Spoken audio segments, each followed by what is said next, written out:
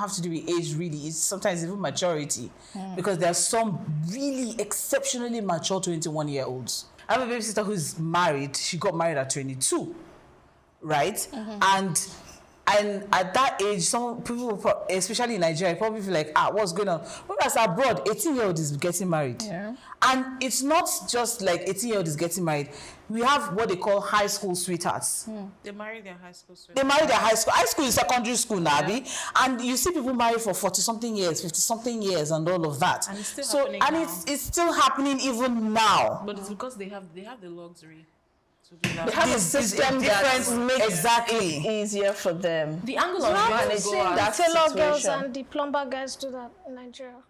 They still do it.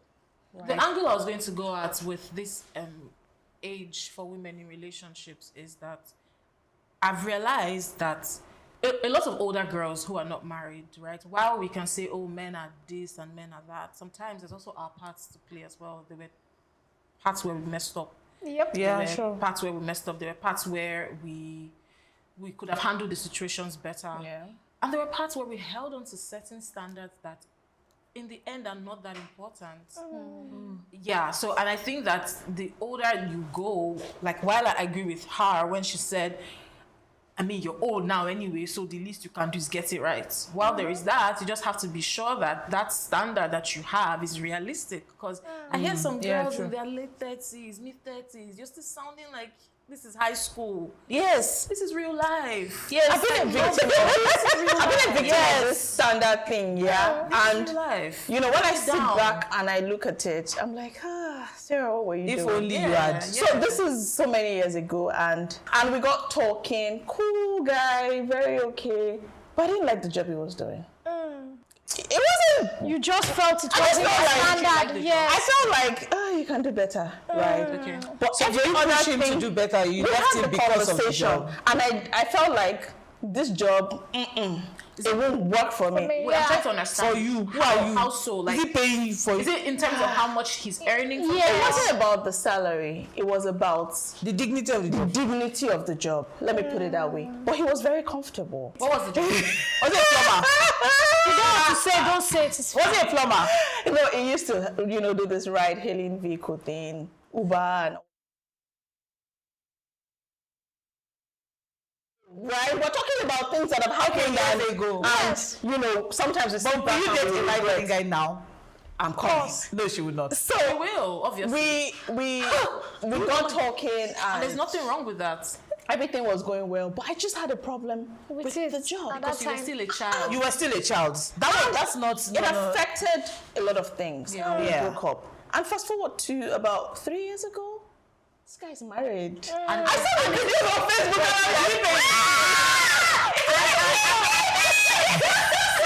Sarah, and he's no longer driving cars.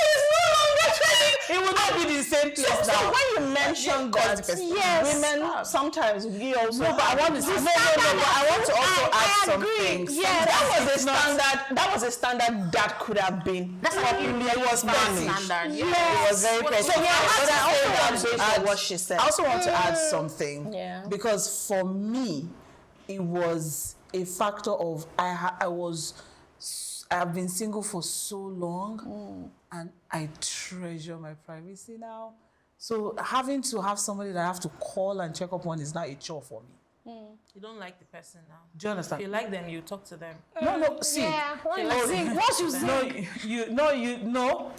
See, there are people that I have met, and because I have been so independent for so long, I fix my things myself. I internalize issues. I don't talk. I will not communicate because I'm like, okay, what do I need to do to get this done? Okay, I'll just do it, and I just do it. Yeah. Whereas when you're in a relationship, you have to let the person in. So no matter how much I really, really liked this person, because I want to do more for the person, and because I want to be with the person, I will go out of my way. I will inconvenience myself. And then it got to a point, and I started getting frustrated. Having a conversation with an elderly person much later on, broke it down and said that if only, it depends on the other person and how the other person is able to handle that kind of situation.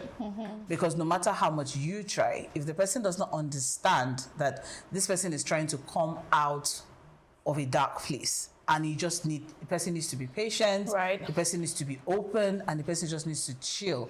Because the person, if you can see that the person is trying, then okay, just chill. But it was more of lack of patience on the other person's part. Right? Okay, so we started talking stage, we're talking, and I'm like, oh, this is normally how I do things. So, well, please, if I'm not doing this or if I'm doing this, please bring it to my attention. Yeah. And this. And then after a while, the person just started complaining. It was a lot of complaining. In talking stage. Yes. I think part of what frustrated me. So because it was a lot of complaining that now wow, I've been calling you, you're not returning the calls, but I'm responding to your messages. And I had told you earlier on that I'm terrible with calls. But if you chat me now, I will respond now. Okay, so just give me time, I will pick up with the calling thing. And then it's like plenty complaint, and then I realized that okay, you know what? Let me start calling. So out of my way, and even when I don't have anything to say, and then I start calling. Call. So I found out that I started downing myself Just to, beat that allegation of this babe is too strong, she's too independent, she's too this and everything. And even things that I can solve myself. I'll call you and be like, I don't know, this thing, I want to try and do it. And what I would expect, because I'm very cerebral as well, so what I would expect from you is, okay, have you tried this? Or what do you think you can do to resolve it? And everything. Right. So I find that in some situations as well, it could also be that you could also find yourself in trying to fix certain things, or in trying to unbox yourself, right? You tend to down yourself a bit. Sure. And the moment you start downing yourself, There's a problem. Then you shouldn't be. But one that thing I also you shouldn't be believe is there. if you zing with somebody, right, all those things are no issues. Because if you zing with somebody and the person knows that you are the one that doesn't like to call, the person will even say, I know you don't like calling, no, that's why I've called you, how you did? And you'll be fine. And it happens with both men and women. Or if you're a person who doesn't like calling and your partner understands, then both of you would have to prioritize seeing each other face to face. Right. So there are ways to go around. Everybody Yes. just needs to find what works for them. But talking about relationships, we've just spoken about the romantic side of it. There's a particular aspect a lot of ladies don't talk about, which is friendships, right? Girl to I think girl we talk about friendship. Most times, a lot of girls avoid speaking about friendships. Even when they've outgrown certain friendships, they feel like they still need to be there, even if it comes off as settling. I have so many examples. I have so many examples. My closest friend slept with my boyfriend. I like it when it happens like that. That's your fault. And that's my fault. You're the one that told her that, guy, you're a good girl, so she wants to And, it was very painful. Yeah. Because this is somebody that we used to talk. This guy. Why was it painful? Why was it painful? And why it was even more painful was because I saw it. Oh! I didn't just I know the feeling. I went to space unannounced and Wait. She's probably going to see this video on social media. She's married right now. Well, which married the guy? She's married to It was a someone else. fling. And she lost your friendship for a fling. And at the time, I couldn't speak to anybody. And it hurt me so much, But I felt like I still needed to stay in the friendship. Okay. Yes. That's how, because she was very close to me, right? I felt like it was something we could heal through. Yes. She was apologizing and what? She Why did you feel you needed apologized, to be in that friendship? but at the time, she was the only friend I had. What was that? So there was this. Oh, they were drunk? They were not drunk. It was a thing of choice. I wasn't gonna do it, so she did it, right? I stayed in the friendship for a bit, and I started to feel like I was compromising my standards. Yes. Even in friendship, I deserve better. At the point, I started feeling like I deserve better than you. right? And then we had to cut it off. I have so many other examples. Not that they slept with my boyfriend, by the way, but so many examples of friendships that have hurt me. And I'm sure we all have examples. But somehow we find out that we're still staying in that those space. friendships. Please speak for yourself. Okay. Let go. Personally, I found myself in situations like that, and I still stay. And there are women out there that also. So why? So talk us through your reasoning. Why are you still there? So there's this thing I used to struggle with growing up: the fear of acceptance, and it started from secondary school. I was bullied for being very dark.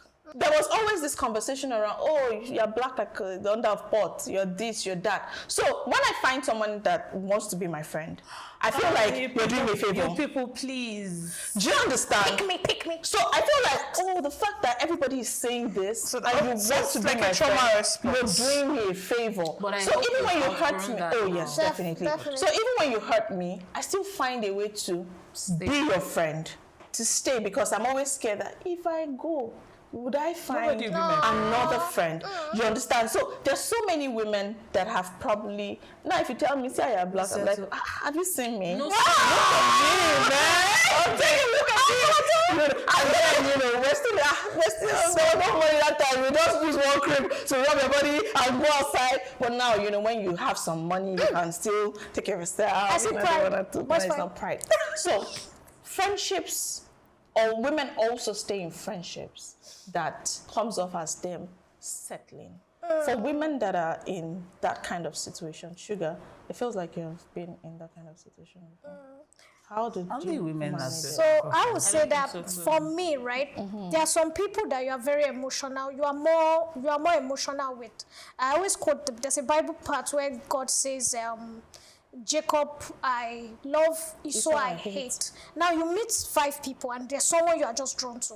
Those people tend to offend you. Those people you are just drawn to, you tend to forgive them more than the people that repulse. Because there are some people that they need to walk their way into your friendship. There's some people, as you see them, you just like them. You guys just sink. Those people, they do, if they decide to be stupid in your life, you forgive them more. Those kind of people, they forget your birthdays and they just call you, Sugar, yesterday was your birthday, I mean, but there are some other people, you be like, if you don't send me 50K, I will never forgive you. So when those people that know that you're already very cool with them and you're close with them, they seem to push it away. So being realistic. My best friend, the person I call my best friend, we love each other. We've been friends for over 20 years. Somehow, she always forgets my birthday. And she makes it up with money. In fact, there's some days she would tell the children, it's Auntie Tola's birthday. Remember that it's Auntie Tola's birthday because she's taking them out on May 27th. They know it's Auntie Tola's birthday. But somehow, she doesn't call. So the number of days she sets early morning reminders. Her husband, we call her, Tola's birthday today. Start calling, because it got to a stage I had to tell her that if you ever forget my birthday again, I will never talk to you. Wow. And I did it. Oh, so birthday is a deal breaker for you. It is for me. Okay. Now there are some people. It's you borrow my wig. You have friends like that. You have friends who might buy wig, and they will not bring it back for 3 weeks. And this your friend. She's going on a date. You want her to look peg. She had met the guy. This guy has prospects. And she's like, baby, I beg. May not be like, say. And she knows what this wig means to you. She knows how you use like 6 months to gather the money to put the wig together. And then you give her. Now, after you finish the date, she'll be supposed to return the next day or 3 days later. 3 weeks, I've not seen the wig. And I see the wigs are doing like this. What's the plan? But there are some people, because of what both of you have been through, the Gary days, the issue, you tend to forgive. I also had a friend who slept with my boyfriend, and I let go of the boyfriend, and we remained friends. Why? We were in university at that time, and this my friend, she's amazing. She cooks, she washes, so I liked her. But I knew one thing about her. As soon as I finished my university, as you know when you drop your pen, I knew that was the end of the relationship, because I said, Elaine, she will come and knock my husband in the house for me. I know do. But when we were in school, I read the guy that this dude, it's not worth it. If she wants to chop, if I chop them, when I apologize because I also ran into them, I apologize. I said, bro, if you guys want to continue, it's fine. I'm good with it. So you have friends. Okay, like that was not a boyfriend, right? Maybe it was. He was a boyfriend. We dated for like 3 years. So different people have. When I was younger, I walked out of relationships very quickly. It's when I hit 30, I started becoming sentimental. I was asking myself, what's going on here? Yeah, that's what Okay.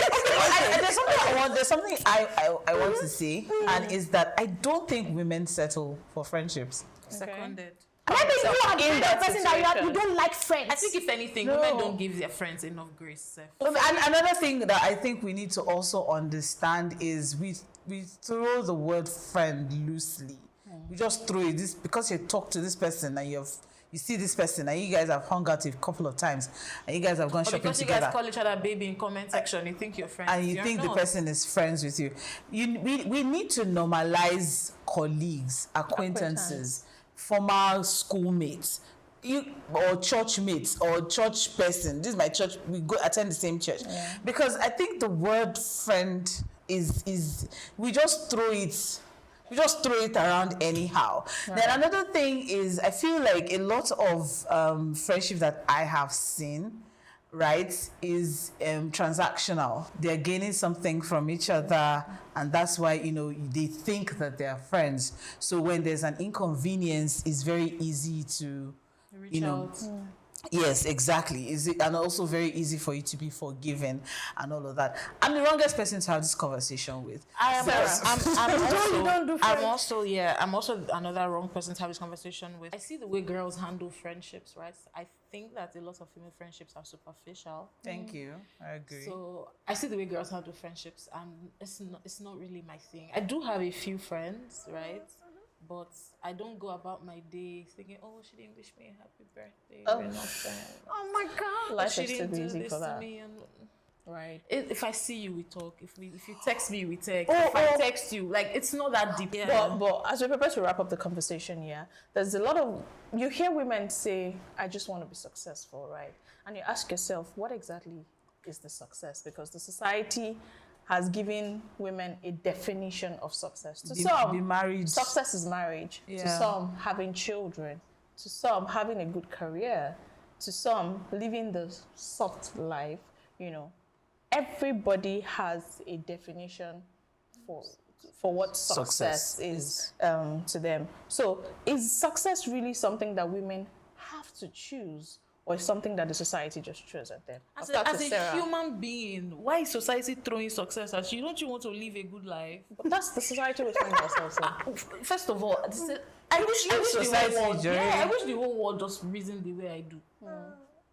Why are you thinking about society when it comes to living a good life? My own life. And what success is to you, it's very okay for it to not be the same thing for me. I respect your success. Yes, and we all need to just respect that. And everybody needs to chase what is relevant to them. Right. So if you're a woman who says that being married or having a beautiful family is success for you, that's perfect. It is beautiful. And I rate you and I rate it, and I would hold your hands and pray to God that you find the man of your dreams. But don't put me on that pedestal. When you find that man, that both of you work together to build that home.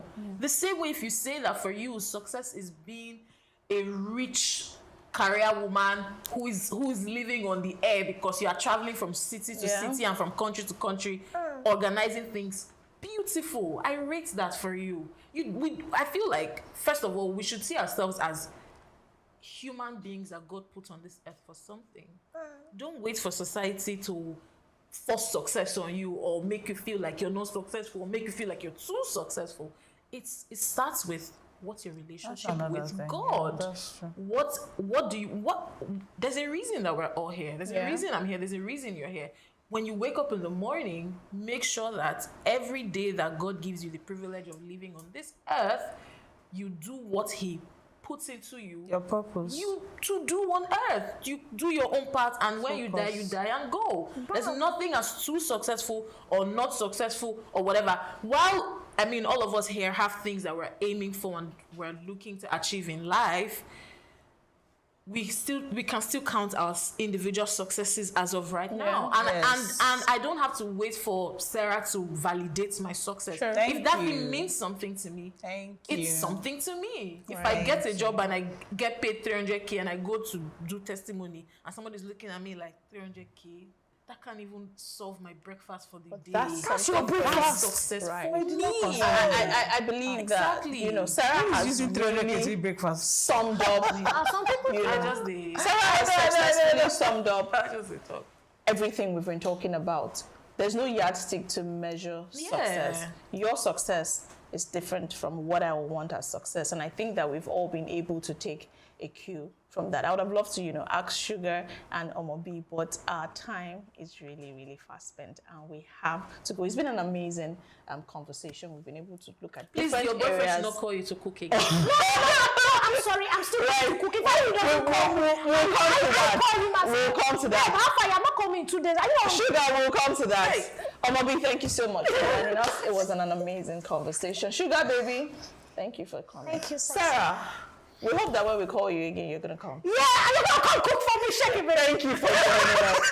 All right, that has been an amazing conversation, and we realized that sometimes maybe settling is not even the conversation. It's just about choosing peace over every other thing. Thank you so much for joining us on Under Her Skin. I am Sarah also, and Tati will come your way next time. Stay safe.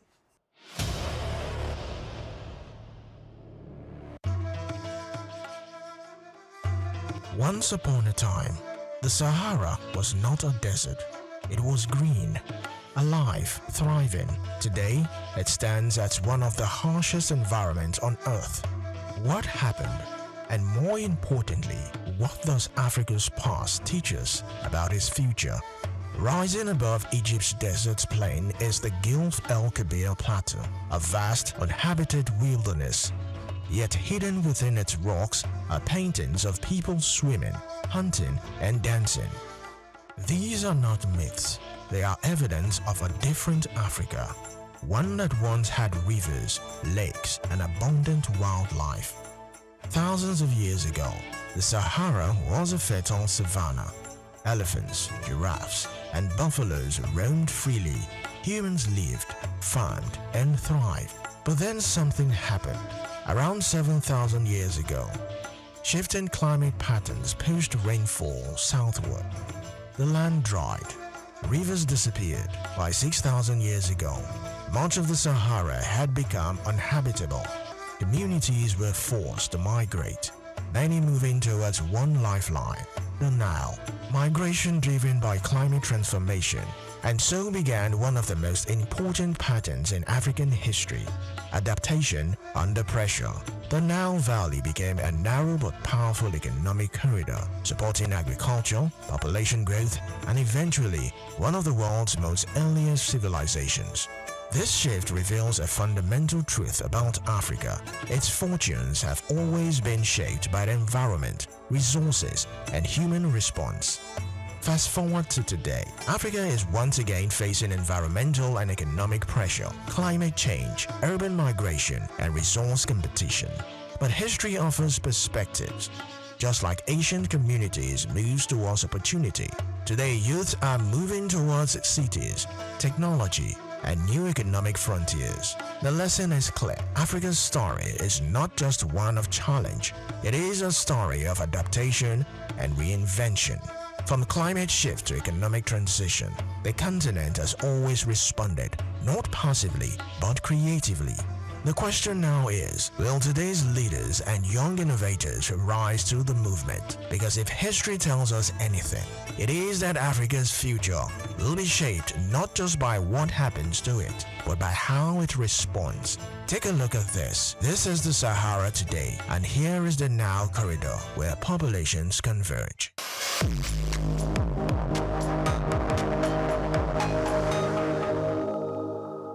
Over the past 2 decades, a new force has emerged at the intersection of finance and development, impact investing. It promises something ambitious, to generate profit while solving the world's most pressing social and environmental challenges. But beneath the promise lies a deeper question. Is impact investing truly transforming lives or reshaping power in global finance? This is SOUQ News Special Report. Impact investing is part of a broader shift in global finance, one that includes ethical, sustainable, and responsible investing. Since around 2007, it has been positioned as a breakthrough model, one that seeks to combine financial returns with measurable social and environmental impact. Backed by institutions like the Rockefeller Foundation and high net worth investors, the idea is simple. Invest in projects that not only generate profit, but also solve real-world problems. But impact investing is not one uniform model. It evolves differently across regions. In some countries, it builds on existing systems. In France, it resembles solidarity finance. In Switzerland, it overlaps microfinance. In the United Kingdom, it led to innovations like social impact bonds, where private investors fund public services and are repaid only if results are achieved. Yet, not all experiments succeed. Initially, weak institutional support slowed adoption. Across regions, success often depends on alliances between governments, investors, and development organizations. Despite its promise, impact investing faces a critical challenge: measurement. What exactly counts as impact? The answer is often flexible, sometimes too flexible. Analysts warn that the concept's vagueness allows investors to shape narratives highlighting success rather than playing shortcomings. In some cases, this flexibility shifts power towards investors, leaving entrepreneurs and beneficiaries accountable to financial expectations rather than social realities. Evidence from emerging markets, including Nigeria, suggests that entrepreneurs may lose independence as investor priorities take center stage. For Africa, impact investing presents both opportunity and risk. On one hand, it unlocks capital for critical sectors: healthcare, agriculture, education, and clean energy. On the other hand, it raises questions about control. Who defines impact? Who benefits most? And whose priorities shape development? As states and development institutions increasingly rely on private capital, there may also be ceding influence, allowing financial markets to play a central role in shaping public good. At its core, impact investing is a hybrid model, blending public purpose with private profit. But this hybrid raises critical questions. Can markets truly deliver social justice? Does measuring impact improve outcomes or simply repackage them? And is this a solution or a restructuring of global power? Impact investing represents one of the most ambitious ideas in modern finance, the belief that capital can do good and do well. But as this model expands across Africa and beyond, the challenge remains, ensuring that impact is not just promised, but truly delivered.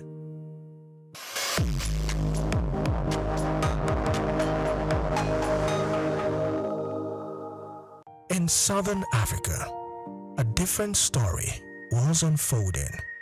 One of movement, settlement, and growing tension over one critical resource land. For centuries, indigenous communities in Southern Africa live as pastoralists, moving with their cattle across open lands. Land was not owned in the modern sense. It was shared, used, and sustained. This began to change in the 17th century. European settlers, led by the Dutch East India Company, established a settlement in the Cape. Over time, settlers expanded beyond the initial outpost, claiming land for farming and livestock. This expansion brought conflict. Indigenous groups resisted the laws of grazing land, arguing that it had belonged to them for generations, but settlers asserted control, often backed by force and formal agreements that favored their position. A new system was taking shape, one based on ownership, boundaries, and exclusion. This marked a turning point from shared use of land to contested control. This chapter highlights a critical issue. Land is not just a resource. It is identity, livelihood, and power.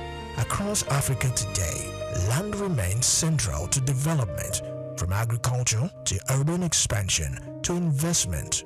This challenge is balancing access, ownership, and equity, because how land is managed often determines who prospers and who is left behind.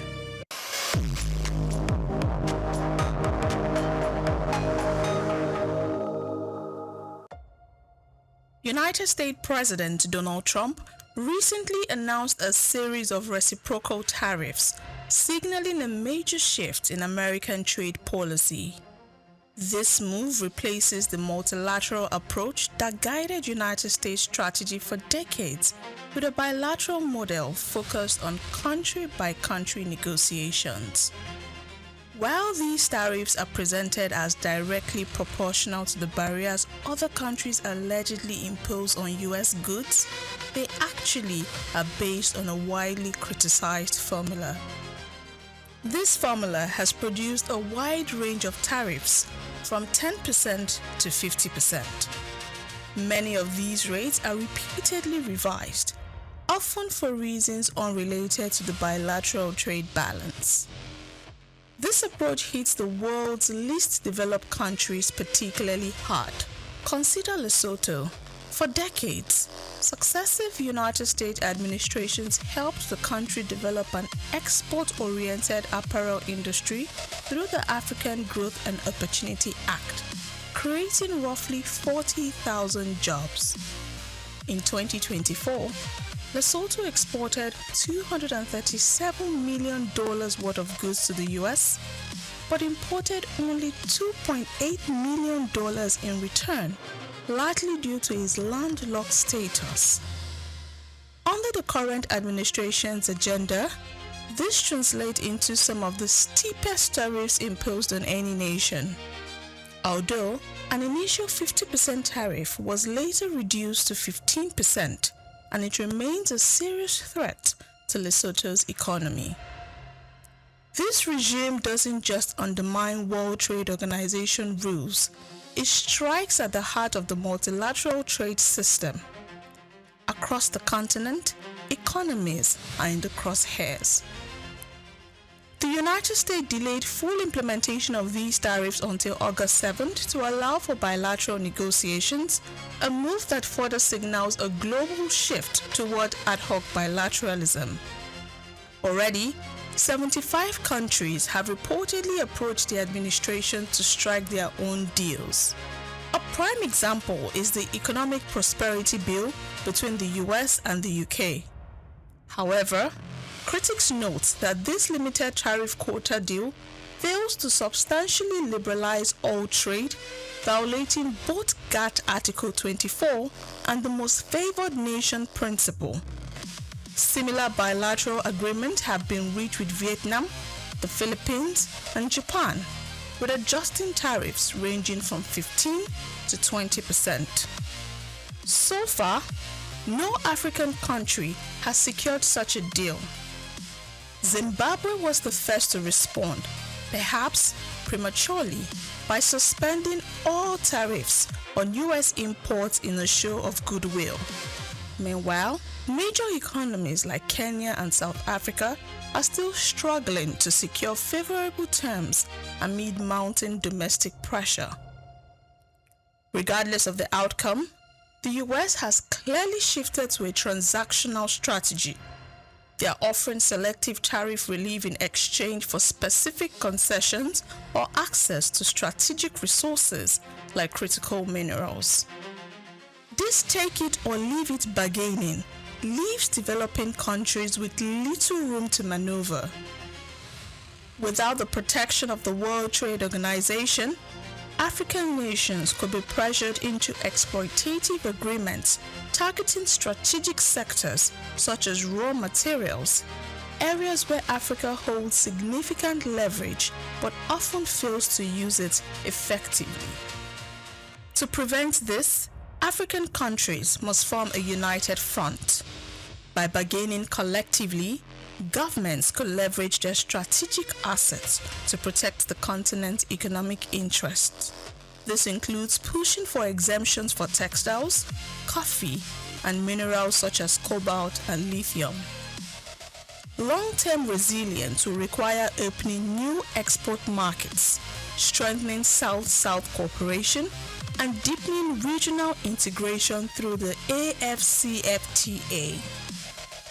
Africa cannot afford to be a passive observer. Through coordinated strategic action and assertive diplomacy, its government can help shape a fairer and more equitable global trading order.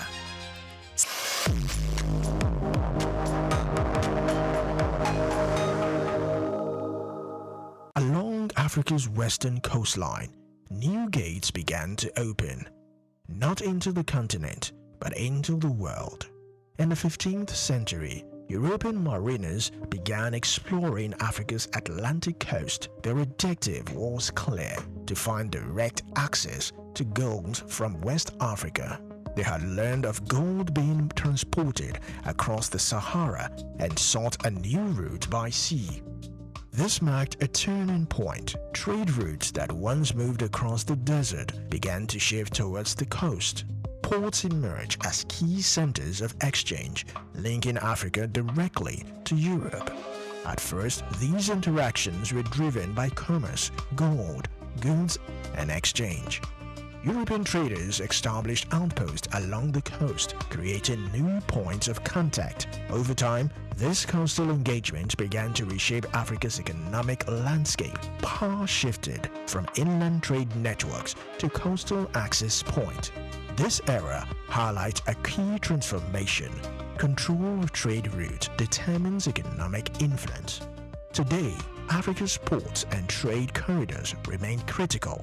From Lagos to Mombasa to Durban, the gateways still matter because those who control access often control opportunity.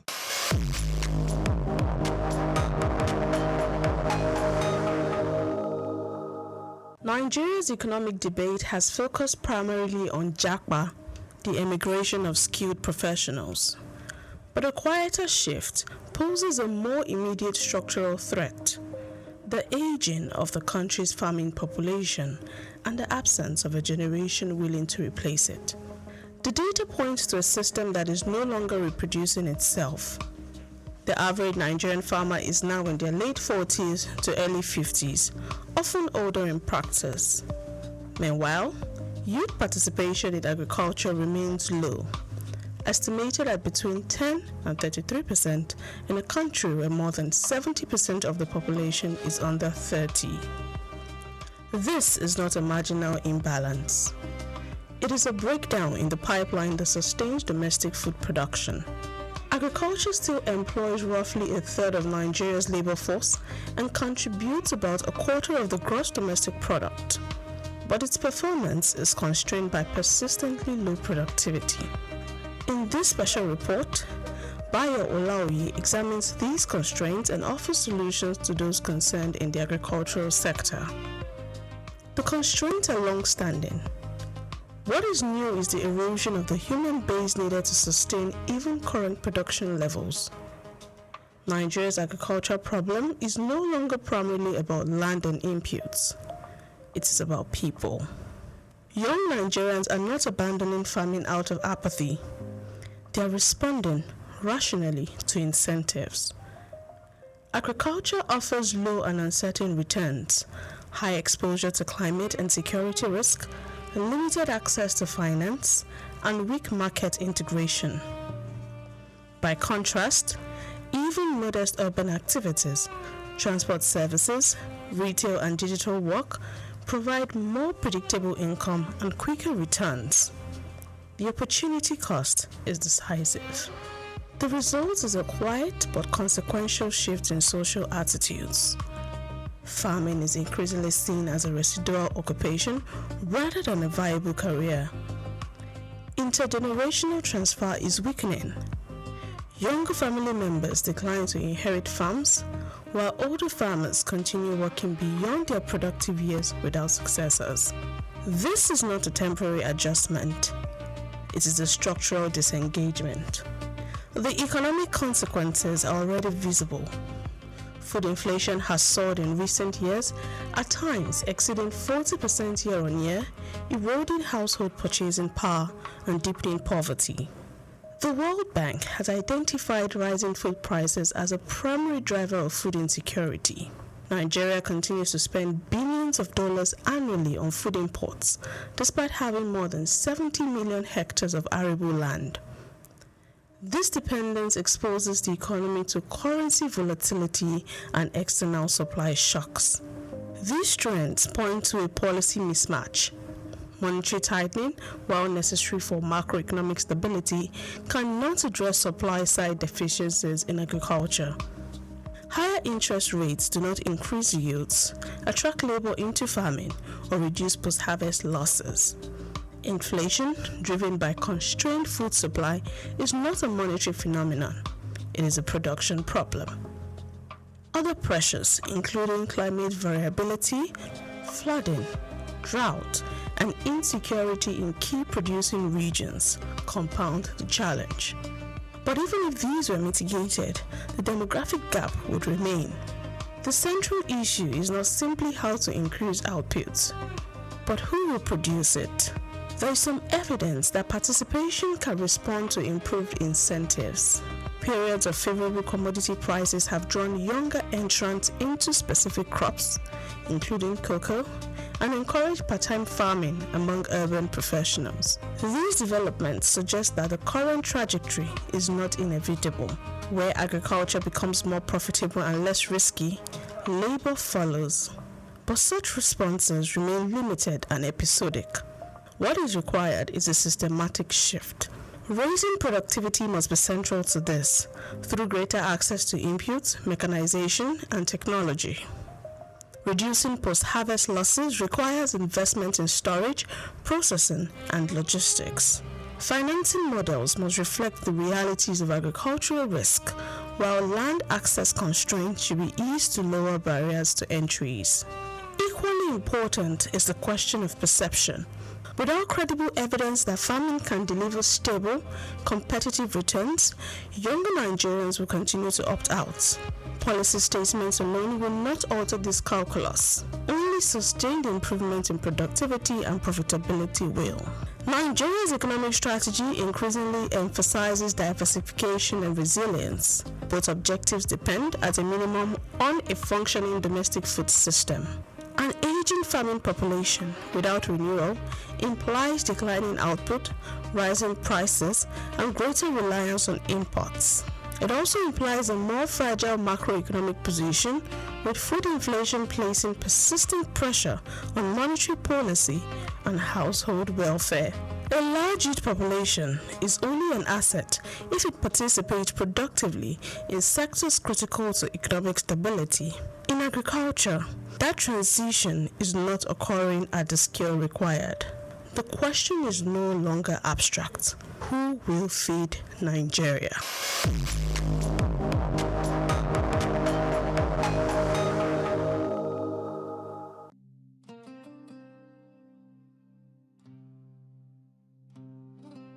In the 7th century, a new force emerged from Arabia, one that could transform North Africa permanently, not just politically, but culturally, economically, and religiously. Following the rise of Islam, Arab forces expanded rapidly across North Africa. Within decades, they had taken control of Egypt and moved westward across the continent. This was not just a military expansion, it marked the beginning of a new order. Islam became a unifying framework, influencing governance, law, and daily life. Arabic spread as a language of administration and trade. North Africa was gradually integrated into a wider Islamic world, stretching far beyond the continent. Trade routes expanded, linking North Africa to the Middle East and beyond. Goods, ideas, and people moved across vast distances.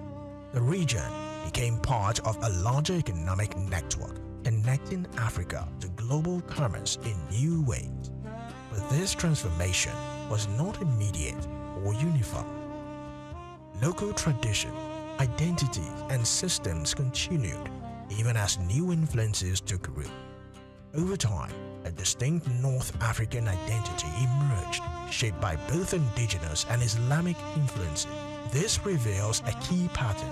Integration into wider systems can expand opportunity, but it also reshapes identity and control. Today, Africa continues to engage with global systems through trade, technology, and partnership. The question remains, how can integration happen without losing local strength? Because history shows connection creates opportunity, but balance determines success.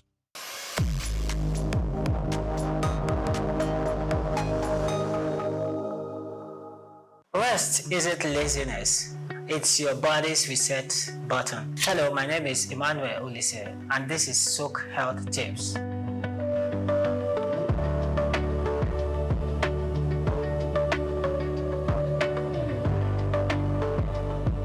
Today, let's discuss one of the most underrated health boosters, sleep. You can eat right and exercise daily, but without good sleep, your body never truly recovers. Number 1, sleep is cellular repair. During deep sleep, your body heals, builds muscles, and restores energy. It's also when your dream clears out toxins and strengthens memory. 2, stick to a schedule. Go to bed and wake up at the same time every day, even on weekends. Your body thrives on rhythm. 3, create a sleep sanctuary. Dim lights, cool temperature, and 0 screens before bed. Your bedroom should tell your body it's time to rest. 4, avoid late caffeine and heavy meals. They interfere with deep sleep stages. Opt for herbal tea or light snacks instead. In summary, sleep isn't optional. It's essential medicine. Protect it like you would any prescription. I'm Emmanuel Olise, and this is SOUQ Health Tips. Sleep well, your body's counting on it.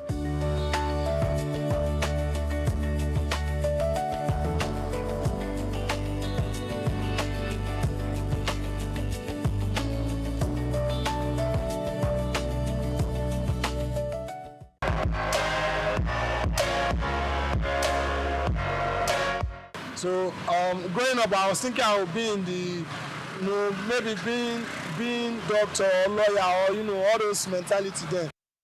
But right now, I realize that I'm at the roadside roasting corn for the streets of Lagos. That's all. Akara business doesn't take a lot of money. I wanted to be an actress. I'm a nurse. Wait a minute. Growing up, I always wanted to be a nurse. I'm a nurse. Hey, this is a big question. Growing up, when I was very small, I want to become a laboratory doctor. What do you mean by that? But I found myself as a hairstylist. Well, when I was growing up, I actually wanted to become a surgeon. I mean, it's all right. Okay, so apparently I'm a business development executive. Basically, we're into investment, immigration, real estate, international real estate, and also international real estate, immigration, investments, and insurance. Yes. I'm here to tell you right now, we don't care. Let me tell you. I actually wanted to become an artist. The one that draws, that does portraits and paintings. Oh, incredible! But now I'm into flower decorations, doing of bouquets, and doing decoration for events, basically. I want to become an accountant. I'm working with an audit firm as a tax consultant. He's beginning to believe. I said I wanted to become a pilot. What? I'm a manager at a tennis sports shop. Do me a favor, please. Get out of here. Get out of here, man. I'm saying. Okay, growing up, I wanted to become a doctor. Perfect. Oh, I'm actually working for a sales company as a sales representative. I like to be a businessman. You serious? I'm still doing a business also, but I never reached the level I'm expecting.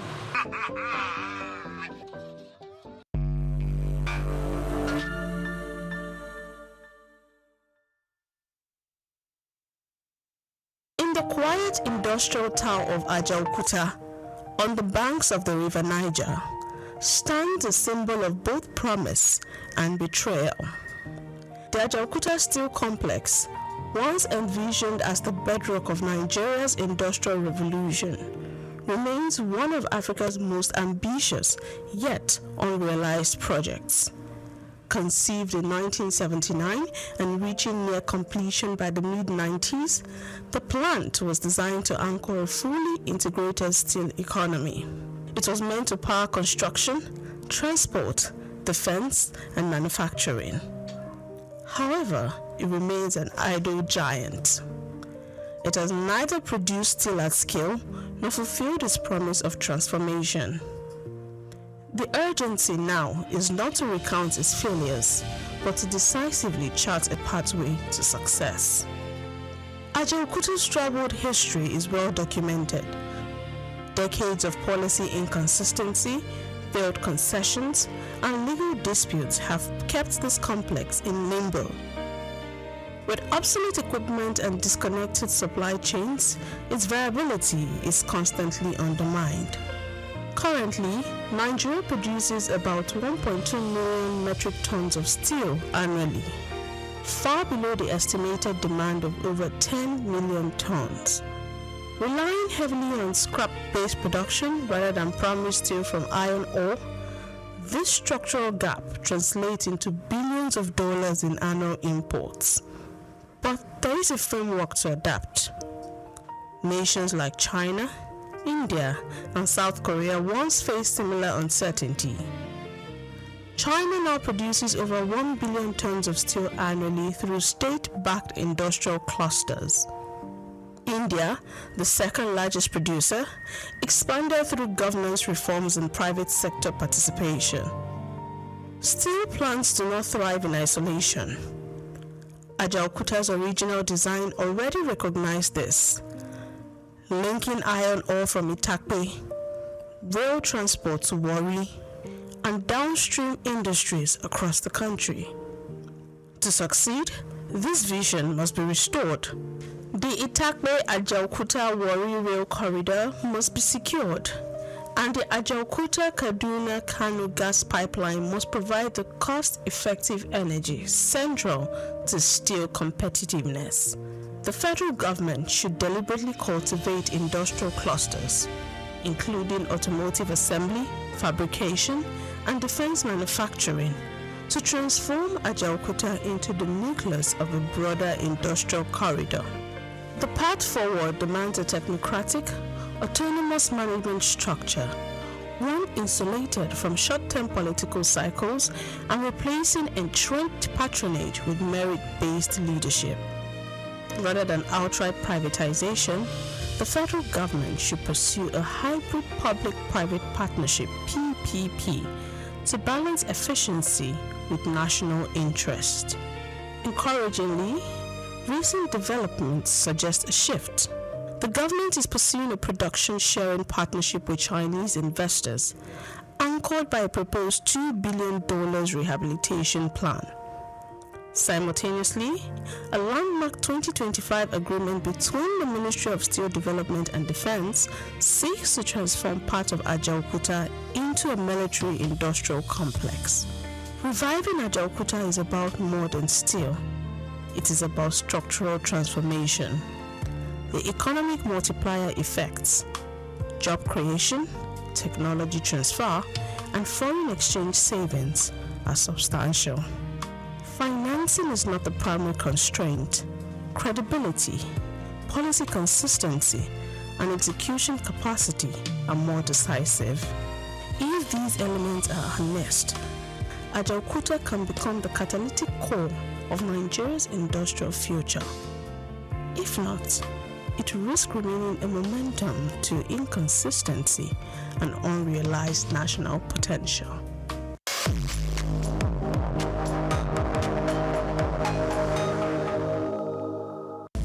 Just what you need right here at Femi Wash Media. Call it the Midas Touch, and you wouldn't be wrong.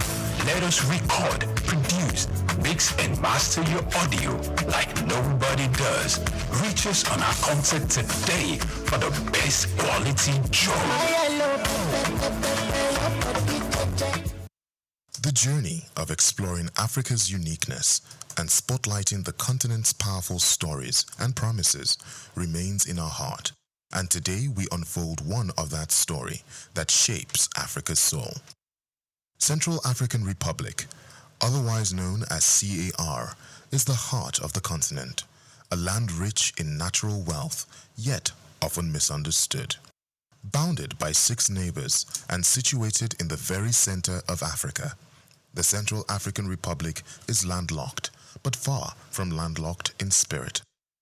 It is a country of vast green savannas, dense tropical forest, rich wildlife, and river systems that feed both its land and identity. From the Ubangi River in the south to the fringes of the Saharan zone in the north, the CAR holds some of the continent's most ecologically vital and untouched terrain. But beyond the land lies the story of its people, diverse, resilient, and culturally vibrant.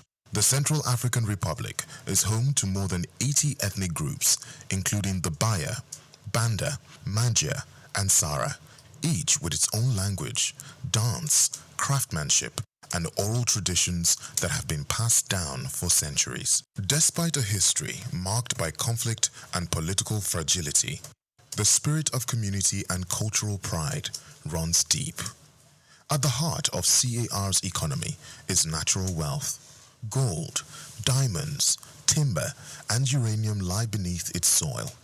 However, the paradox of abundance is real. These riches have not always translated into broad-based development. Yet, across towns like Bangui, Bosangoa, and Braya, local farmers, traders, and artisans continue to drive informal economies, even as international organizations work alongside the government to rebuild systems and structures. Hope also beats through the arts. CAR's vibrant music and storytelling traditions are rich with wisdom and resistance. From traditional percussion ensembles to modern gospel and Afrobeat, Central Africans use rhythm and voice not only to entertain, but to educate, heal, and unify. The Sanga Trinational Forest, a UNESCO World Heritage Site shared with Congo and Cameroon, is one of the last strongholds of forest elephants and lowland gorillas, a reminder of CAR's role in Africa's environmental balance. Conservation efforts led by local communities are emerging as models for inclusive sustainability. Of course, the Central African Republic still wrestles with serious challenges, including instability, infrastructure gaps, and displaced communities. But across these trials, a quiet resurgence is unfolding. Investments in education, local peace building, women's cooperatives, and agro-processing industries are gradually reshaping narratives from one of crisis to one of courage and capacity. To know the Central African Republic is to understand that even in the most tested territories, Africa's heart continues to beat, strong, steady, and full of promise. This is the uniqueness of Africa. I am Moyosore Adebi for SOUQ News TV.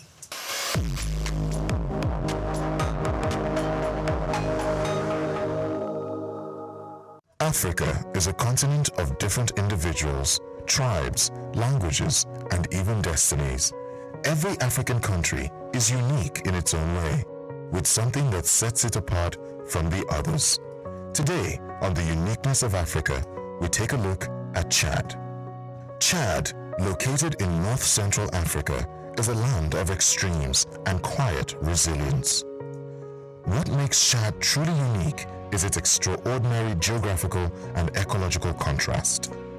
Stretching from the harsh Sahara Desert in the north to fertile savannas and wetlands in the south. One of its most remarkable features is Lake Chad, once one of Africa's largest freshwater lakes. Though it has shrunk dramatically over the decades due to climate change and overuse, it remains a vital lifeline for over 30 million people across Chad, Nigeria, Niger, and Cameroon. But Chad's uniqueness goes even deeper. It is one of the most linguistically diverse countries in Africa, with over 120 local languages spoken, despite a relatively small population. French and Arabic are the official languages, but the diversity reflects its deep ethnic and cultural complexity. Chad is also home to Sakuma National Park, a conservation success story in Central Africa. Once plagued by poaching, the park has rebounded and is now a sanctuary for elephants, lions, giraffes, and rare birds, showcasing the country's ecological richness. In the Enedi Plateau in northeastern Chad lies another treasure, a UNESCO World Heritage Site filled with ancient rock formations and prehistoric cave art, some dating back 7,000 years. These natural cathedrals in the desert tell stories of early human life long before modern civilization reached the region. In terms of identity, Chad is where Arab and Black African cultures blend, creating a unique socio-cultural fusion seen in its clothing, cuisine, languages, and traditions. Despite economic challenges and regional instability, Chad remains a country of untapped beauty, resilience, and cultural depth. It is a land where survival meets strength and where the desert holds not just sand, but stories. This is the uniqueness of Africa, and today we spotlight Chad, the bridge between the desert and diversity. I am Moyasor Adebi for SOUQ News TV. Skincare from the inside out. Because beautiful skin isn't just about what you put on, it's about how you care for your whole body. Hello, my name is Emmanuel Olise, and this is SOUQ Health Tips.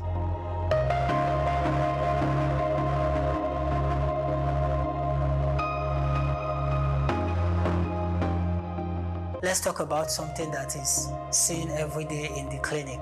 People investing in expensive skincare products, but overlooking one major factor: internal health. The truth is, your skin reflects what's going on inside your body. As a medical personnel, I can tell you that achieving clear, radiant skin starts far beneath the surface. Number one, nutrition matters more than you think. Your skin is your largest organ, and like every organ, it needs the right nutrients to thrive. Eat foods rich in antioxidants like berries, spinach, and green tea to help fight free radical damage. Include omega-3 fatty acids from fish and walnuts to reduce inflammation and keep your skin barrier strong. Limit refined sugars and processed foods, which can trigger acne and accelerate aging through a process called glycation. 2. Hydration is skin deep. When your body is dehydrated, your skin looks dull, dry, and tired. Drink at least 2 to 3 liters of water daily and eat hydrating foods like cucumbers, oranges, and watermelon. Pro tips: if your lips are constantly dry or your inner under eyes are creased, it may be a hydration issue, not just a skincare one. 3. Prioritize quality sleep. While you sleep, your skin goes into repair mode, producing collagen, regenerating cells, and balancing oil levels. Aim for 7 to 9 hours of uninterrupted sleep. Poor sleep increases cortisol level, which can lead to breakouts, sensitivity, and early aging. 4. Watch your stress levels. High stress equals to high cortisol. Cortisol triggers oil production, inflammation, and skin flare-ups like acne, eczema, and psoriasis. Practice daily stress relief breathing exercises. Short walks, journaling, or digital detoxes can all help calm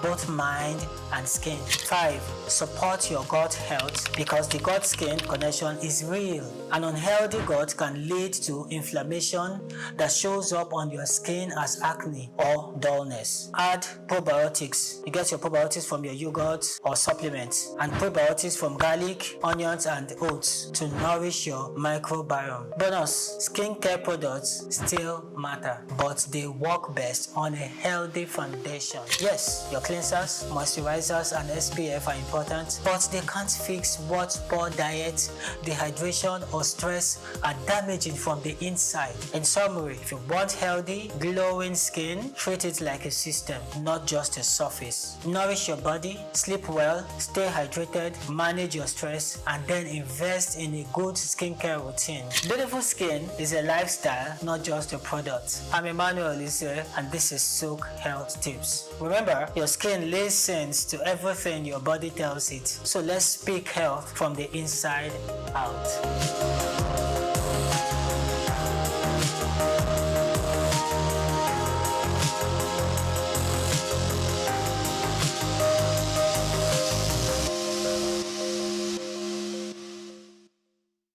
Africa is a rich continent, and when it comes to African countries with hidden riches, Burundi is generally overlooked.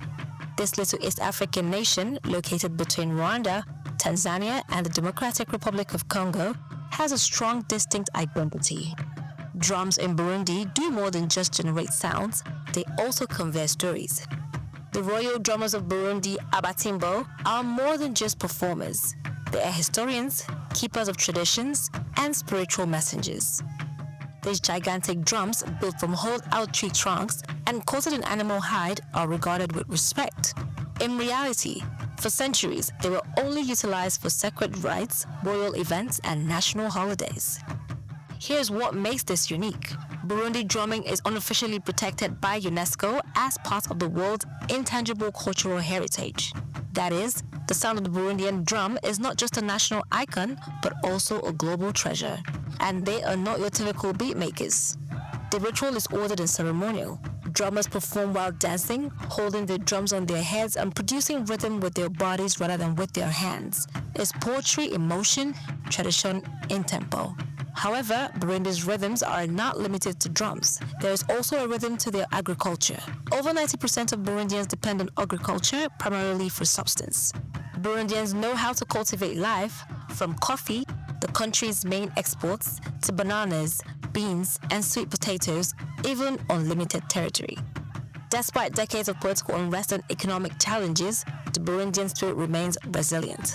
Kingship, oral storytelling, and shared traditions are essential components of community life. There is an unsaid value in their community, as evidenced by their Ubushigante, a cultural council of wise elders who have traditionally helped settle conflicts and uphold moral standards.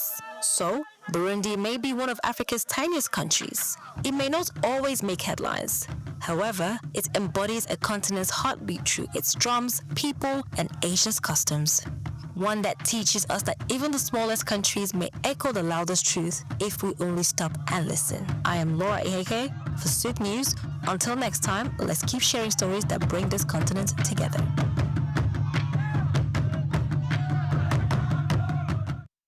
In an age of artificial intelligence and automation, it is easy to overlook the value of hands. Yet in Ghana, hands still build nations. From Adinkra cloth printers in Ntoso to traditional kente weavers in Bonwere, Ghana's indigenous skill economy continues to prove that African creativity is not just cultural, it is commercial.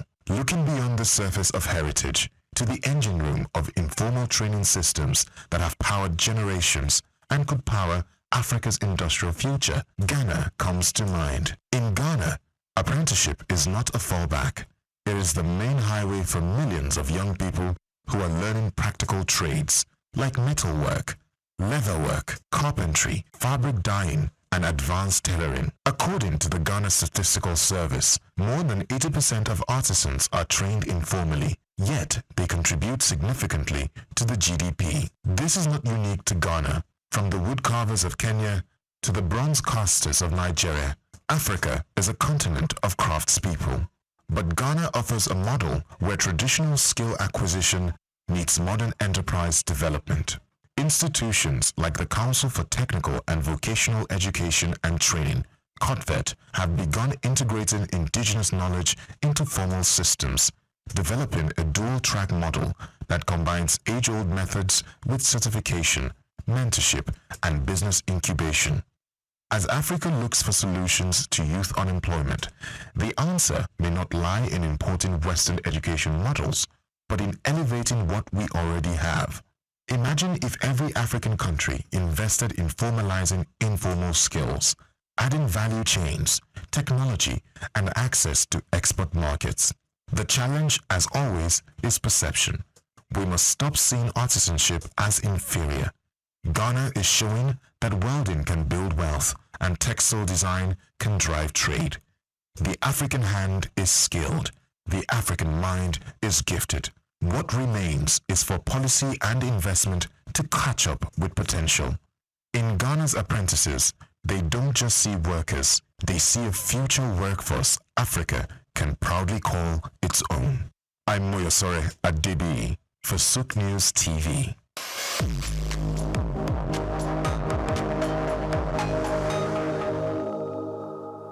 Guinea-Bissau, a small coastal nation in West Africa, often escapes the spotlight due to its size and political instability. However, this nation possesses a wealth of cultural, ecological, and social uniqueness that sets it apart from many of its African peers. From matriarchal communities to remarkable biodiversity, Guinea-Bissau offers a compelling study in African distinctiveness. With a population of just over 2 million, Guinea-Bissau is home to more than 20 ethnic groups, each contributing unique languages, customs, and traditional practices to the national identity. The country's linguistic diversity is further enriched by the widespread use of Guinea-Bissau Creole, a Portuguese-based Creole language that serves as a unifying medium of communication across different communities. Formerly part of the Cabo Empire and later a Portuguese colony, Guinea-Bissau was among the first African countries to engage in a protracted armed struggle for independence, led by the African Party for the Independence of Guinea and Cape Verde under the revolutionary Amilcar Cabral. Its bold resistance and eventual liberation in 1973 set a precedent for anti-colonial movements across the continent. The country remains one of the few Lusophone nations in Africa, sharing strong cultural and diplomatic ties with Brazil, Portugal, and other Portuguese-speaking countries, forming a distinct Lusophone African identity. Guinea-Bissau's biodiversity is another defining characteristic, particularly the Bijagos Archipelago, a UNESCO Biosphere Reserve consisting of more than 80 islands. This ecological haven is not only vital for marine conservation, but also embodies a unique matriarchal culture where women play central roles in community leadership and spiritual practices. The islands are recognized globally for their rich marine life, including sea turtles, manatees, and migratory birds, attracting researchers and conservationists from around the world. Economically, Guinea-Bissau is highly reliant on cashew nut production, which forms the backbone of its export economy. Despite recurring political instability and limited infrastructure, the country remains an important agricultural hub with untapped potential in fisheries, tourism, and sustainable development. Its geographic position along the Atlantic and proximity to other West African nations also offers opportunities for regional trade and integration. Guinea-Bissau's resilience in the face of persistent challenges, ranging from coups and weak governance to poverty and illicit trade, continues to shape its unique narrative within Africa. It is a nation marked by endurance, cultural vibrancy, and natural beauty, striving to transform its rich heritage and strategic assets into sustainable growth and global engagement. I'm Moyosore Adebi for SOUQ News TV.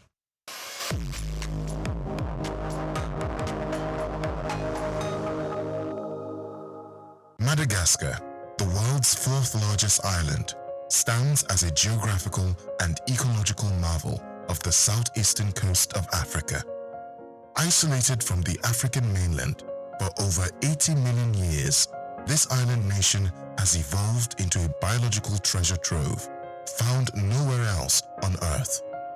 Over 90% of its wildlife is endemic, meaning it exists only in Madagascar, including the world-famous lemurs, baobab trees that look sculpted by myth, and an astonishing array of reptiles, insects, and plants. This extraordinary biodiversity has made Madagascar not only a focus of global scientific research, but also a symbol of nature's ability to evolve independently and richly.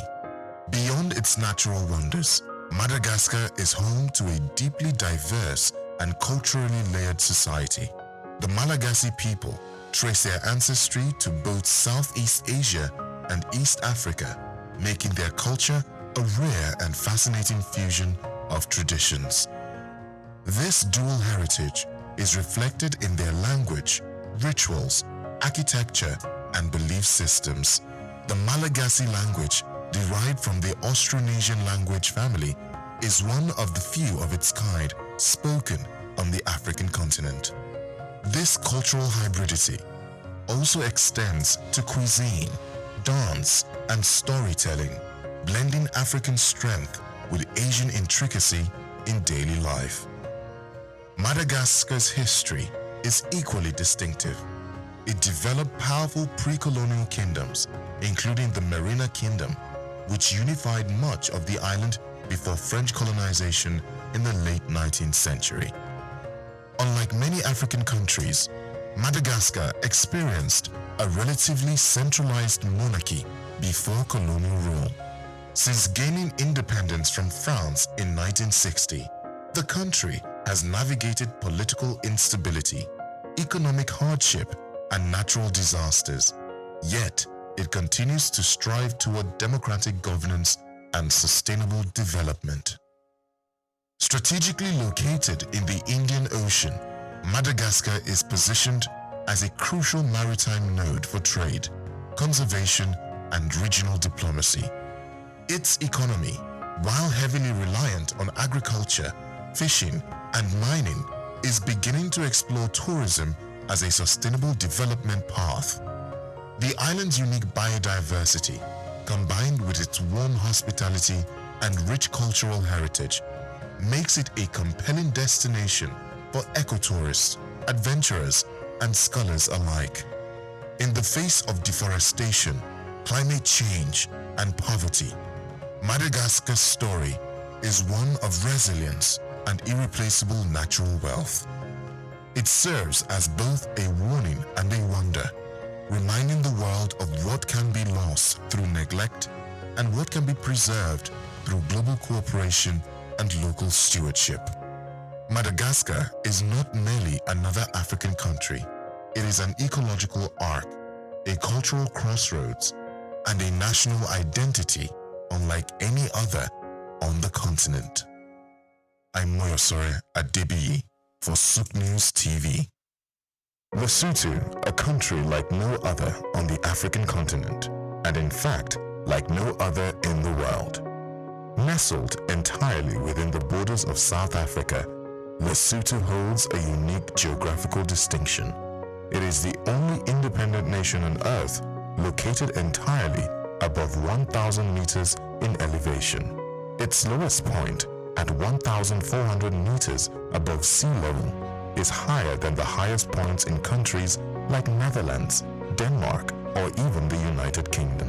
This extraordinary altitude earns Lesotho its nickname, the Kingdom in the Sky. Lesotho is one of just 3 countries in the world that are completely surrounded by one other country, the others being San Marino and Vatican City in Italy.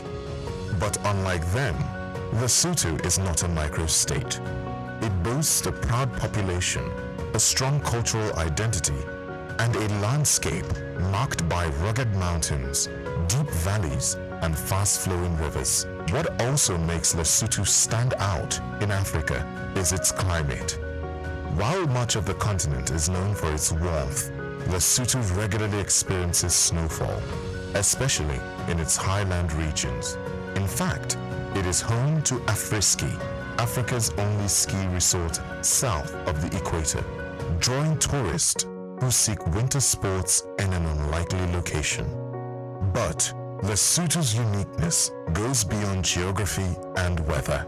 The Basotho people are known for their iconic wool blankets, worn with pride across the country. These are not just for warmth, they are deeply symbolic, representing milestones, rites of passage, royalty, and social status. No traditional ceremony is complete without the presence of these beautifully patterned and color-coded blankets. The traditional Basotho hat, or mokorotlo, is another national symbol, so important that it appears on the country's license plates and currency. Lesotho also harnesses the power of its water. Its Lesotho Highlands Water Project exports fresh mountain water to South Africa while generating electricity for domestic use. Water, often called white gold, is one of the country's most valuable resources. In many ways, Lesotho defies expectations. It is a country of heights, both literal and cultural. In a continent known for deserts and plains, Lesotho offers snow and slopes. In a region often shaped by lowland agriculture, Lesotho rises up proud, elevated, and unshaken. Lesotho is not just unique to Africa, it is unique to the world. This is the uniqueness of Africa, and today we spotlight Lesotho, the kingdom in the sky. I'm Moyosoye Adebi for SOUQ News TV.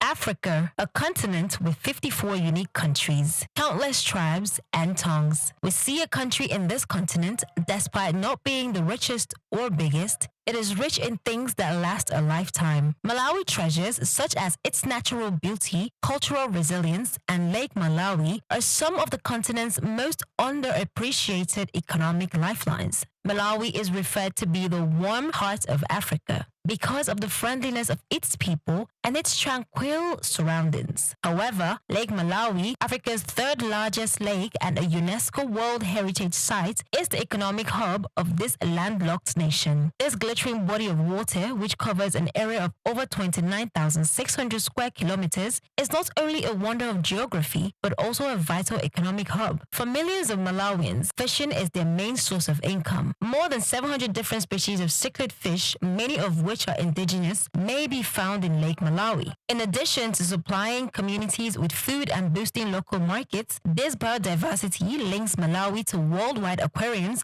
and research facilities. The export of dried fish products and ornamental fish makes a substantial contribution to rural economies. A burgeoning tourism industry is also driven by the lake. Malawi's lakeside locations, from Nkata Bay to Cape Maclear, draw eco-tourists and backpackers seeking peace, quiet, kayaking, snorkeling, and genuine cultural experiences. The nation is becoming more and more popular among tourists looking for a less marketed experience because of its tranquil, friendliness, and affordable travel options. Beyond the lake, Malawi is making investments in sustainable development and agriculture, especially in the areas of sugar, tea, and tobacco, which support their traditional exports and encourage diversification into other crops like macadamia and legumes. Malawi is moving more and more towards agro-processing and resilience-based farming as climatic issues worsen. Malawi is unique not because of what it lacks, but rather because of how it uses what it has, transforming its communal strength and natural resources into a gradual but steady force for growth. I am Laura, and this is Just Africa.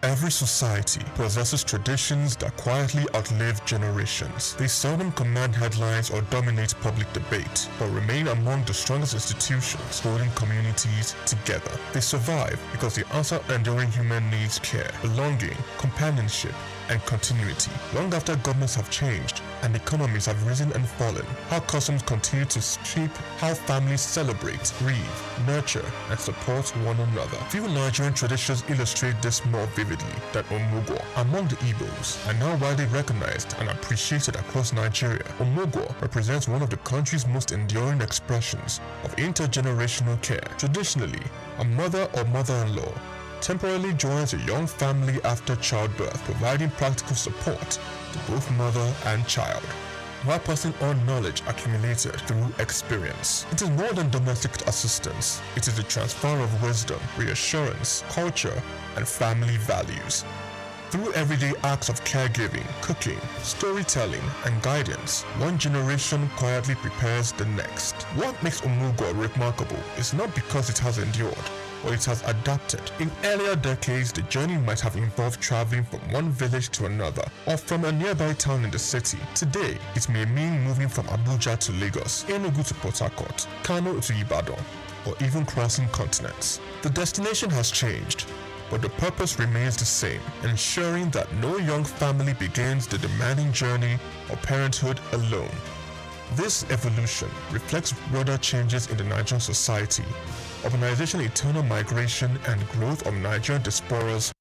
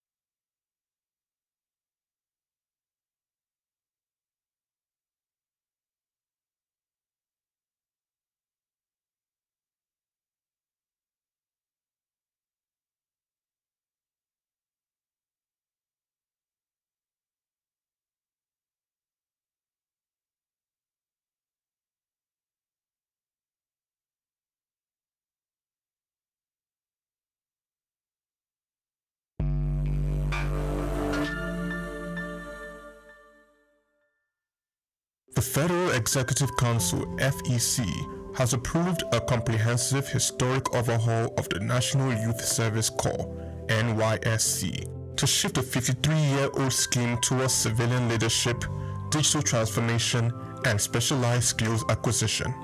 President Bola Ahmed Tinubu has directed the Attorney General of the Federation and the Ministry of Youth Development to immediately amend the NYSC Act as the surrounding regulations to codify these changes. The sweeping overhaul of the NYSC refocuses it to entrepreneurship. The military regime of General Yakubu Gowon established the National Youth Service Corps (NYSC) on May 22, 1973, under Decree Number 24, about 3 years after the Nigerian Civil War. It was created as part of moves to heal the scars from the war and promote national unity. The 1999 Constitution and the NYSC Act 1993 replaced the original decree outlining guidelines, offenses, and exemptions. A scheme which started with fewer than 3,000 university graduates in 1973 was later expanded to include graduates from polytechnics and colleges of technology. The NYSC is now mobilizing approximately 450,000 graduates for the mandatory National Service Program in 2026. This figure is a result of an additional 50,000 slots approved by President Bola Ahmed Tinubu in the 2026 budget to clear the backlog of eligible graduates awaiting enlistment. President Bola Ahmed Tinubu, in a post on his official X account, explained that the changes were designed to equip young Nigerians with practical skills, improve employability, and position them as drivers of national growth. President Tinubu described the reforms as the most significant since the NYSC was established, adding that the overhaul fulfilled a promise he made at his inauguration to create meaningful opportunities for young people and ensure they played a central role in his administration. The president explained that while the NYSC had served the cause of national unity for more than 5 decades, the country's current realities required a broader mandate. The Minister of Youth Development, Ayodele Olawande, said the reforms were explicitly designed to align the youth service with the national ambition of building a $1 trillion economy by turning the scheme into a productivity-driven workforce pipeline.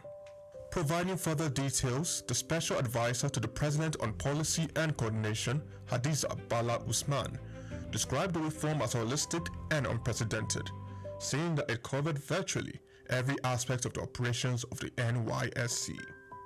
According to the Federal Executive Council FEC framework, a unified digital service platform and tech-driven call-up process will be put in place.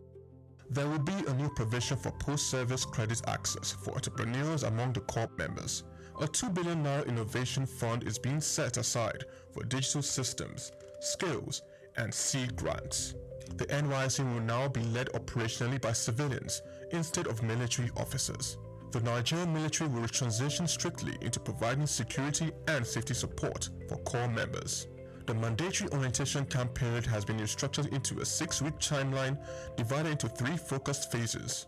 Week 1 to 2 will be dedicated to civic responsibility, national values, leadership, development, and nation building. Weeks 3 to 4 will focus strictly on career mapping and entrepreneurship. Also, weeks 5 to 6 will be for specialized vocational and professional training based on the chosen career path. The long-standing khaki uniform and heavy combat boots are being discontinued. They will be replaced with professional business attire that incorporates local Adire fabric designs, alongside Crocs or light training footwear, to prioritize comfort and national pride. The traditional military-style passing out parade has been officially cancelled. Corps members will instead participate in a modernized graduation ceremony.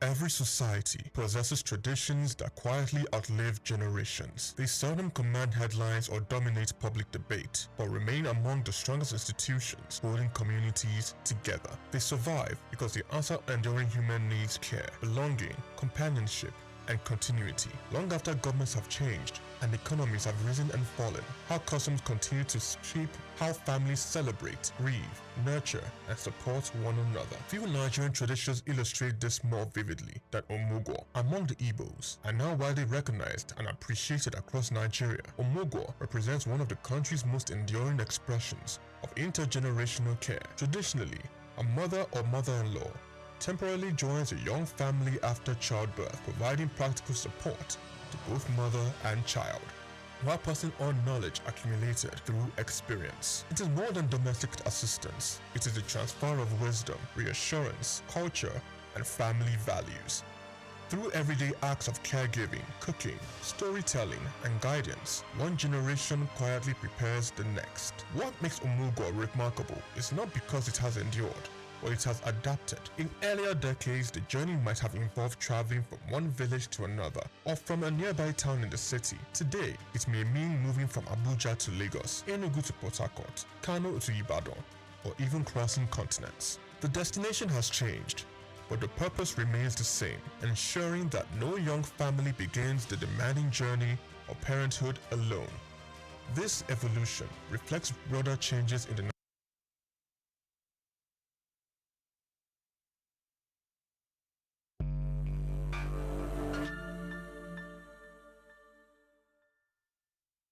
European Investment Bank, EIB, Global, and the Lagos State Government have signed an agreement worth £170 million to develop a sustainable waterways transport system in the area. The funding, which positions EIB Global as the largest financer of the Omieko project, will support the development of an efficient waterways public transport network as part of efforts to address mobility challenges in Nigeria's commercial capital.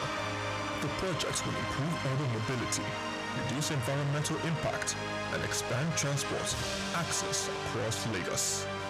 The agreement was signed at the headquarters of the Lagos State Waterways Authority, LASWA, in Lagos, with key officials including EIB's Vice President, Ambrose Fayor.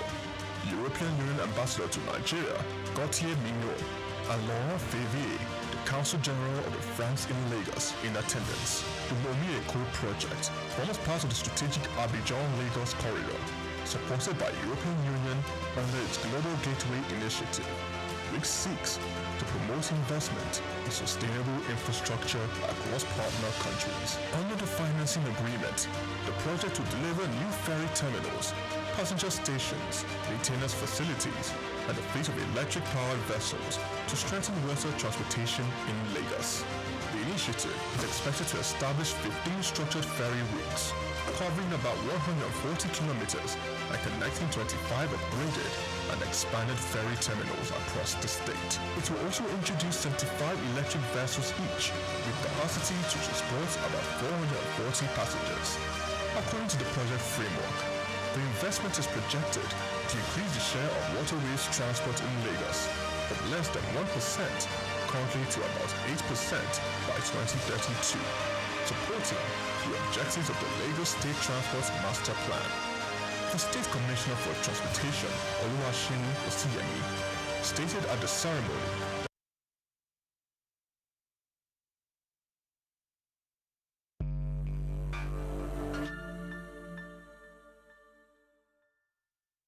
In 2021, the African Union, AU, mandated Ghana to lead the reparation struggle of Africa and its diaspora.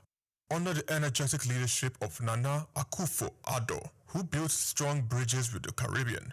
Recently, his successor, John Mahama, presented a historic resolution to the United Nations General Assembly, which declared transatlantic slavery, in which 12.15 million enslaved Africans were transported to the Americas and Caribbean between 1450 and 1888 to have been the greatest crime against humanity. This sordid commerce had been led by government slavers and businessmen from Britain, France, Portugal, Spain, the Netherlands, Denmark, and Sweden. Rather perversely, European and American governments compensated slave owners and their descendants rather than the enslaved and their heirs. The British government, for example, paid £20 million, which is £3 billion today, to 46,000 slave owners and their descendants over a 122-year period after abolition of slavery across the British Empire in 1833. With the unprecedented United Nations resolution on transatlantic slave trade, global African leaders continue in the teeth of staunch opposition from xenophobic governments and political parties across America and Europe. There are dogged efforts to build a viable global reparation movement to address one of the worst crimes ever perpetrated against any group of people in the history of the world. The document further called for the contributions to be made for reparation-related programs being established by the African Union and the Caribbean community, a formal apology, and measures of restitution, rehabilitation, and compensation. Following 7 rounds of torturous negotiations, the resolution was finally adopted by 123 out of 193 UN members, which is 67%, with 52 countries abstaining. A solid Afro-Caribbean bloc was joined by states across Latin America and Asia. The European countries, the most culpable for transatlantic slavery and colonialism, and thus most responsible for paying reparations, abstained, while only America, Argentina, and Israel voted against the resolution. The UN document pointedly reminded European governments of their own descriptions of slavery at the 1815 Congress of Vienna as repugnant and universal morality.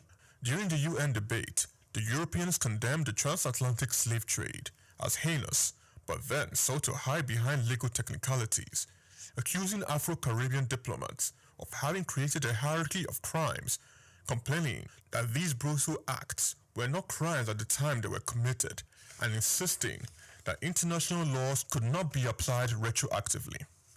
The same Europeans, however, forgot that as colonial powers, they had simply invented legal concepts, such as the notorious terra nullius, no man's land, to justify their theft and pillage of territories in Africa, the Caribbean, the Americas, and Asia.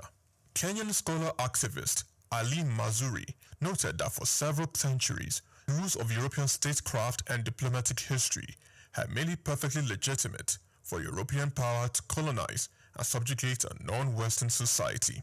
Australian scholar Hedley Bull, in a similar tone, explained that the governments and peoples of Asia, Africa, and Oceania, who were subject to these rules, had not given their consent to them.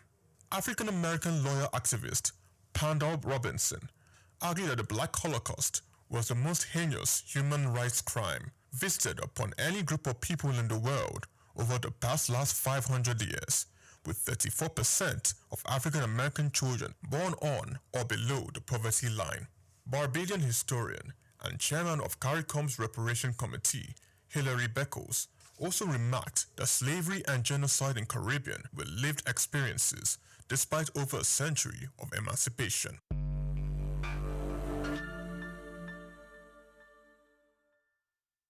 Senegal stands tall as one of West Africa's most stable and forward-looking nations, a country where tradition and modernity blend with remarkable harmony.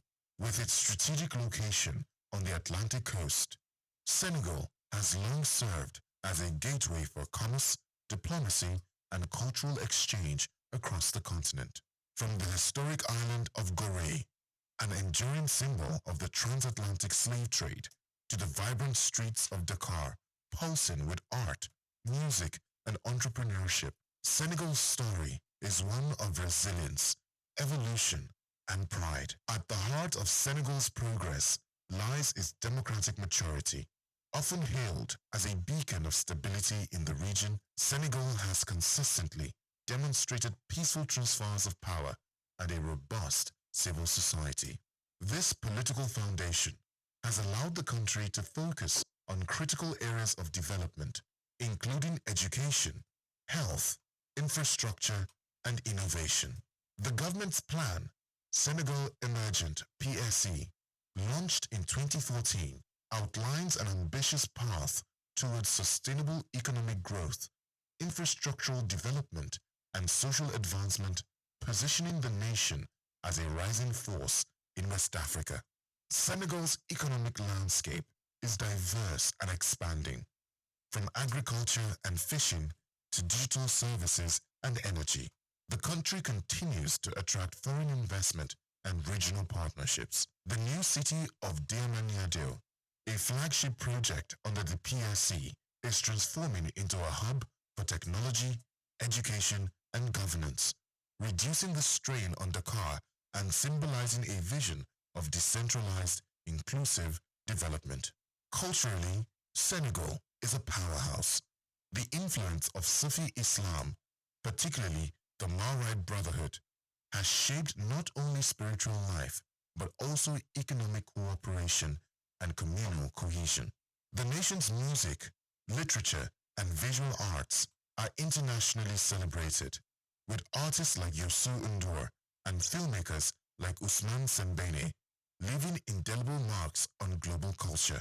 This rich cultural identity reinforces a sense of unity and purpose, even amidst economic or political challenges. Socially, Senegal continues to prioritize youth empowerment and gender inclusion, with over 60% of the population under the age of 25. Investments in education, vocational training, and entrepreneurship are vital. Women's roles in politics, business, and civil society are increasingly visible and impactful, further strengthening national development. Senegal also leads in diplomacy and regional integration. It is a founding member of ECOWAS and plays an active role in African Union affairs and peacekeeping missions. This outward-looking approach reinforces Senegal's role as a stabilizing force and a champion of Pan-African ideals. With its deep historical roots, visionary leadership, and unwavering commitment to progress, Senegal continues to inspire a model of African development, grounded in cultural pride, democratic values, and inclusive growth. I am Moyosore Adibi for SOUQ News TV.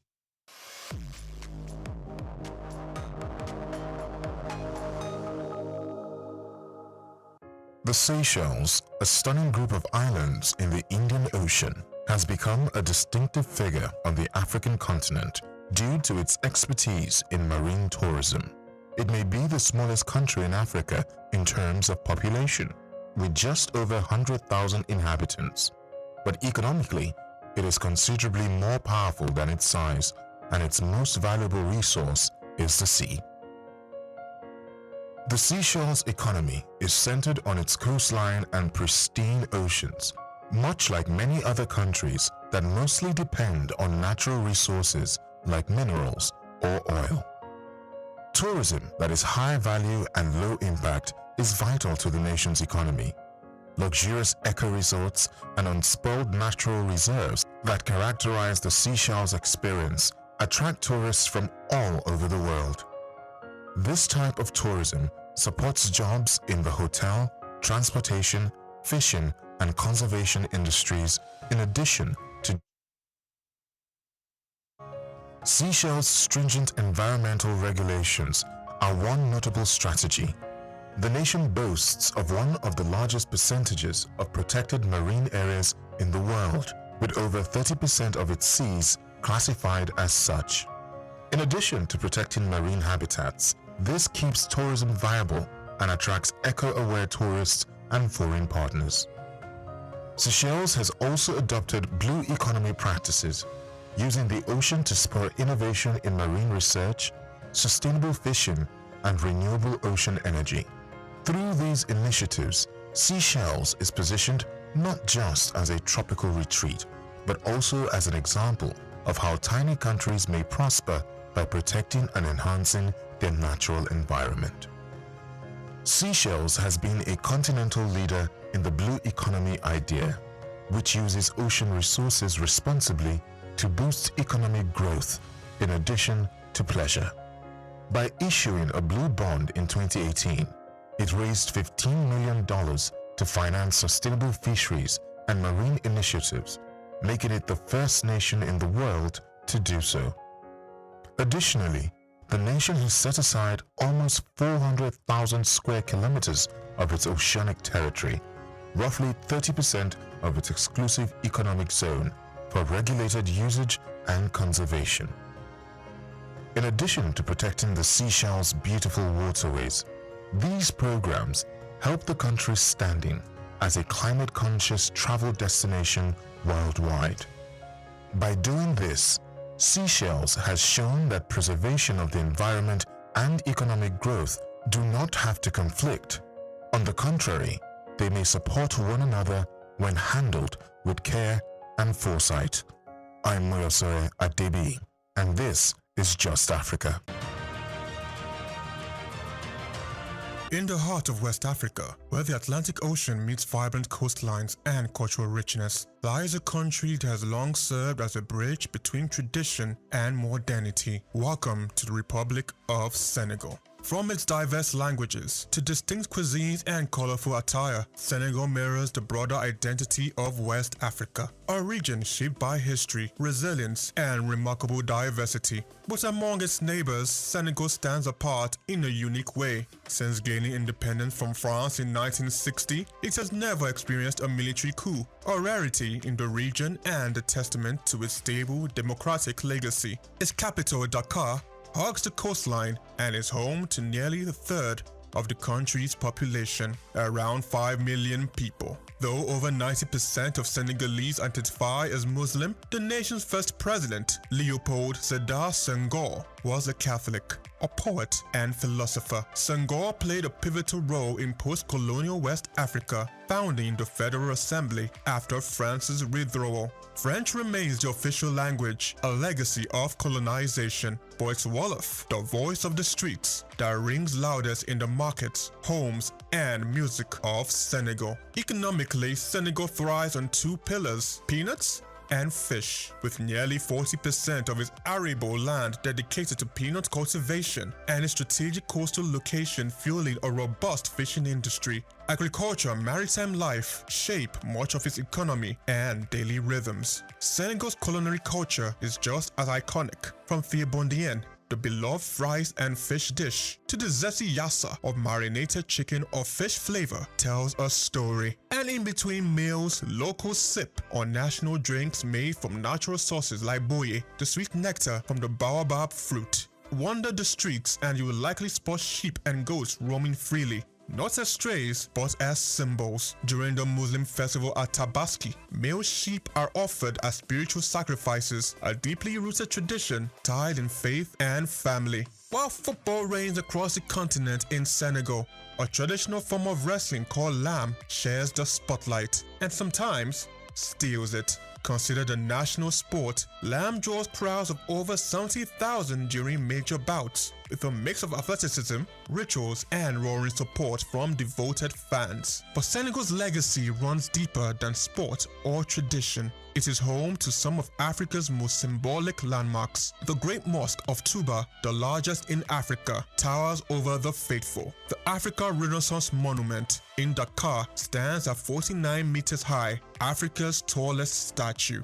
And on Gorée Island, history echoes through the door of no return, the final passage for enslaved Africans during the transatlantic slave trade. Senegal is proudly home to 7 UNESCO World Heritage Sites. From Gorée's sorrowful legacy to the rich biodiversity of Djoudj Bird Sanctuary and Niokolo Koba National Park, from the colonial charm of St. Louis Island to the cultural landscapes of Bassari Country, and from the unique Salom Delta to the ancient stone circles of Senegambia, the land is a living museum. Add to that the dazzling pink lake, whose waters shimmer rose-hued during the dry season, and Dakar's revered surfing coastline, and it becomes clear. Senegal is a country of rhythm, resilience, and unmatched beauty. This is Senegal, the doorway to West Africa, where culture, history, and spirit converge to welcome the world. Chiki Okolo, SOUQ News TV.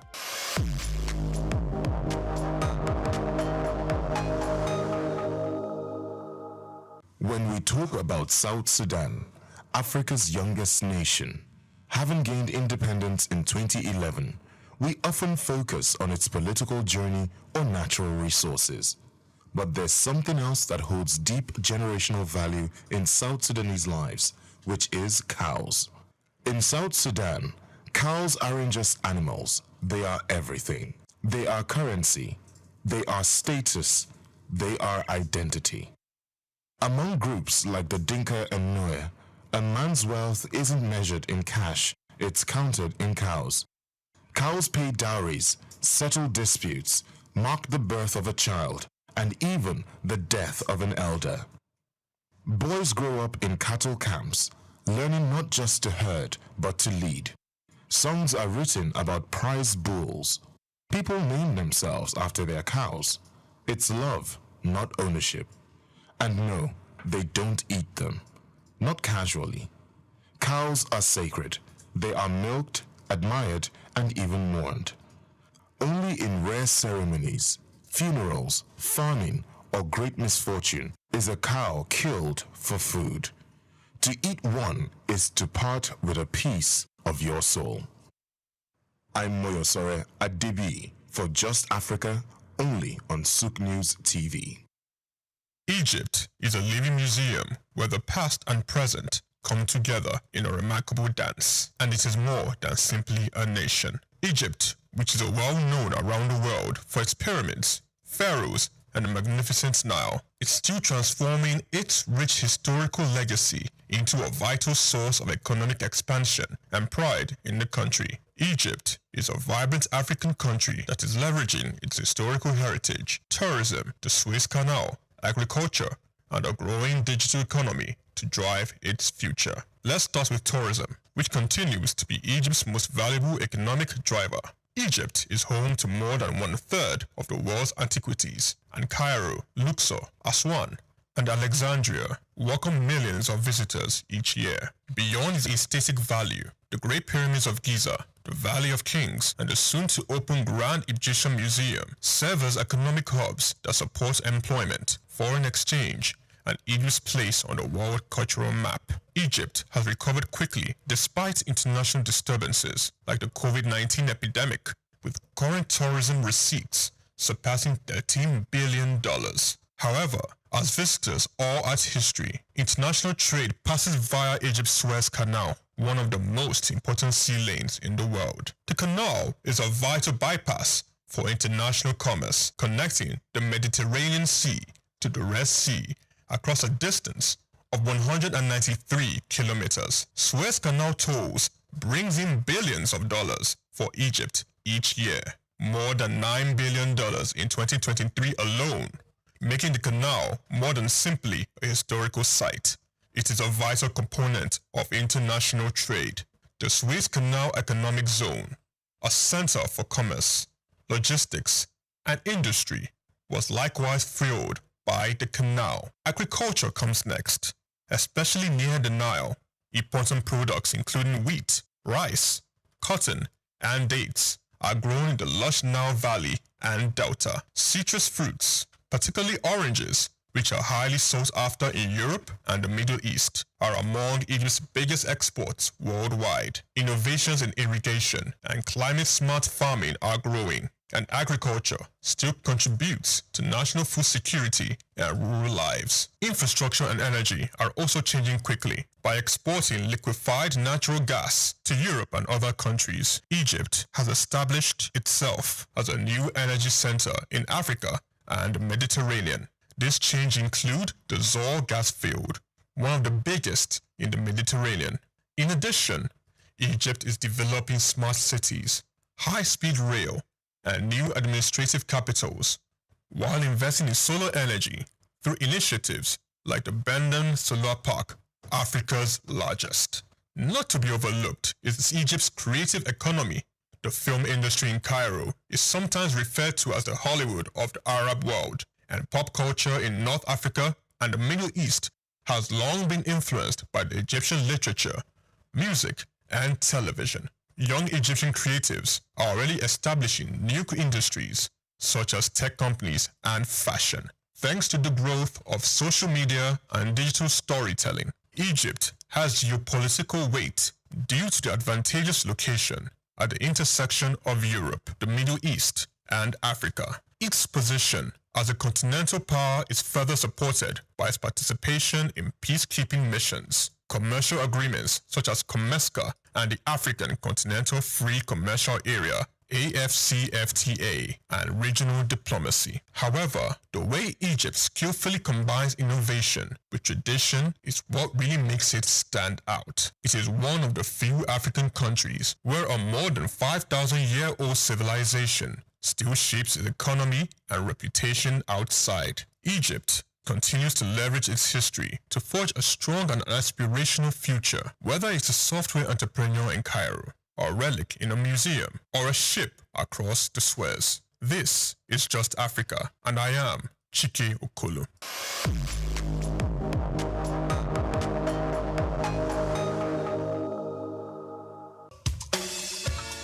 Fellow Nigerians, did you know that constituency and executive projects in your communities are not gifts from your legislators? They are projects sponsored by the legislators and funded by the federal government to improve your life and the lives of those around you. These projects belong to you. Without your vigilance, they might never be completed. Don't allow them to fade away into unfulfilled promises. Stand up, take ownership, monitor their progress, demand accountability, and report concerns to ICPC. Call our toll-free line now on 0800-2255-4272 or WhatsApp only on 0806-656-4726. This message is brought to you by the Independent Corrupt Practices and Other Related Offences Commission, ICPC, with support from MacArthur Foundation and the Center for Democracy and Development in Africa, CDD. Majek Fashek's 1991 album, Spirit of Love, was a groundbreaking success in Nigeria.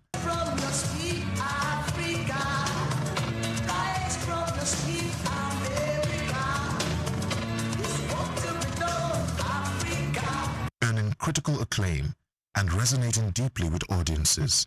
produced by Little Steven Van Zandt. The album masterfully blended African spiritualism, percussive rhythms, and protest songs infused with black consciousness. Fashek's distinctive sound, marked by rhythmic pauses, assertive choruses, and the inclusion of talking drums, added to the album's energetic and impactful delivery.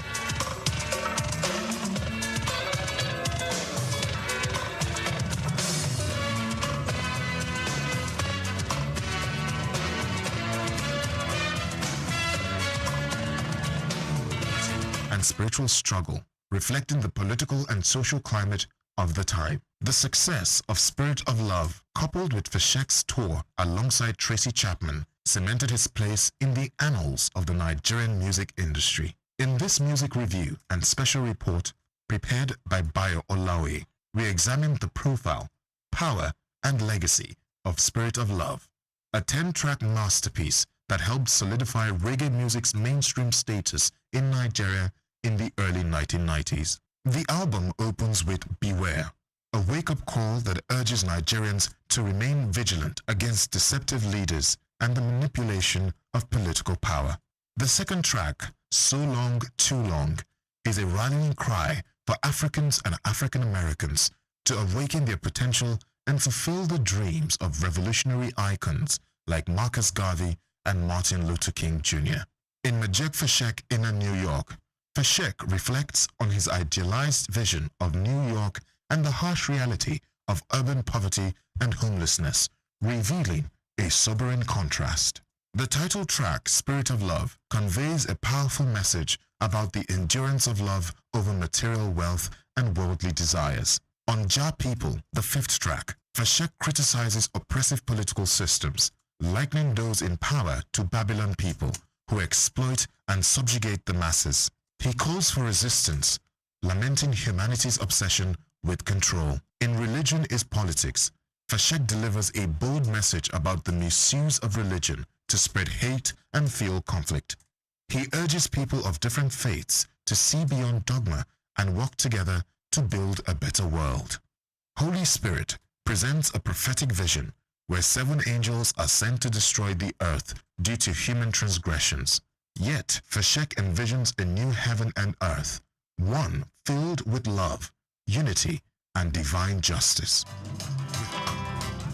I can see brothers and sisters, they're sharing love together now. I can see new heaven and new earth, oh Lord.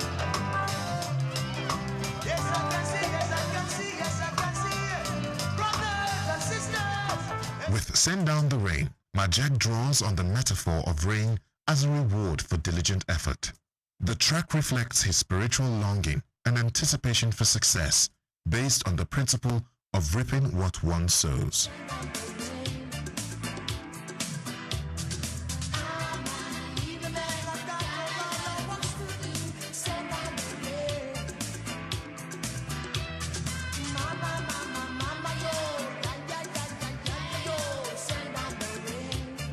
I'm Not Tired reaffirms his unwavering commitment to spreading God's message.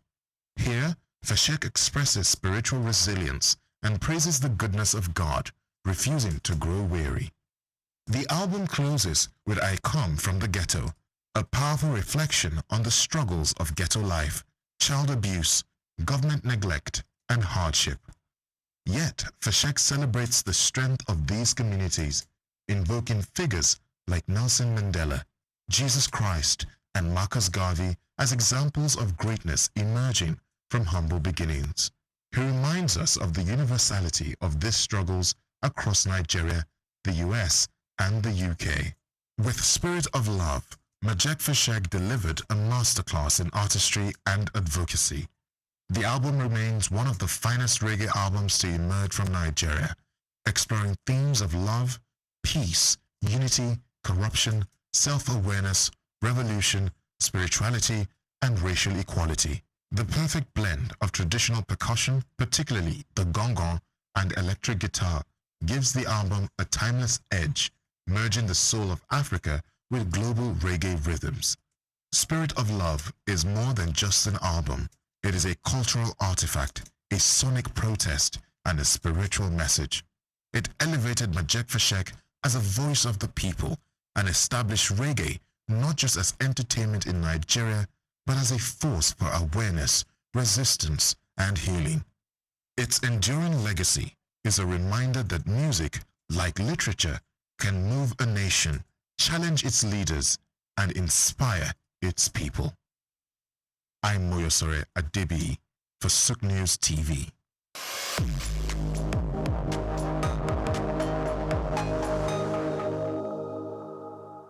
Festivity is more than celebration. It is the soul of many communities. Festivals light up people's hearts, giving them a sense of identity, unity, and continuity. There are moments when culture speaks loudly, reminding generations to erode their values, norms, and traditions. In Anambra State, one of the most revered and celebrated festival is the Ofala Festival of Onitsha. Deeply rooted in history and spirituality, Ofala is not merely a royal ceremony, expression of pride, belonging, and resilience. It has become a unifying force, strengthening the bond between the monarch and his subject, while also positioning Onitsha on the global cultural map. According to research by Bayo Olaoye, veteran broadcaster and cultural analyst, the Ofala Festival has transformed into more than a cultural showcase. It has become a catalyst for socio-economic growth, contributing over 1 billion naira annually to local commerce through festival-related activities. This growth reflects in vibrant trade, booming hospitality, creative industries, and transport services that all thrive during the festive period. At its core, Ofala is our spiritual renewal. The monarch emerges from seclusion to commune with his people, marking the end of a sacred period of reflection and intersection for the community's well-being. Day 1 of the festival, known as Iru Ofala, is dedicated to the monarch. The Obi of Onitsha appears in majestic regalia, saluting his people to the rhythm of traditional drums, a display of authority, continuity, and grace. The second day, Azu Ofala, belongs to the people. Age-grade societies parade in vibrant uniforms. Dance troupes perform with energy. Entitled men and women honor the throne. The elite Oru women make their presence felt, while youths add vitality through the Ofala Youth Carnival, which has grown from a small-town procession into a major cultural feature. Together, these elements embody the inclusiveness of the festival, showing that Ofala is for everyone, regardless of age, gender, or social standing. The economic benefits are equally remarkable. Traders record peak sales, food vendors serve thousands, tailors and designers secure new commissions, hoteliers welcome visitors, and transporters enjoy increased patronage. What may appear as fleeting cultural activity, in reality, a vital revenue stream for the community. Beyond the festival, the momentum continues through initiatives like Onitsha Development Fund, which support entrepreneurs, women, and youth, helping to sustain cultural and economic growth all year round. For women play a central role, from the culinary teams that cater for guests to the Oru Odu women who showcase elegance and tradition. Their contribution keep the spirit of the festival alive. The youth, through their carnival, embody continuity, ensuring that values of resilience, unity, and creativity are passed down to the next generation. In truth, Ofala is not just about ceremony, it is about renewal, identity, and opportunity. It tells the story of a people proud of their past, confident in their culture, and determined to shape their future. As Olaoye notes, the theme, often chosen for the festivals such as Unity and Perseverance, is more than symbolic. It is a timely reminder that communities thrive when they stay true to their roots, embrace resilience, and pursue collective progress. The Ofala Festival of Onitsha stands today as a celebration of heritage and driver of social-economic growth. It is proof that culture, when honored and properly harnessed, is not just memory, it is wealth, it is resilience, it is life. Ofala Onitsha, a tradition renewed, an economy strengthened, and a people united. Olumide Shokoya reporting for SOUQ News Television.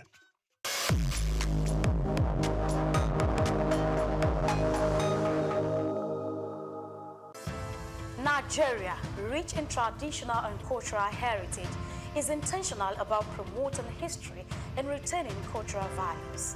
The country has succeeded in preserving its identities and that of the forefathers for ages through folklores, folk tales, traditional ceremonies, community-based initiatives, cuisine, and most notably, museums and cultural centers. These institutions serve as invaluable repositories of history, ensuring that future generations remain connected to their roots and appreciate the diverse cultural tapestry of the nation. In Nigeria, there are over 38 museums comprising national, state, and privately owned institutions scattered across the country. Each of these museums plays a crucial role in safeguarding Nigeria's vast historical wealth, with collections that reflect the uniqueness of different ethnic groups, traditional practices, and historical transitions over time. In Lagos, the National Museum, located at the center of the city in Onikon, claims a notable collection of Nigerian art, including pieces of statuary, carvings, archaeological and ethnographical exhibits, among others.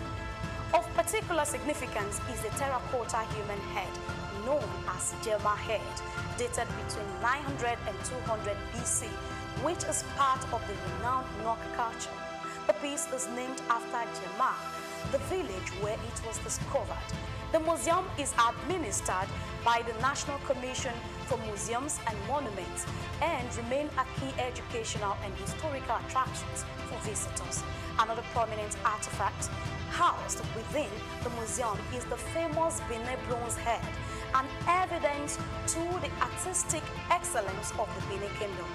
The museum has a lot of functions, some of which are to educate, to entertain, research, interpretation, conservation and preservation of our cultural heritage. And then the museum was established, Lagos Museum particularly, was established in 1957. It was formerly referred to as Department of Antiquities. So, well, the journey so far has been interesting because, we are here, to showcase our cultural heritage, not just to the country, but to the world. And we've had, we have series of, events that we do, that involve the community. And because of that, we create that awareness that this is where you can come and, see and feel your cultural heritage, your traditions, your history. Because it is said that a people without a history is a people without identity. So the museum portrays this to the people. And over the years, that is what we've been doing. Through education, community participation, we have galleries, that we display some of our objects, our antiquities, that showcase our patrimony and all there is to know about our cultural inheritance. And so the museum, has been doing that over the years, and we still keep doing more. The Lagos National Museum was founded in July 1957 by English archaeologist Kenneth Murray. following the submission of textural sketch in 1948 at a conference on museum policy in Nigeria. Kenneth Murray collected several traditional masks from Cross River State to display in the museum's early years, according to historical records. The primary purpose of structuring the museum was to preserve Nigeria's historical artifacts and cultural heritage. Fortunately, that vision has remained alive to this day. The museum serves as a significant tourist attraction for Lagos residents and international visitors alike, offering an immersive glimpse into the nation's past. Some of the remarkable artifacts currently on display at the museum include the bullet-ridden car in which former Nigerian head of state, General Murtala Muhammad, was assassinated, pictures of previous rulers and presidents of Nigeria from different eras, a diverse collection of cultural drums, stools, and ceremonial staffs from various ethnic groups, historical crowns and caps of revered traditional rulers symbolizing their power and authority, photographs of Queen Elizabeth II and her entourage during her visit to Nigeria, reflecting moments of colonial history. It's so immense. Museum is a reminder of what the society is all about, because a number of us are missing the link. We don't even know the role, the significance of the society we find ourselves because of foreign influence. But when you come to museum, it will bring your mind back to the original habitat, the way of life of people, how things should be seen in the society, and how we should react to phenomenal changes in our environment. Basically, we'll be doing this work of educating the general public, not only Nigerians, over 20-something years here, and the impact has been so tremendous. To the point that what we do at the museum is in consonance with the curriculum of our institutions, from primary, nursery, primary, secondary, even tertiary, even people in their corporate organization. They didn't feel to come to National Museum anytime they feel like we are missing the link, we have missed a lot of things concerning the way of life of our forefathers. You know, even here, apart from that, we do have what is called seminar. We organize seminar for expatriates, for individuals. They come around on Wednesdays to come and listen and learn on cultural-based subjects. I think it's great. I mean, I particularly like the circle of life that it presented in here, right? From birth to reincarnation to external influences. I think it gave a good history of Nigeria. I learned a lot about that. There seems to be some real big connection between Nigeria and Benin in terms of the history that I wasn't totally aware of. I was able to see the different artifacts and stuff that were presented. So it was quite interesting. They did, I think, a pretty good job doing a comprehensive tour or comprehensive history of Nigeria and its culture and its surrounding areas. A visit to the Lagos National Museum offers an enriching experience, transporting visitors back in time and allowing them to connect with Nigeria's rich and diverse history. The museum provides an opportunity to explore stories of resilience, artistry, and governance that have shaped the nation. Whether you are a history enthusiast, a student, or simply a curious traveler, stepping into this museum promises a nostalgic journey through Nigeria's past, fostering a deeper appreciation for its cultural legacy. Nigeria continues to reflect the stories that shapes its people, steadfast in its commitment to promoting history and preserving its cultural values for generations to come. Grace Komalafe, SOUQ Perspective.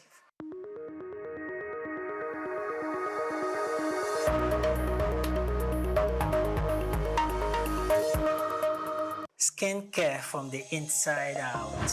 Because beautiful skin isn't just about what you put on, it's about how you care for your whole body. Hello, my name is Emmanuel Olise, and this is SOUQ Health Tips.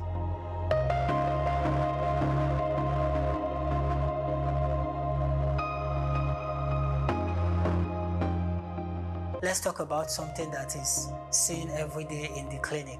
People investing in expensive skincare products, but overlooking one major factor: internal health. The truth is, your skin reflects what's going on inside your body. As a medical personnel, I can tell you that achieving clear, radiant skin starts far beneath the surface. Number one, nutrition matters more than you think. Your skin is your largest organ, and like every organ, it needs the right nutrients to thrive. Eat foods rich in antioxidants like berries, spinach, and green tea to help fight free radical damage. Include omega-3 fatty acids from fish and walnuts to reduce inflammation and keep your skin barrier strong. Limit refined sugars and processed foods, which can trigger acne and accelerate aging through a process called glycation. 2. Hydration is skin deep. When your body is dehydrated, your skin looks dull, dry, and tired. Drink at least 2 to 3 liters of water daily and eat hydrating foods like cucumbers, oranges, and watermelon. Pro tips: if your lips are constantly dry or your inner under eyes are creased, it may be a hydration issue, not just a skincare one. 3. Prioritize quality sleep. While you sleep, your skin goes into repair mode, producing collagen, regenerating cells, and balancing oil levels. Aim for 7 to 9 hours of uninterrupted sleep. Poor sleep increases cortisol level, which can lead to breakouts, sensitivity, and early aging. 4. Watch your stress levels. High stress equals to high cortisol. Cortisol triggers oil production, inflammation, and skin flare-ups like acne, eczema, and psoriasis. Practice daily stress relief breathing exercises. Short walks, journaling, or digital detoxes can all help calm both mind and skin. 5. Support your gut health, because the gut-skin connection is real. An unhealthy gut can lead to inflammation that shows up on your skin as acne or dullness. Add probiotics. You get your probiotics from your yogurt or supplements, and prebiotics from garlic, onions, and oats to nourish your microbiome. Bonus: skincare products still matter, but they work best on a healthy foundation. Yes, your cleansers, moisturizers, and SPF are important, but they can't fix what poor diet, dehydration, or stress are damaging from the inside. In summary, if you want healthy, glowing skin, treat it like a system, not just a surface. Nourish your body, sleep well, stay hydrated, manage your stress, and then invest in a good skincare routine. Beautiful skin is a lifestyle, not just a product. I'm Emmanuel Olise, and this is SOUQ Health Tips. Remember, your skin listens to everything your body tells it. So let's speak health from the inside out.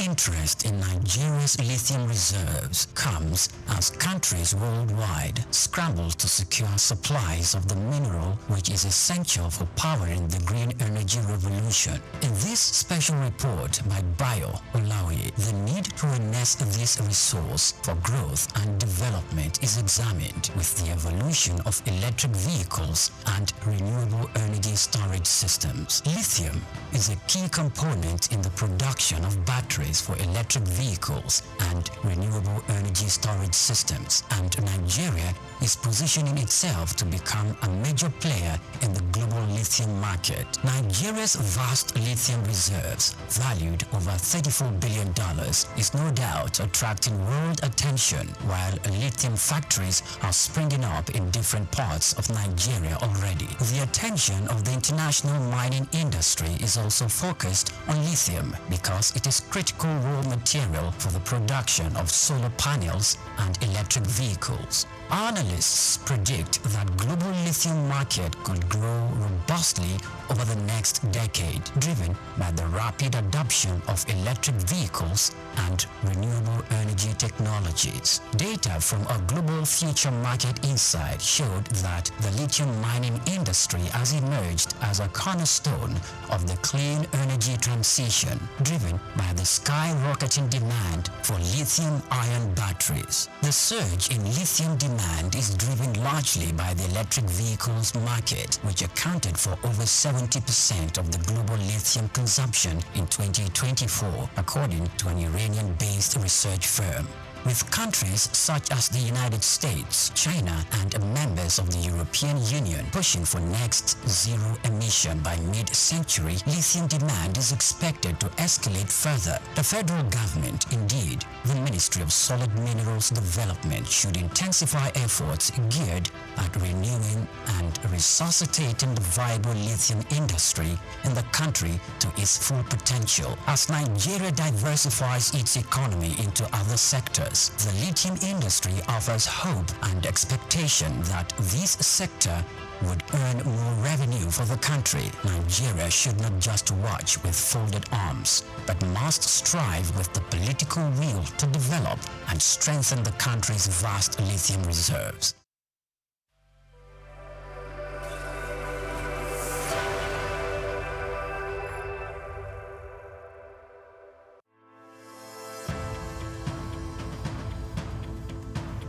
Plastic waste is a mounting crisis, but it also presents an opportunity for business and government to lead the vanguard for systemic change. While regulations, corporate initiatives, and citizens' engagement have made progress, much more is needed in how businesses shape consumer behavior, how governments enforce environmental policies beyond rhetoric, and how public perception is managed through strategic communication. For decades, Nigeria's reliance on single-use plastic sachets, bags, and food packaging has grown, driven by affordability and convenience. However, this has come with a cost. The country generates an estimated 2.5 million tons of plastic wastes annually, with only about 12% recycled. In urban centers like Lagos, Abuja, Ibadan, Port Harcourt, waste is a leading contributor to clogged drainage systems,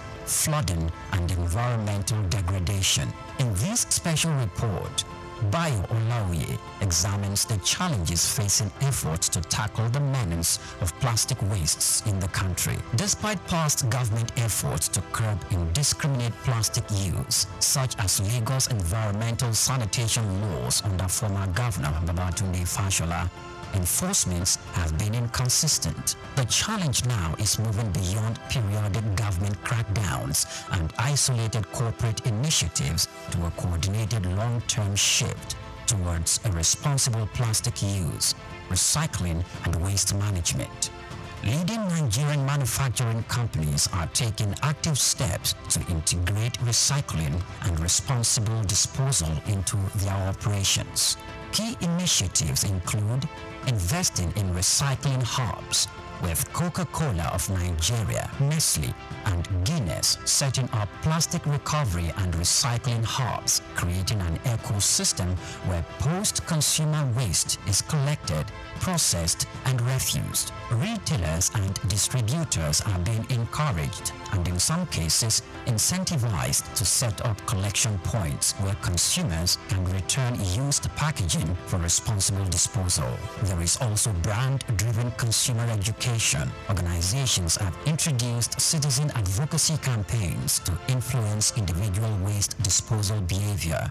This kind of messaging, when amplified by large brands, can have a ripple effect in shifting cultural habits. Beyond environmental responsibility, investing in circular economy models enhances long-term profitability, strengthens brand equity, and aligns with global environmental, social, and governance standards. To effectively shape consumer behavior and stakeholders' engagement, businesses must leverage communication strategies that go beyond compliance reports. Employees should be active participants in sustainability sustainability efforts. Companies can integrate sustainability training, incentivize waste reduction, and implement office-wide plastic reduction policies, engaging suppliers, investors, and partners in sustainability commitments such as reducing excessive packaging or co-investing in recycling solutions to create an ecosystem-wide impact. Mass communication campaigns, social influencers, partnerships, and media collaborations can help educate consumers on practical steps for responsible plastic use and disposal. While Nigeria has engaged in international climate and sustainability conversations, the government must go beyond policy declarations and foreign aid incentives. The priority should be local, long-term economic and health benefit, rather than reactivate bans that are often poorly enforced.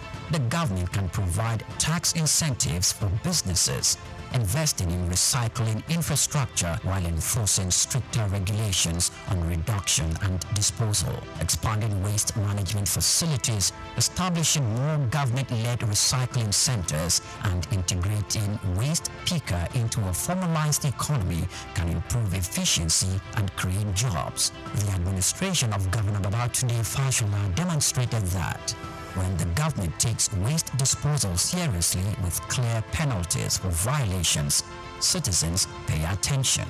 The government must invest and consistently engage public education on the economic and health impact of plastic waste. A cleaner environment leads to a lower public health costs, fewer disease outbreaks, and increased workers' productivity due to better air quality and more usable public spaces. The Nigerian plastic waste problem is not just an environmental issue. It is an economic and reputational challenge for businesses and a government issue for policymakers. By adopting strategic communications, businesses can shift consumer behavior, governments can enhance enforcement, and citizens can embrace a cleaner and more sustainable future.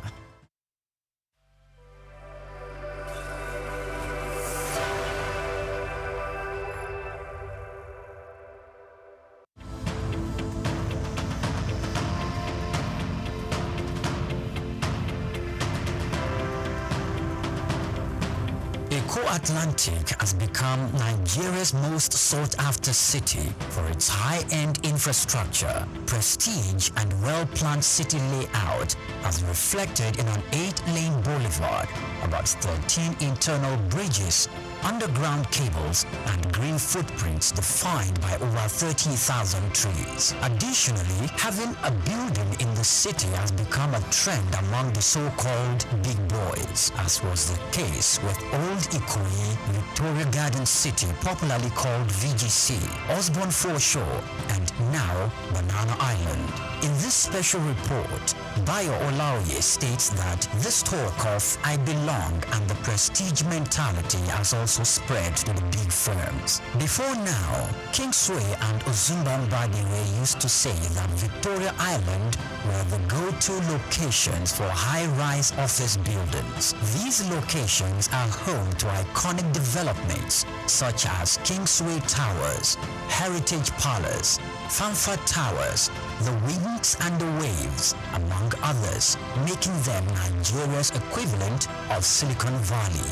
The Eco-Atlantic City was modeled after the skyscraper district of Manhattan Island in New York City. It has become the new destination for big-ticket corporate firms which are building or relocating their new headquarters to the 10-square-kilometer city, rising off the coast of the Atlantic Ocean in Lagos. The city is attracting investment interests in both residential and commercial real estate, the latest being MTN Nigeria, preparing to build a new headquarters. MTN is coming on the heels of First Bank, which recently turned the turf to build a 40-floor corporate head office, making the city's most iconic development so far. Prior to this courageous and ambitious entry into Eko City by MTN, First Bank, Dangote Group, and the Embassy of the United States of America have taken positions there, developing a new head office and a diplomatic facility respectively. Much earlier, a co-development company had occupied the city as the developer of the Azuri Towers, offering both residential and commercial facilities for high clients and corporate bodies. Arkland Property Investment and Oak Homes are also in the city, developing A&A towers simultaneously. These are the residential developments that will be standing on the 22nd floor and the 33rd floors respectively. Other developments are the Pan-African Towers by Periwinkle Residences, Eco Pearl with Champagne Tower and Eco Pearl Black Tower, Army Towers and Army International Petroleum Development Company, and Louisville Towers by Total Energy Staff Cooperative and Multipurpose Society.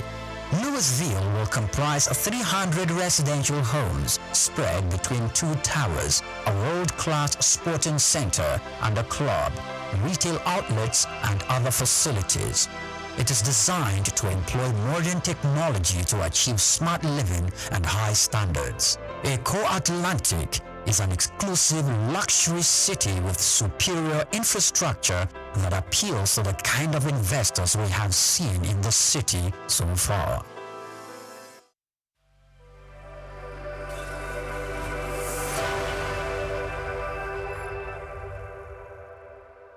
I don't think that call for the chief of staff to resign does make sense, because you are not the one who is reporting the crime. It's the chief of staff who is reporting the crime. So if somebody else had come to say, oh, this happened, and then maybe somebody blew whistle, that chief of staff received money, and then the chief of staff is denied. Those are two separate issues.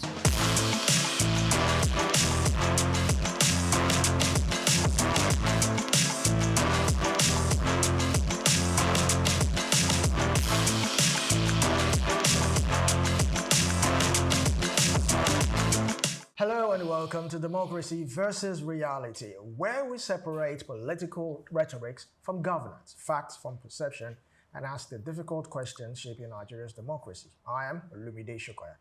I have two sweet personalities here. I have Omobola Sandra, so glad to have you. I'm glad to be here. I also have Dr. Idausa Samaze, so glad to have you here. My pleasure this morning. So glad to have you. So we're going to be looking at the alleged fake agency. That's the Presidential Foreign Intervention Promotion Council, the PFIPC. Now, the presidency has stated that the PFIPC is unrecognized. It's a fake agency, and they have brought allegations of forgery, impersonation against the alleged Director General, that's Prince Adeyemi Adeniyi. Now, we are not here to decide who is guilty or not. I think that is left for the courts and, of course, the relevant authorities. But we're looking beyond that. Starting with you, Omobola. When two different versions of the same story are presented, who should the public trust, or who should the public believe? The facts that are presented by both parties. The Prince Adeyemi himself and the Femi Gbajabiamila? No, the presidency. The presidency? The president and Femi Gbajabiamila. These are four participants now, or individuals or people that I've mentioned now. Because Mr. Prince Adeyemi, on one hand, is saying, that he paid for the appointment. That's what he's alleging, that he paid 400 million. And that it was the additional request of 200 million that Yam Pepe scatter.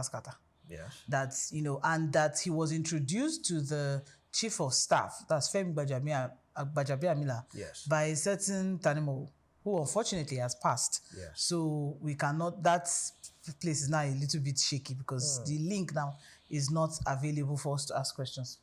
So now, after that was brought to light,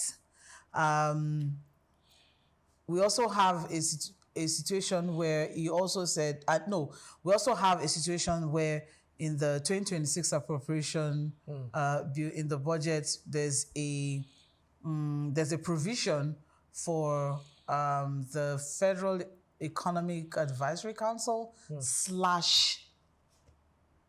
the FPIPC, right? Yes. And it's about 1 point something or thereabouts. So that bill was passed. Okay. Who represented that agency at the defense of the budget? Who defended that money, that budget? Who approved it? Who were the committee on the people? Was Mr. Taiwo, Prince Adeyemi, was he there or was he not there to defend the agency's, the fact that the agency was in addendum to or was in collaboration with the Economic Advisory Council or whatnot and all of that. So, and then you have Femi Gbajabiamila, who is, allegedly collected 400 million for this appointment, and he's requesting for another 200, allegedly requesting for another 200 million. And then you now have the president himself now who has called on the ICPC for further investigation into the matter. So there's a lot of, stories that is going on. But at the end of the day, it is the facts that we're going to be working with. We're not going to be working with sentiments or whatnot. This agency, this so-called ghost agency, held an international summit that had international representation. Because the whole goal of the agency is foreign investments, to attract foreign investments. Yes. That's the mandate of the agency, or that's the alleged mandate, because now they are saying that the agency does not exist. Okay. So according to them, the agency was established to attract foreign investments, to drive foreign investments. So they held a summit that had heavy international representation.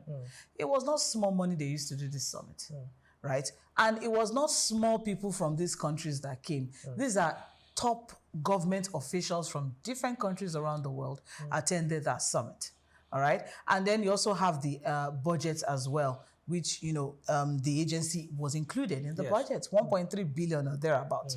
So if we are going to be, let's leave sentiment of demand, whether or not, yes, that also is another issue of transparency now, because so does it mean that if I have 600 million now, I can become a DG? Is that what they are trying? That's what something that this, is telling, the Nigerian public. So now we are asking questions, because the other day we were talking about the fact that we have duplication of agencies. We have multiple agencies doing the same, job. We have some agencies that we don't even know what, and these people are expending money from Nigerians because it is from taxpayers' money that we're using to fund some of these agencies and these ministries and parastatals. So are we saying, how many of these so-called ghost agencies do we have even further? How many do we still have inside there that they are, jumping on another's a major agency and tying themselves to it? So even if the agency is not like legally, but the fact that a legally recognized agency, is attached to it, because the Federal Economic Advisory Council is attached to it in the budget. So we're going to be let's work with the facts that are being presented. Who defended the budget? How did the money get to them? Has the money been approved? If it was approved, if of course it was approved because the bill was passed, right? So who went to defend the budget? Who are the people in the committee that defended that agency? And the agency has a whole office in, very close to, other government agencies and all of that. So what happens, that oversight is so big that there's a whole placard, a whole billboard, and if people have been overlooking it for the past, how many years has this administration been in? Okay, well, although they say it's not the president that created it, that it's... Yeah, thank you very much for that. Which I'm coming to you, Doctor. I know... that is from another administration. I think a few days ago, Doctor, we were discussing about this thing that it was created, I think, by the former administration. And when this administration came in, it was supposed to be dissolved and all that. But can you just run us through this? And secondly, Omobola mentioned something which is very vital, that it's under another agency. How possible is this? Are we saying that we can also have this? There are some other cases in the budget that this is happening that we don't even know of. Well, I don't think it's in doubt whether the agency is fake or not fake. Because as long as it's not a creation of the law, to that extent, it does not exist. Okay. Now, there are a few things that we need to pay close attention to. Okay. Is the fact that we also know the country where we all operate. And this speaks beyond the ADMIs. I'm not just talking about ADMI. Whether it's in the Nigerian police, Nigerian immigration system, Nigerian customs, CBN. We have touts everywhere who are rent-seeking on behalf of public officers. If you go in now, you see a police checkpoint. There was one that went viral some days ago. I think that was somewhere in Delta State, where the commissioner of police stumbled into someone who was not in a uniform. A checkpoint. Yes. And discovered that there were a mixture. Some people who were truly police officers, and there were those who were not police officers, but were donning police uniform. So we'll have those kind of things happen. So you see that in immigration. Somebody stay in the front of the office and tell you, I have a connect with the chief superintendent and I can do things for you. And these things fly. And these have been happening over the years, even including presidency. I remember some years ago, even the First Lady, Mama Jonathan, had at one point to say, well, you want to see president, and you are desperate to see the president, and you give me money to see the president. Is there anything wrong about that? So what does that tell you? It will tell you the kind of a system that we run as a country. And anything almost become possible, especially if you know some key people or principal officers in the entire space. We do hope that the committee that the president is setting up will unravel a whole lot of things. But one of the things that I know, especially if you have been close to public institutions, is the fact that if you're a director in one agency, the chances are that you are going to know somebody in another agency, and then you are going to make a call through and then pass a paper and nobody's going to scrutinize is also very heavy. The fact that this particular budget is not also attached to a mainstream ministry, it's not compulsory that the DG will go before the National Assembly to defend the budget. So this is presidency's budget. So it's prepared at the presidency, and the presidency bring other agencies' budgets into it. So which, again, a very weak way of preparing budget, because if you go to a core ministry in Nigeria today and ask the people at the base how budgets are prepared, they are not aware, because one person sits in the office, write the budget, and send, especially with the incremental kind of budget that we are doing, that if you spend this kind of amount next year. So a whole lot of things can happen within this kind of opaque way we run our system, weak accountability structure, weak reporting lines. We also have a poor coordination between agency. But what this particular man had done was the fact that subsume himself under a legal agency, which was created by law, which is the Presidential Economic Advisory Council. He subdued himself. Yes, that is what it is. He was not tricked himself. Oh yes, because when you see the letters that the correspondences that were going out between him and other agency, they address it to him and say, DG, they will put it Presidential Economic Advisory Council. Then under it, they will put the Nigerian Presidential Foreign Promotion Council under it. So what that does is that, you see, the major agency is like, this is a unit under an agency. So it carries the letterhead of the major agency. Yes, of the major agency. So these are some of the issues that actually happen. Because when you eventually go to look back again and see some of those letters that were written, people were thinking that these things were in the agency. Now, the people who raised the alarm were the Presidential Economic Advisory Council. Okay. That called the attention of the Chief of Staff that there's an agency that's duplicating their function. But Adeni, it was, hold on, yeah. Adeni is also alleging that this is a case of trying to silence a whistleblower. What would you say to that? No. There's no issue with whistleblower here. So the Presidential Economic Council, Advisory Council, wrote to the Chief of Staff to the President. That was after Adeyemi came out. Yeah. No. Adeyemi came out to say, no. This is what's happening. When he said that, they said he should come and pay an additional 200 million. And that they were asking for a certain percentage of. Because that, let's also not forget. Wait, hold on. Let me just land my thought first. Let me land my thought first. Because Adeyemi came out this year to be talking about 400 billion. That's after he had come out from detention. According to his mouth, that he has spent 23 days in police cell after he was arrested. And that was sometime last year. October, I think, was it? Yes, October last year. October last year. So the agency and the office were closed since October last year. So he just came out to be presenting these new facts after the case is already in court, knowing that in Nigeria, you know the way we use public opinion to want to subvert the cause of justice. That is for what I'm saying here. So, but the point I'm making is the fact that the Presidential Economic Advisory Council that pointed the attention of the Chief of Staff to this issue, that there's an agency that is replicating their duty in Nigeria.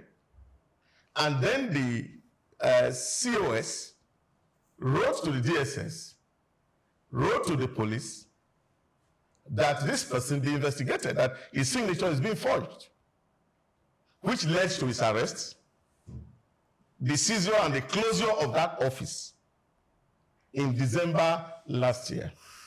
Now, don't forget that when you are preparing budget, the budget preparation actually starts sometime in June for the next year. So which means this year budget, some people would have been preparing it. Yes. So what that means is that while this case were all going on, the people who are behind all these atrocities already had factored some of all these things in and to see how to smuggle this thing into the budget because they have gotten all the necessary approval to get to the office of the SGF to get letters. And then, of course, they've been able, you see, he wasn't recruiting new staff.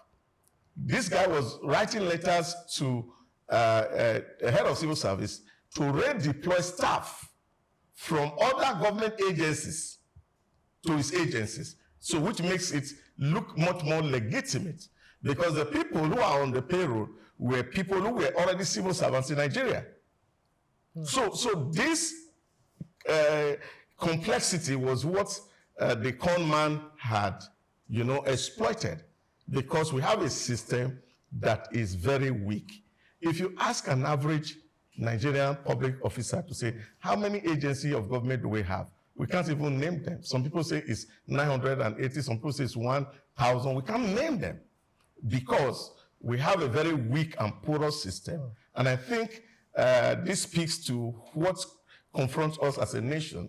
How do we guarantee data integrity and actually have a comprehensive overhaul of our system so that is foolproof against crime and this kind of criminality that we are seeing in Nigeria today. All right, so coming to you, Amabola, this particular case, do you think it has exposed a lot of weakness in government communication, the mechanisms, the system itself? Because, I mean, for this whole allegation, if you look at it very well, it's as if it was a mastermind plan that was hatched years ago, and how it managed to go on and without any public knowledge and everything, What do you think about this? Is this truly a major weakness in the system of government? Doctor said so many things that has already alluded to your question. The fact that the system is very porous. But one thing I am taking away from this is that one party got burnt and decided to just scatter the table. So you believe it's a whistleblower case? No. For it to, there's no whistleblowing here. That's what he's alleging. There's no whistleblowing here. What happened is it's like two of us, we have been doing this deal, and then you got to a point, you're supposed to give me a certain amount. Say, this money you're asking for is too much. Let me give you this one. I said no. And as you are saying no, the other party is like, if that's like, let me cook scatter everything. Let's cook scatter everything. That's what it's looking like. That's what it's looking like. Because that thing that they've been doing, it's not, you can't tell me, it's not possible that you tell me that these people, these so-called people that are coming to form Righteous now, that's the Economic Advisory Council, you can't tell me that they did not know that this thing had been going on. But because, just as Doctor said, this is Nigeria, we know how things work. Some people palms have been robbed, and then maybe, unfortunately, some palms were not robbed, or some palms got greedy. And he said, see, for us to add your name inside this thing happened in civil service.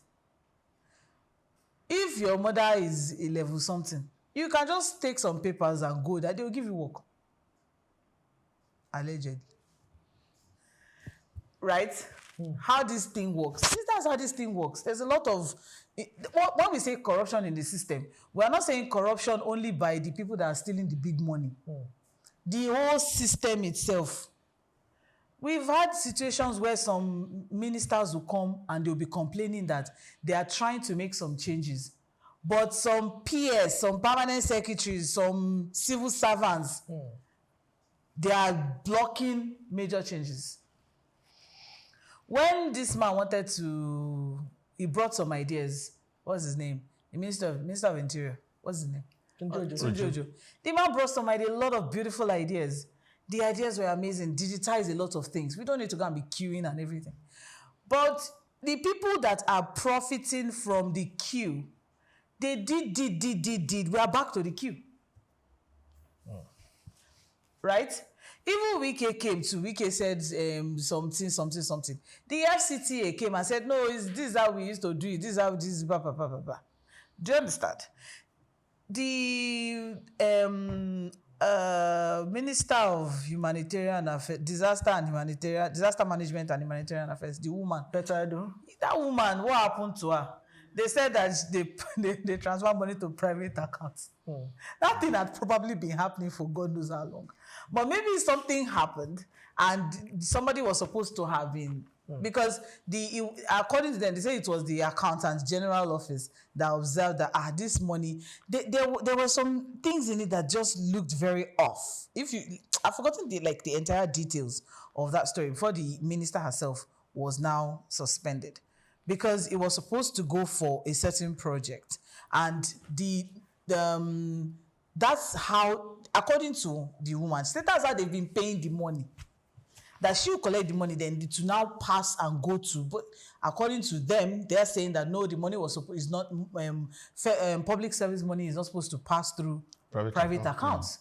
Okay, that was what they used to hold this woman. The woman was suspended indefinitely. The woman now she's no longer a minister. And for a very long time, I don't know if they've put minister there. So this, they've put somebody there, finally. Yeah. So this whole thing, it just looks like someone got greedy, or someone, just decided that I'm not doing this thing again, or something. Maybe somebody has been collecting a certain percentage, and then the percentage just kept getting wider and wider and wider and wider. And what are we doing here? I paid a huge amount of money to get this position, and you are asking for this amount of money because it's looking funny. If the agency is not real, it's okay. Yeah, but hold on, doctor. Let me hold on, doctor. His video interview yesterday. Hold on, doctor. If the video, if the agency is real, is not real. It's not real. Okay. It's okay. Nobody is even disputing the facts. It's it's heavily possible that the agency is not real for it to be, lumped with the Federal Presidential Economic Advisory Council. For it to be lumped, it means that it can't stand alone. If it is put in the budget on its own, it will raise red flags. So somebody in the presidency advised them to put it with this one so that Thank you very much. Do you understand? Okay. So there's no how this thing is not the question is not does it raise question or whether our system the corruption index in Nigeria is very, very high already. We know that they are siphoning money. We know that they are mismanaging money. We know that they are stealing money. We know that they are misappropriating money. We know. But now one of the ways they are doing it has come to light. Yeah, okay, doctor. I think it's also good to see because all of these things we're only trying to imagine what would have transpired because the real principal person who should be able to actually tell us what happened is this Adeyemi. But unfortunately, and I think the way he had planned this thing out, he make it in such a way that it will be very difficult for us to actually get to the heart of the matter. Because I was listening to the video call with VDM. 15-minute video call with VDM. And VDM asked him a very simple question. Have you met Gbajabiamila one-on-one? He said no. No. That it was his friend who is now late. Yes. The Tanimo woman. That was the go-between between him and Gbajabiamila. Now, have you ever spoken to Gbajabiamila? He said yes, about 2 or 3 times. But it was the phone of his now late friend. Now, if everything now zero on this late friend, it will be very difficult to actually unravel some of this issue. Because, and I think VDM also asked him, are you not thinking that somebody eliminated that your friend to cover up? And he said he's not sure because all the investigation shows that it was a natural death from a hotel fire. And I'm quoting him verbatim. And doctor, in addendum to that question, why is it after the man died that they are raising this question? This issue. So the question is, there are a lot of things that we cannot unravel.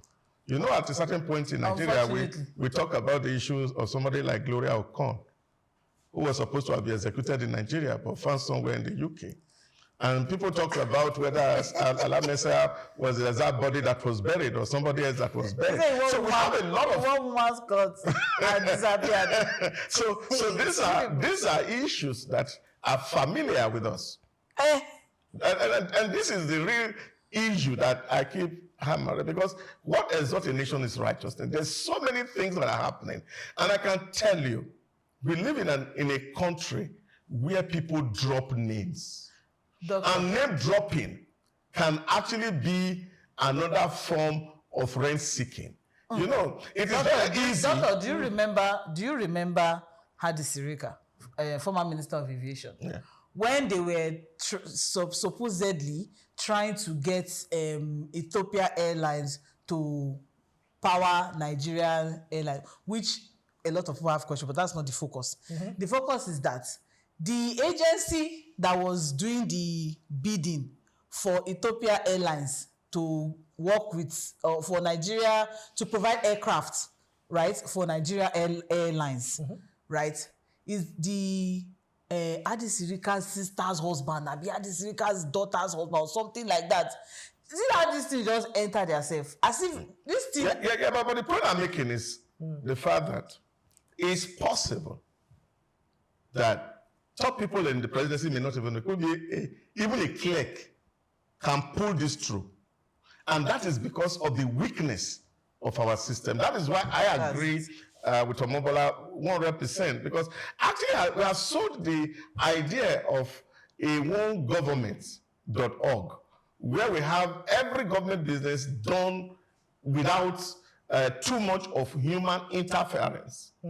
Because what that means is that I've seen a situation where a vice chancellor had concluded admission, gave the list to typists to go and type, and then the typist adds her name. Oh, yes. So this is what I'm saying to you. It happens now. This happens on a daily basis in Nigeria. So what I'm saying is that it is even possible that the president can sign that letter without knowing that the person who is just bearing the file, who has a connection with this con man, can put the letter in between letters that the president will sign. And the president is not going to be reading letters before he signs. He's only going to be pulling the page where his name and signature should appear and sign it off. He won't go through the entire paper. So this is the challenge. Remember the P&ID case that almost put Nigeria into trouble was pulled up by a woman in the ministry in NPC, who single-handedly sold that deal for 100 million naira. And that contract was signed without government knowing. Let's also not forget. So eventually, when, of course, the investigation came out to say, oh, this woman just collected 100 million, and Nigeria was almost paying $11 billion, consequence of one woman's misdemeanor. So what I'm saying is that we have a system that is very weak.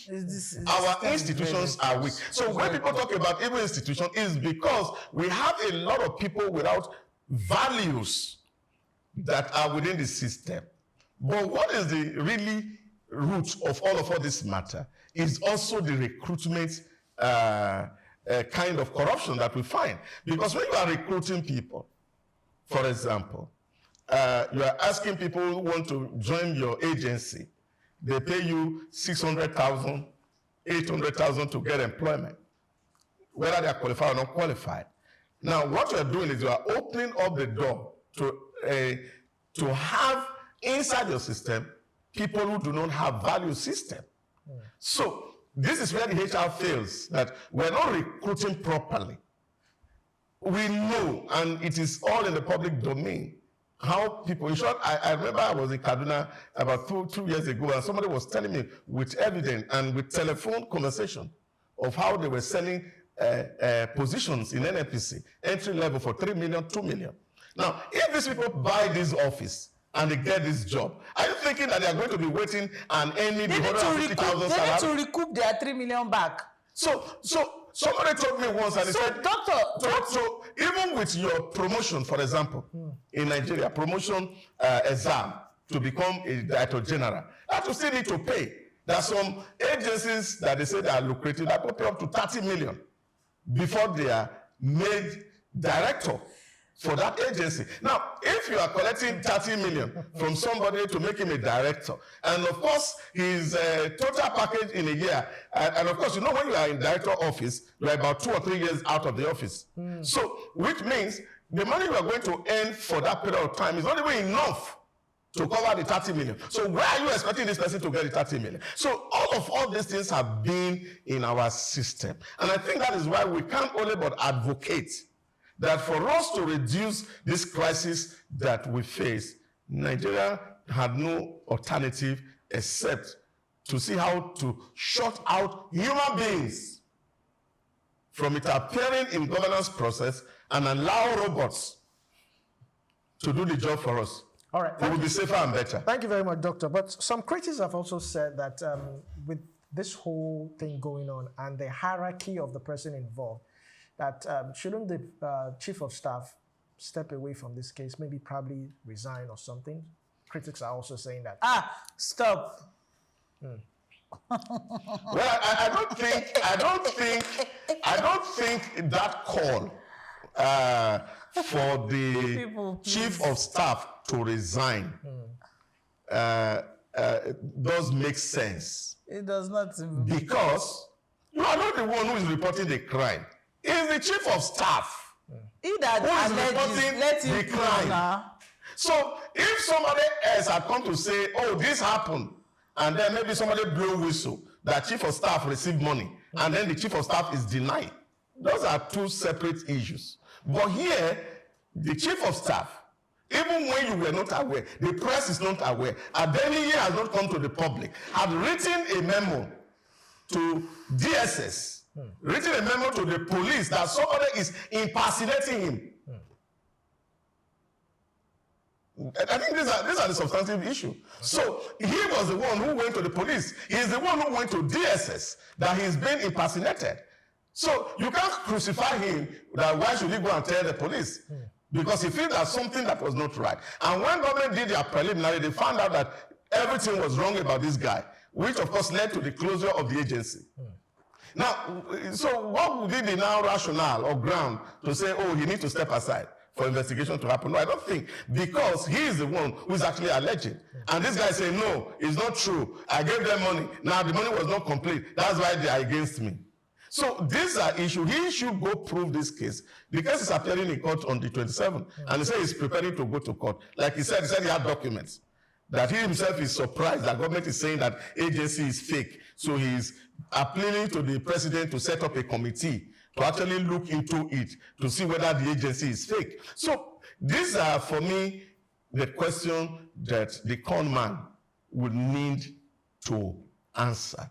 Because who is the con man? Oh yes, alleged. It's not alleged. Who is the con man? The con man. Because you see, who is the con man, doctor? These are all allegations. Wait, they are all allegations. Who is the con man, sir? Who is the con man? Who are you calling the con man? The purported Director General of that foreign investment promotion. Doctor, you just sat there, you did judge, jury, and execution on the case, and you decided that what is in dispute? Have you decided that Mr. Adeyemi is a con man? It's not a decision. The government knows that is a con man, and that is why. Of course, why did the government note that the man is a con man? Yes, because from all the documentation that started from August 2024, all those letters have been flying from August 2024. I hope you're aware that the man said something. The government has a right to respond, right? And their response is not judgment. Doctor, for you to sit here and call that man a con man, the case is still being investigated. The case is in court, and then you just sat there and you decided to call this man a con man. The case that is in court, how did you become the judge? The case that is in court is the case of impersonation against the chief of staff. We must be able to separate the matters so that we don't lump all of them in a box. So which court declared Prince Adeyemi a con man? No, the court don't need to declare him a con man.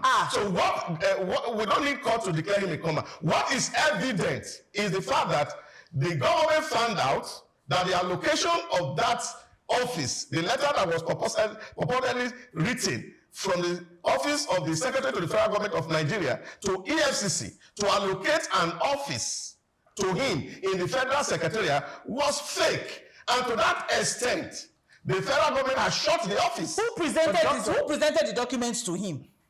Did this man act alone? So the government trying to clear some tracks, quickly made a decision, and then you are now following on that and calling the man a con man. That is bias analysis, doctor. Yes, okay, it could be bias. But the point I'm making is that Prince Adeyemi, or whatever his name is, Matthew. See, Doctor Adeyemi. See, at this point, facts does not make sense to Doctor again, because apparently Doctor has made a decision that the man is a con man. It's not a decision. The point is simple. The matter which is in contest in court is the issue of impersonation. Who is he impersonating? Yes, Gbajabiamila claimed that he was impersonated. That's the defamation case.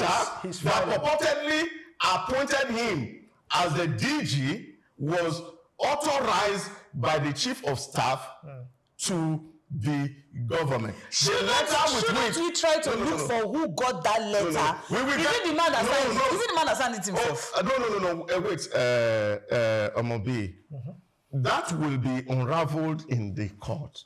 Exactly. When the proof of those who were involved will get to the court to determine who forged Gbajabiamila's signature, or it was Gbajabiamila's direct signature. So if we have not determined that, how are we now calling the man a con man? The issue is, there are two issues here, Mobola. You need to pay attention to what's the issue that is calling the man a con man? No. The issue is the fact that that agency that agency that he calls Foreign Investment Promotion Council is a fraud. And if the man who is purportedly that was using that office to reach out to people, a fraudulent agency, that man definitely is a con man. But now, which means, the point I'm making is simple. So if the agency does not exist, and from upcoming record, and all the, what's it called, acts of government, shows that that agency is not in existence, even before 2025. That agency was not in existence even before 2025. And there was no new executive. In short, as a matter of fact, there was even a fake executive order, 55, that said created the agency, which also is not existent. Now, all these facts are there. But what Obama is pointing to is the fact that we need to know the people within the system who helped him to pull this crime through. Now, I'm going to put it to you, doctor, that this man could also be a victim. Okay. Yeah, I'll play devil's advocate at this point. Right? This man, alaye komo, he get one agency with one setup. Just bring 400M. You be the DG. And they will be disbursing money to the agency. Okay. I no can't get 400M. You don't worry. How legit is it? Are you sure it's legit? Don't worry. We have already sorted everything at the top. You just pay this money so that you will be the DG. This is a scenario that can be in play. Some people sat down. It's also, since we want to just kukuma throw the law and put it under the chair, let's kukuma do that. Some people sat down and said this, because this man who is an outsider, who does not know how this whole shit works, does not know how it works, please, does not know how this whole thing works, is not a member of the presidency, he's not a civil servant. He was not a civil servant though. Yes. He was not a civil servant. It's not as if he was, so maybe he's in the system. No, this man was probably just selling plumber in Amu, in Mushi. Abi lumber. Yeah. It's very possible. Very. Do you understand? And because he knows a certain Mr. Tani Mowo who has unfortunately passed on, and that's if he passed. Did he die or did not die? All records show that he died in a hotel. Well, allow me to say too. Probably went so. They said Tupac has not died. We need to go do. They said Tupac has not died. Assume his corpse to be able to do the DNA. To know who this person is. You see, there are a lot of things. These are the issues. That's why they said that it was Jibril that was ruling us for 8 years. Well, but God will have mercy on us. Okay. Let's move on. All right, because people can do anything to just cover up anything. Okay. Now, it is very, very possible that this Mr. Tanimo, in connection with CEO, there's money. I hope you know that there are a lot of committees in that in our National Assembly that should raise questions. There are a lot of committees. There are a lot of people in committees in our National Assembly that should raise questions. But we're not talking about that. Let's move past it. There's a lot of questions that I would love to ask as regards the NNPC and the NMDPRE. Okay? But let's move past that. Okay? Now, somebody, it's very possible that these people just said, see, Alaye, there's a way for you to make money. Maybe this one is just one of many agencies that they created. One of many. And they just needed a front man. This man, unfortunately, could be a front man. Yeah. Could also be a victim. But that would mean job bracket. Because job bracket. Because Hold on. The one who bought stolen property. I am going to. And no criminals. Excuse me. That could mean job bracketeering. That's job bracketeering, which is very, very common in public service. Does not make it legal. Exactly. Yeah. But does not. So it makes it a crime. No, it is a crime. Yes. Yes, right? a crime. Yeah. But then, I don't know what now in all these things. Because if we are trying to look at this thing from a balanced perspective, let's look at it from a balanced perspective, which was what we started the conversation with. Let's work with the facts. Yeah. Let's look from it from a balanced perspective, and let us also not be sentimental and ignore the fact that there is a rot in the system already. And then you just come and call this man a con man. He is. But doctor, this man is in a ring. Yeah, in a web of criminal. So himself is a criminal. He cannot be exonerated. I know, doctor. No. After all, it's you people that say that he's innocent until proven guilty. No. Which courts called him a con man, doctor? No, what happened is the fact that he ran a fake agency. To that extent. He ran a fake agency under a presidential council. Yes. And to that extent. Under a presidential council. To that he didn't run a fake agency under the Ministry of Works. He has committed a crime not to law. He didn't commit. He didn't carry out an agency under the Ministry of Works or under the Ministry of Finance or under the President's Economic Advisory Council. Yeah. Do you know what that means? It's not simple. People that make because there was no way he could have done that in the ministry, in core ministry. It will not work. So you see, how did it penetrate? It can work in the core ministry. It is easier to work in the presidency. It's cheaper in the ministry. No. Because in the ministry, they will not collect 400 million from him. No. It's you that sat here and said that they sold jobs for 30 million. There's no ministry, for example, that can create a council or an agency without the act of parliament. It's not possible. So which means before he would have done that, he would have sent the bill first to the National Assembly to first create the agency before he become a DG. You know that was... What if this agency was not created? Hold on. Doctor. They're just using the name. No. That's why they're linking it to the if the agency was not created, then there's no way it could find itself into the budget. That would have been difficult. Doctor, that's the point I'm making. 1 minute, doctor. It was designed to use to siphon money. Cooked it up. Okay. It was designed to use to siphon money. We need to know, and I think that's what the president has done. Who were the people within the presidency? Yes. Within the office of the Accountant General. Before calling that man a con man. Within the CBN. Who colluded to try to legalize an otherwise illegal entity. They didn't try to legalize it, doctor. What happened is that it was a family matter. No. The money was supposed to change hands, but Baba changed hands. No. The money, you see, Obombola is more than money changing hand. This is a letter written.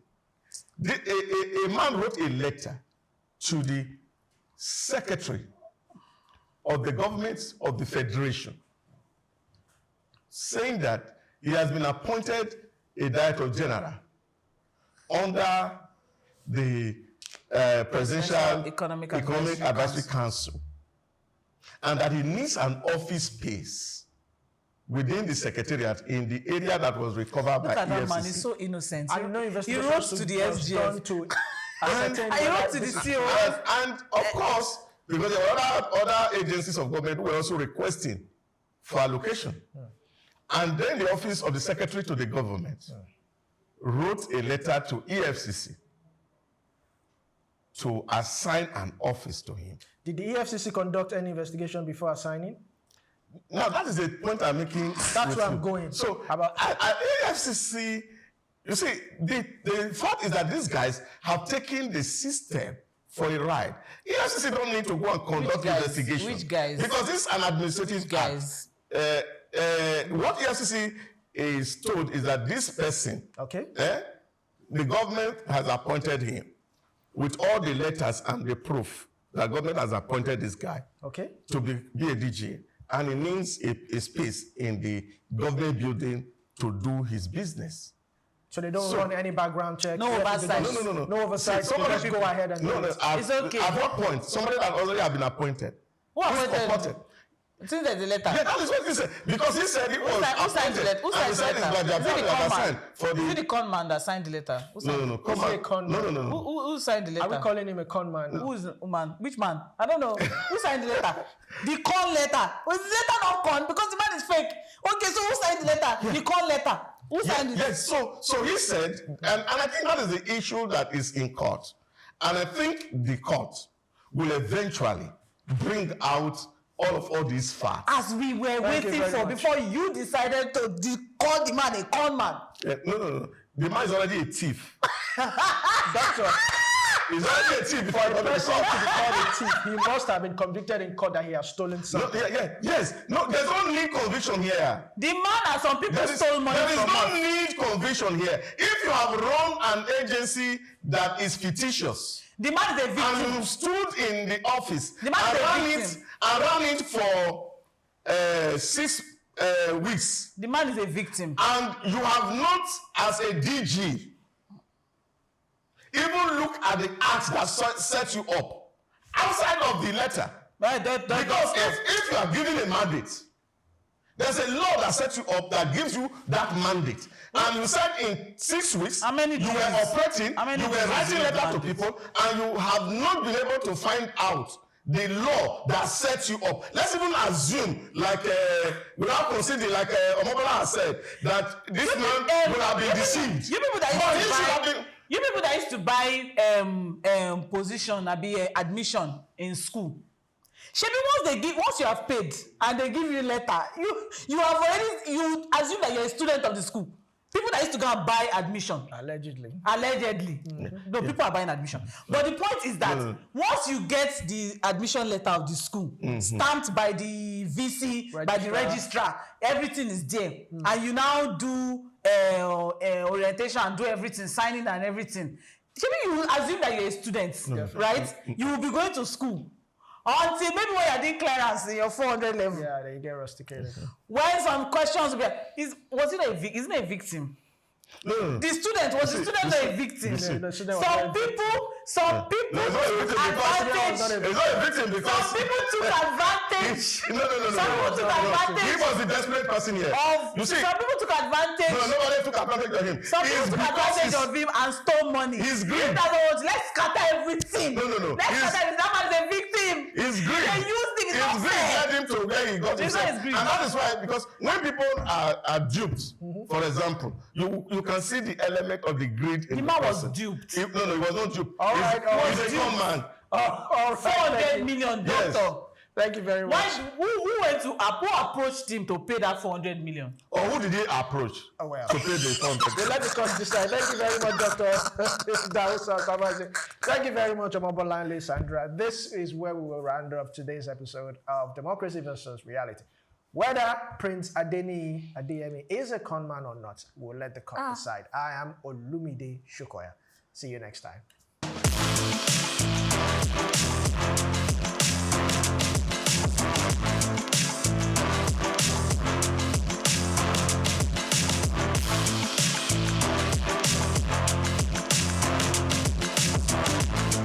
Welcome to Cashcraft, where opportunities meet insight. Today, we're journeying into the field of prosperity where towering oil palms wave not just leaves, but the promise of wealth.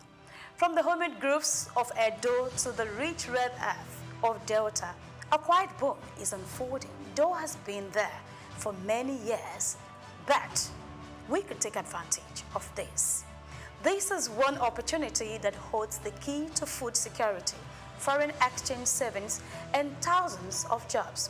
Yes, we're talking about palm oil, Africa's red gold. But how do you tap into this opportunity? What does it take to build a business around palm oil, from plantation to profit? Let's break it down, step by step. 1. Understand the landscape. The first step is knowledge.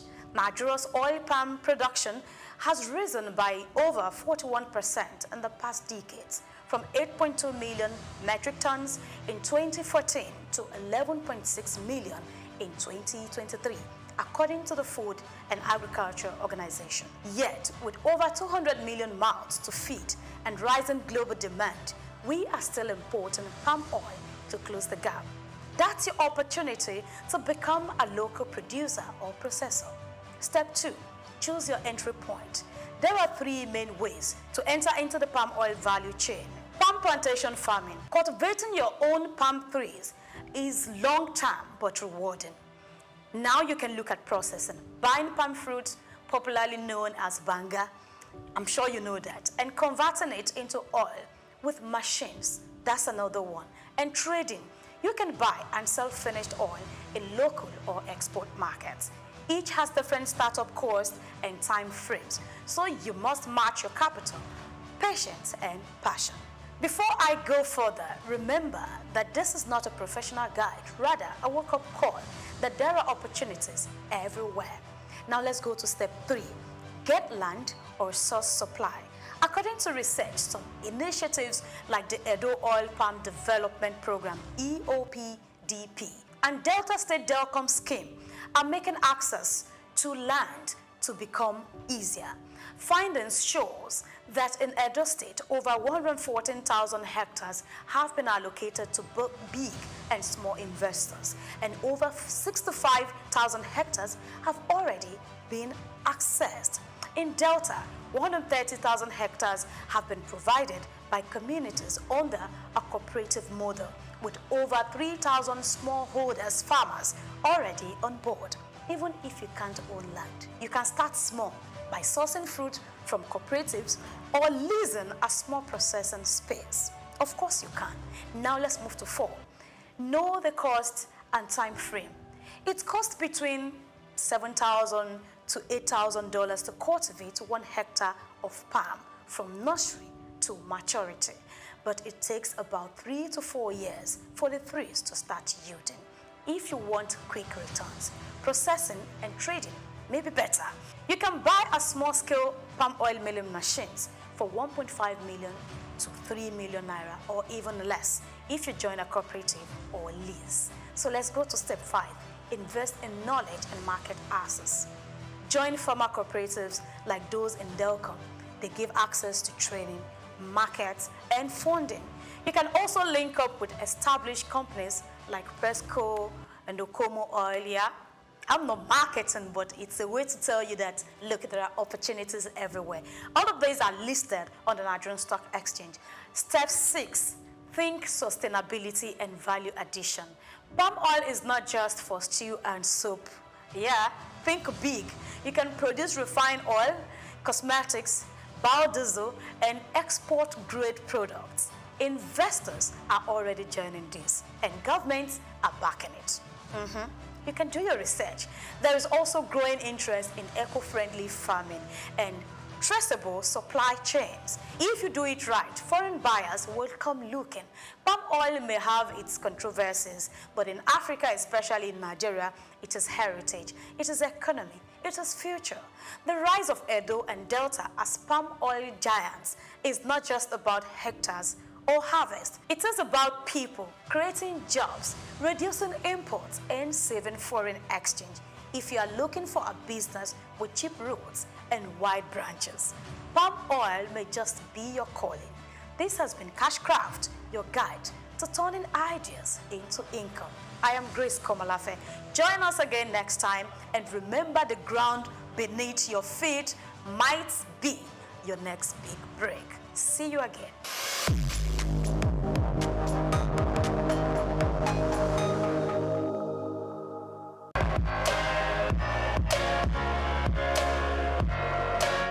So growing up, I was thinking I would be in the, maybe being doctor or lawyer or, all those mentality then.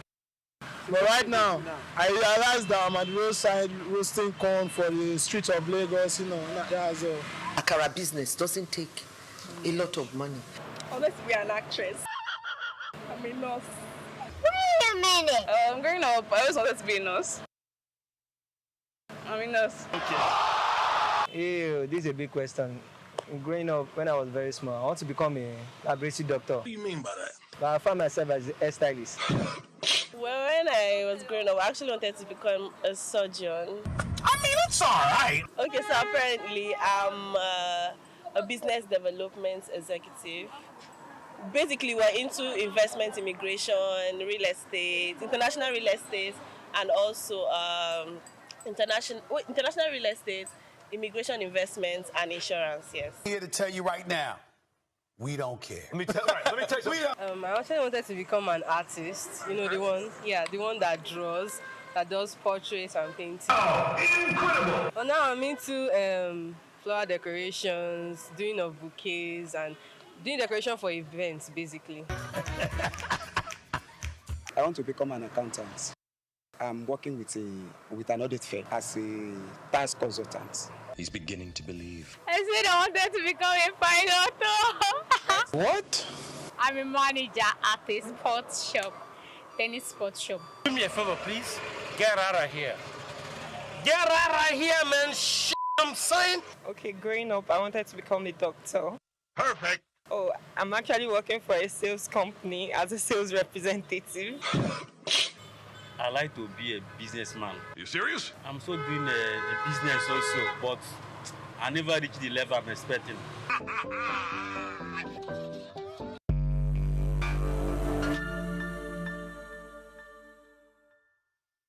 In the thick green lawns of southern Nigeria, beneath towering trees and amidst age-old traditions, grows a fruit as bitter as truth, but as valuable as gold. It's called bitter kola, known scientifically as Garcinia kola. This small brown nut hides layers of history, health, and hidden wealth. To the untrained eyes, it's just a bitter snack chewed by others or hawked in traffic. But to the world of herbal medicine, pharmaceuticals, and agro-export, bitter kola is a plant of promise, a potent gift of the rainforest. Across communities in Ondo, Cross River, Edo, and the southeast, bitter kola has long been used for its medicinal properties, antibacterial, anti-inflammatory, and antiviral. In traditional medicine, it's a cure for cough, a guardian of the liver, a friend of fertility. But beyond tradition, global demand is rising. Researchers abroad are exploring its use in managing glaucoma, boosting immunity, and even fighting viruses. And while many countries import, Nigeria stands tall as a natural home of bitter kola. Yet, like gum arabic, most of our bitter kola is exported raw. No branding, no packaging, no processing, just sacks of potent sent abroad for a fraction of what they are worth. Imagine this, a local SMA producing organic bitter kola supplements, branded extracts for the global herbal market, or dried sliced kola shipped to Europe, Asia, America, or capsules, oil, tea, cosmetics from a tree right in your backyard. If you're a youth, entrepreneur, or agro-lover, here is how to plug in. 1. Harvesting. Locate local trees or cultivate them. They thrive in humid forests. In 2022 alone, Nigeria exported over 160 metric tons of bitter kola, generating an estimated 2.6 billion naira in export earnings, according to trade reports. But experts believe this is just scratching the surface. For small players, even processing 10 kg into powder or capsules can fetch a tidy margin, selling at 10,000 naira to 15,000 naira per kilo, locally as organic herb supplements. Now we go to 2, drying and preservation. Proper storage is key for export quality. At the local level, 1 sack of properly dried bitter kola, about 50 kg, can sell for 100,000 to 120,000 naira, depending on quality and market. Value addition. When grinded into powder, guided by professional knowledge, it could be infused into oil or capsule for supplements. Now we go to marketing and export. Target diaspora communities, herbal industries, and wellness markets. Exporters in Lagos or Port Harcourt resell the same quantity internationally for $600 to $800 per sack, especially in markets like the US, UK, and China. Research and innovation, that's another clue. Collaborate with local labs to explore new uses. Larger scale processors targeting international wellness markets with branded products can make millions monthly, especially with a consistent supply, packaging, and certifications like NAFDAC or FDA approval. Of course, there are challenges such as deforestation, lack of processing equipment, low awareness, and inconsistent market structures. But where there is a bitter kola 3, there is opportunity waiting to be unlocked.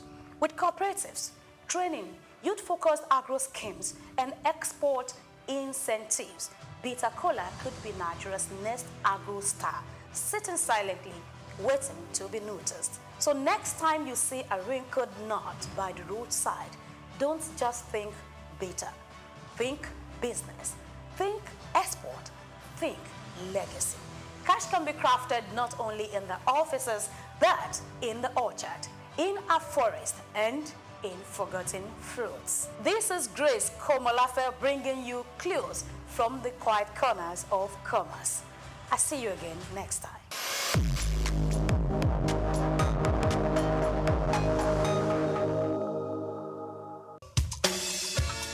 Fellow Nigerians, did you know that constituency and executive projects in your communities are not gifts from your legislators?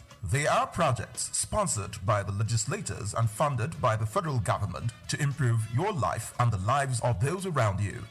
These projects belong to you. Without your vigilance, they might never be completed. Don't allow them to fade away into unfulfilled promises.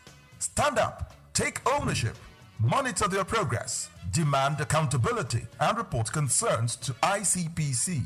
Call our toll-free line now on 0800-2255-4272 or WhatsApp only on 0806-656-4726. This message is brought to you by the Independent Corrupt Practices and Other Related Offences Commission, ICPC, with support from MacArthur Foundation and the Center for Democracy and Development in Africa, CDD.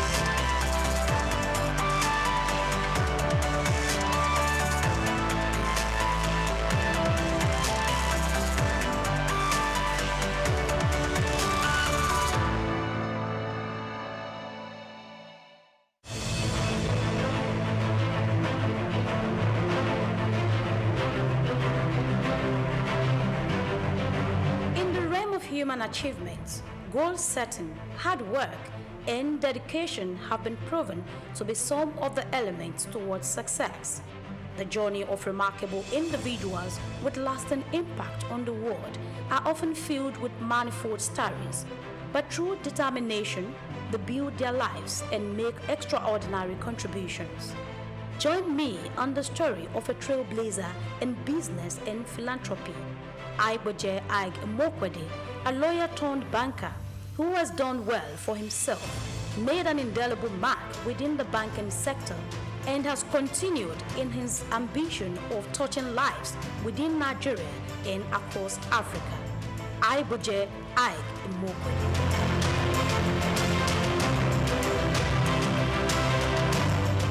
Within the Nigerian business space and philanthropy, few names resonate and are respected profoundly. Such is Aiboje Ig Mokwede.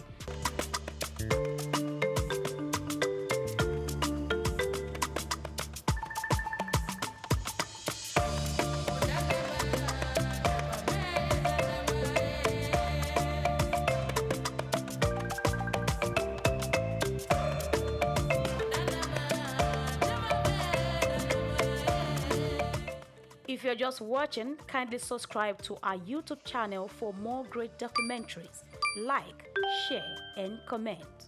Known as a successful business mogul, banker, investor, and a philanthropist who cares about making difference, Ig Mokwede's story is one of hard work, creativity, and a desire to drive positive change across Africa. Born to civil service parents on September 24, 1966 in Ibadan, Oyo State, Nigeria, he hails from Sabongida Ora, Edo State. Aiboje spent his formative years with his parents in Lagos, where he had his primary education at St. Saviour's School. He enrolled into Federal Government College, Kaduna, and at age 16, he was admitted to study law at the University of Benin, where he graduated at a young age of 19 with a law degree, displaying early signs of his exceptional intellect and drive. Called to the Nigerian bar in 1987, he started his career in 1988 as a lawyer at Continental Merchant Bank during his National Youth Service Corps NYSC year. In 1991, he joined Guarantee Trust Bank PLC GT Bank, where he rose to prominence as an executive director. His big moment came in 2002 when he led the acquisition of Access Bank, turning it from a small regional bank into a big player, a banking powerhouse in the industry.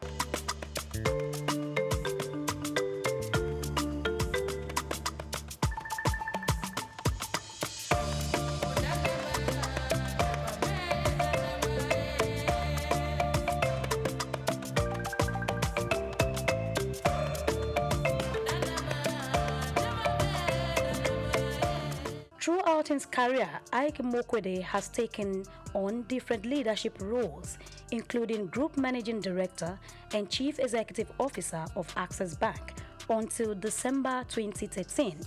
He later became President of the Nigerian Stock Exchange and retired in 2017, but remains on the National Council.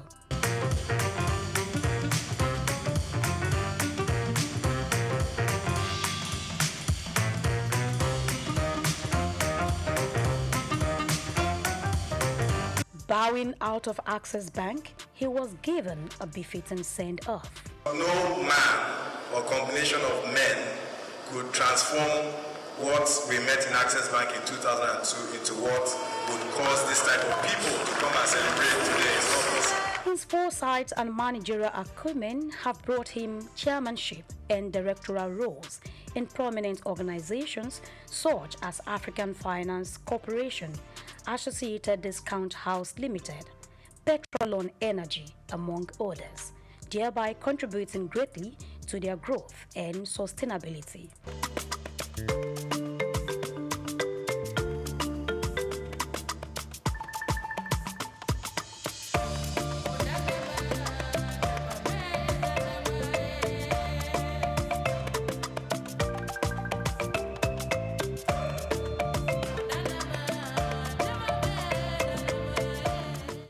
Hard work, they say, pays.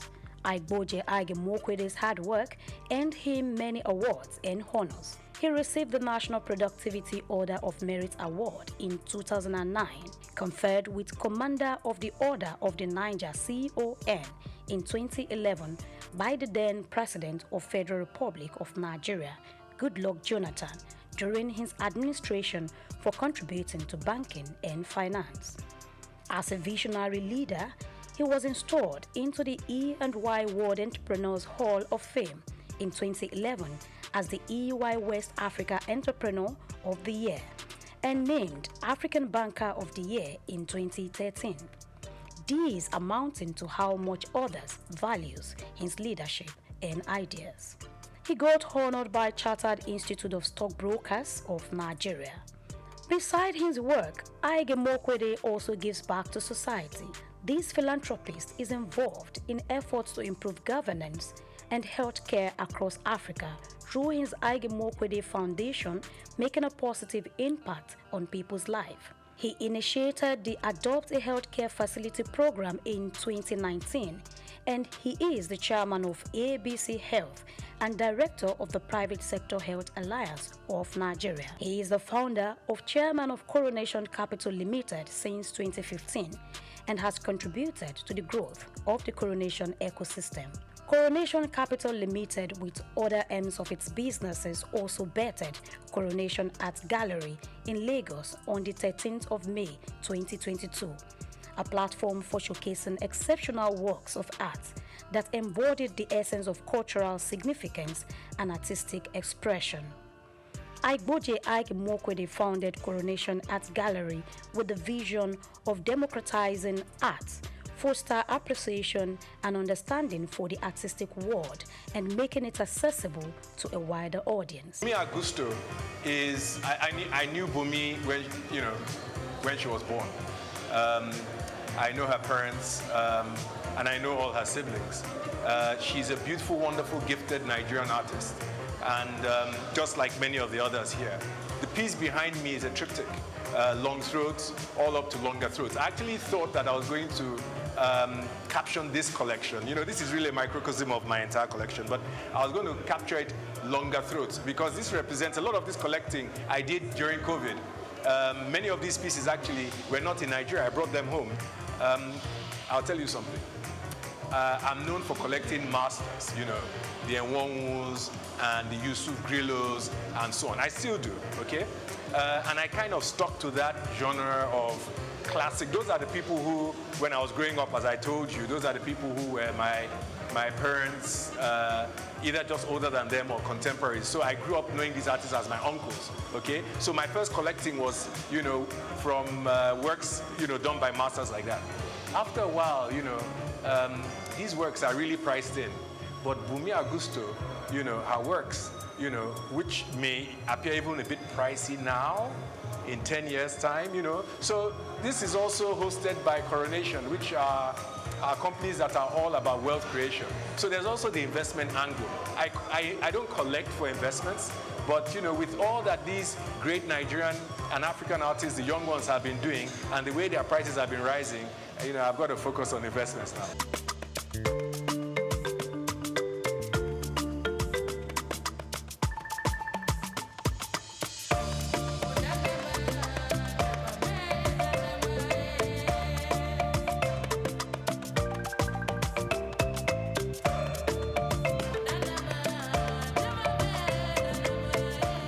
He collaborated with the Nigerian Civil Service to digitalize work processes and public service delivery in October 2021. Recognizing 43 public servants at the 2022 Civil Service Award ceremony on behalf of the Ige Mokwede Foundation with an encouragement of cash prize worth 500,000 naira for each awardees.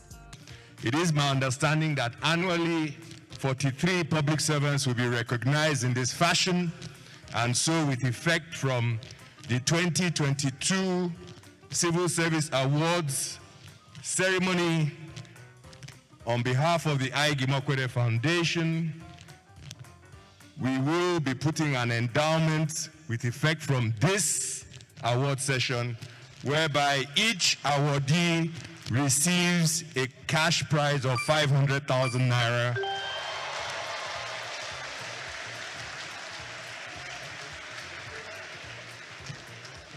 And in the interest of digital culture, the credits will go directly to your accounts.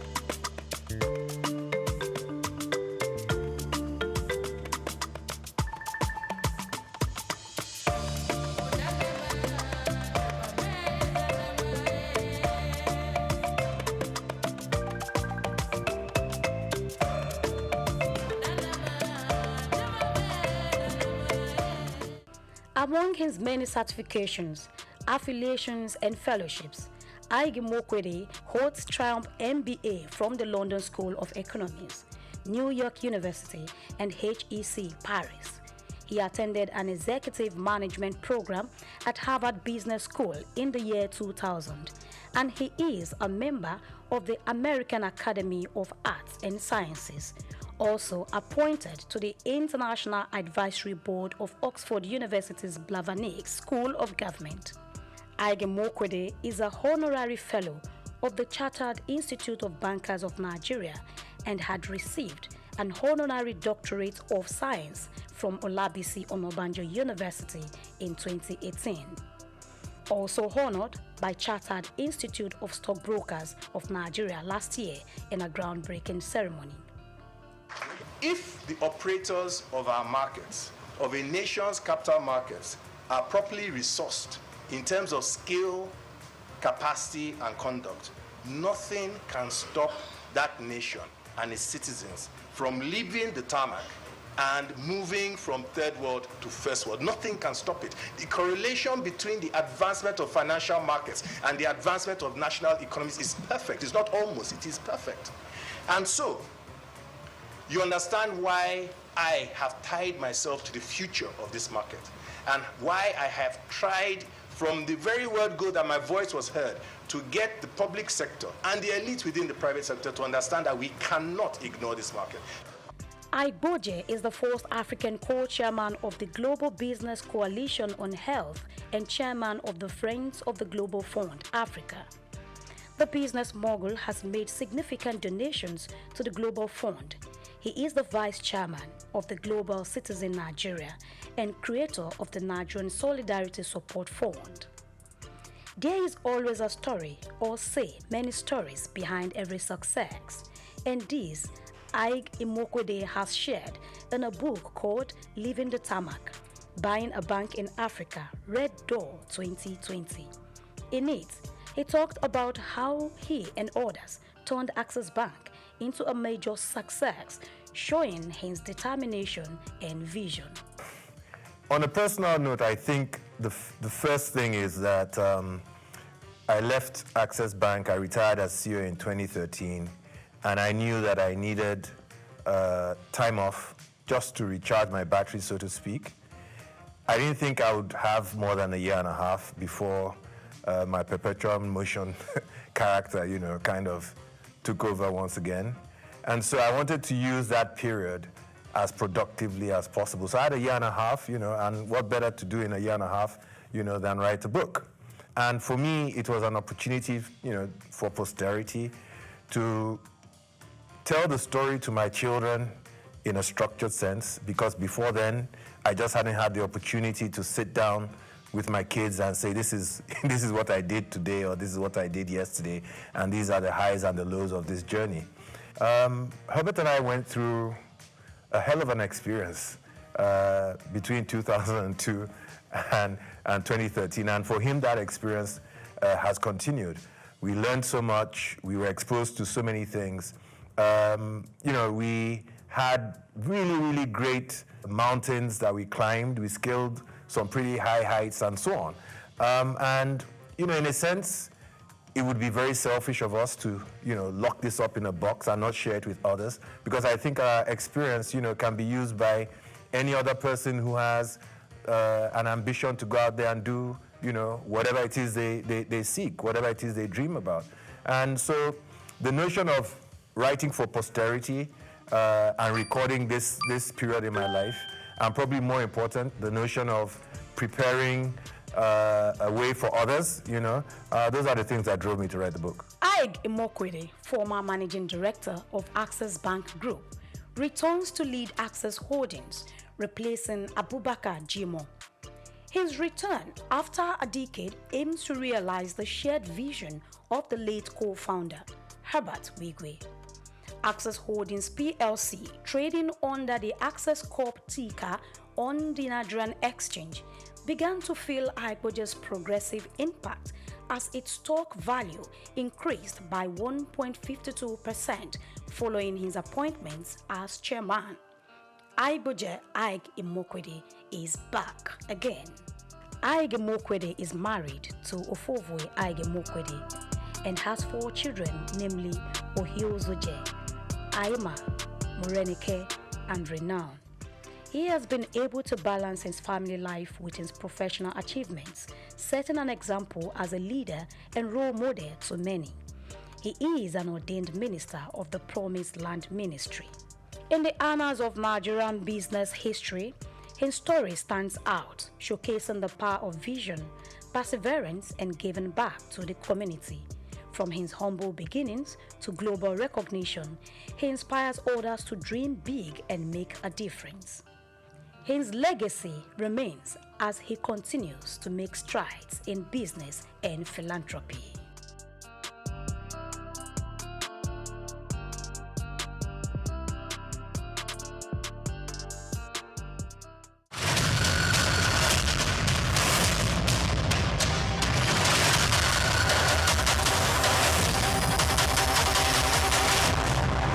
Messi is good now. I've been Ronaldo fans now, but Ronaldo don't live here now. On the 7th day, by 7 a.m., a particular player that wears number 7 is on a 7 a.m. flight back to his country because he couldn't make it to his 7th World Cup. Yes, Messi is the GOAT because he has won everything and he has also won the World Cup. Not that Ronaldo is not good. Ronaldo is an awesome player, but Messi is the GOAT. But he has been in comparison. Messi is better than Ronaldo because he has won everything. and including the World Cup that Ronaldo has always craved for. But now that Ronaldo is out of the World Cup, then Messi is the GOAT. Yes, now obviously it's over now, because he can't even try to say he wants to come back to he wants to come to next World Cup again. So I think it's over. No, all those Ronaldo fans just shish for now. You understand what I'm saying? So it's over. Messi is the GOAT. He's the one of the one player.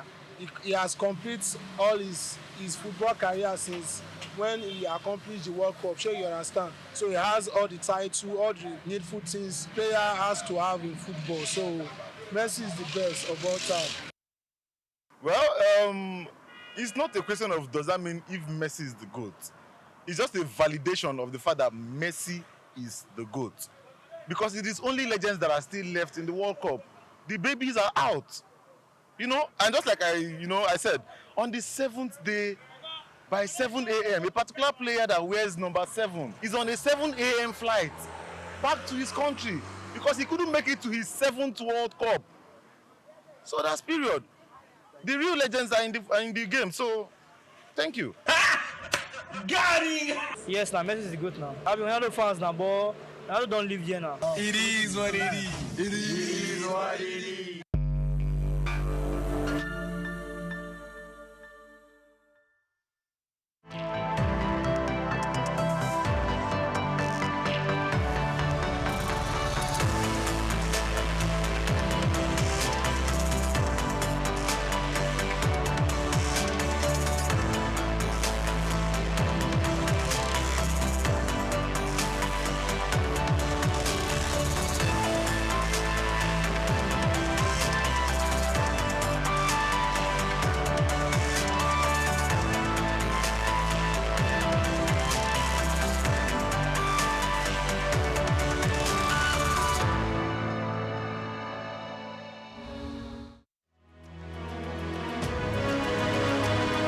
Bring to you the remarkable life of a Nigerian businesswoman who has overcome significant challenges to become one of the most successful entrepreneurs in Africa. Let me tell you about the strength, resilience, and passion for success of a woman who journeyed into the male-dominated world of oil exploration and production. A woman who displayed her love for philanthropic endeavors and her commitment to empowering others, particularly women and young people. This woman is Folorunsho Alakija.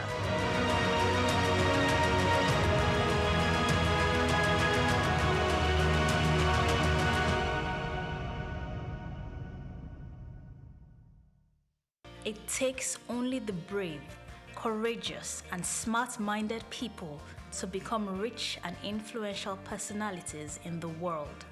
In Africa, when we mention the names of rich and powerful women, you must mention the name Folorunsho Alakija, the richest woman in Africa.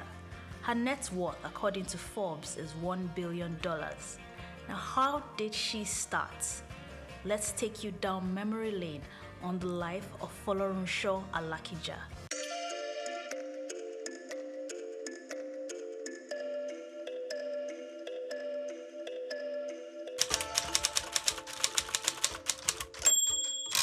Folorunsho Alakija was born on Sunday, 15th July 1951 to Chief L.A. Ogbara, her father, and Mrs. Ogbara, her mother, who is a businesswoman. She was born into a polygamous family of 8 wives and 52 children. Her mother was the first wife, and she was the 8th child of her mother. Young Folorunsho grew up at her family house located at Ido Oluwo Street, Ikorodu, Lagos. She had her nursery education at Our Lady of Apostles Nursery School from 1955 to 1958, also in Lagos. At the age of 7, her parents enrolled her at a primary school in Wales called Dino Ben School for Girls in Wales. She was in that boarding school for 4 years before she returned to Nigeria. After her primary education, she attended Muslim High School, Shagamu, Ogun State in 1963. Well, during the holidays, she will go to her mother's shop to participate in the textile business. She will learn about trading and marketing of textiles. Generally, she learns a lot of tricks about business. After graduation from high school, she enrolled at Pitman Central College, London, to study secretarial studies. In 1974, Folorunsho started her career working as an executive secretary at Sijuade Enterprises. After gaining some experience there, she moved on to First National Bank of Chicago, now First City Monuments Bank, working as the executive secretary to the managing director. Later, she was appointed the new head of the Corporate Affairs Department of the International Merchants Bank of Nigeria, formerly First National Bank of Chicago. She moved on in her career to become office assistant to the Treasury Department. After spending 12 years in the banking sector, Folorunsho traveled to London in 1984 to study fashion designing. She studied intensive courses in millinery and fashion design at the American College in London and the Central School of Fashion. When she returned to Nigeria, she established her fashion label called Supreme Stitches. Within 3 weeks of setting up her business, she was invited to take part in a fashion competition. Folorunsho won the competition that brought her straight into the limelight of the fashion industry in Nigeria. Prominent women from different parts of the country started making clothes with her. Her fashion company thrived successfully, and a few years later, she renamed it to the Rose of Sharon House of Fashion, making it a proper fashion line. As her success in fashion grew, she was later made national president of the Fashion Designers Association of Nigeria, FADON, and a lifelong trustee of the association. By the early 1990s, Folorunsho decided it was time to expand her business tentacles to oil and gas. Her company, FAMFA Limited, was incorporated in September 1991. The company applied for an oil prospecting license, OPL, to explore a 617,000 acre block for oil, now OPL 216. In August 1993, the company was awarded the leasehold rights of OPL 216 oil block, and it was renamed officially. FAMFA Oil was changed to FAMFA Oil Limited. Its goal was to be the forefront of indigenous oil and gas exploration and production in Nigeria. Folorunsho got on board the exploration of a major deep water oil field located 1,500 meters off the Niger Delta, the Agbami field. She gained access by partnering with Star Deepwater Petroleum, a subsidiary of Texaco, through a joint venture agreement. FAMFA Oil Limited then appointed Star Deepwater Petroleum as its official technical advisor for the OPL 216 exploration license. The company received 40% of FAMFA's 100% stake, while the remaining 60% was retained by FAMFA and the Alakija family. It was discovered in 1998 by Shell. Star Deepwater Limited, an affiliate to Chevron, functions as the operator of the field. Through her company, FAMFA, Folorunsho and other companies are oil benefactors of the Agbami field. The Agbami field was first discovered in 1998 but only became active in 2008. Its operations will last throughout 2024. After a majority of its vast reserves would have been extracted, she had to fight back against the government in court for laying claims to a 50% stake in her company. It was initially a 40% stake, but the government later returned for an additional 10%, claiming that the company generated a revenue of $10 million from the oil block.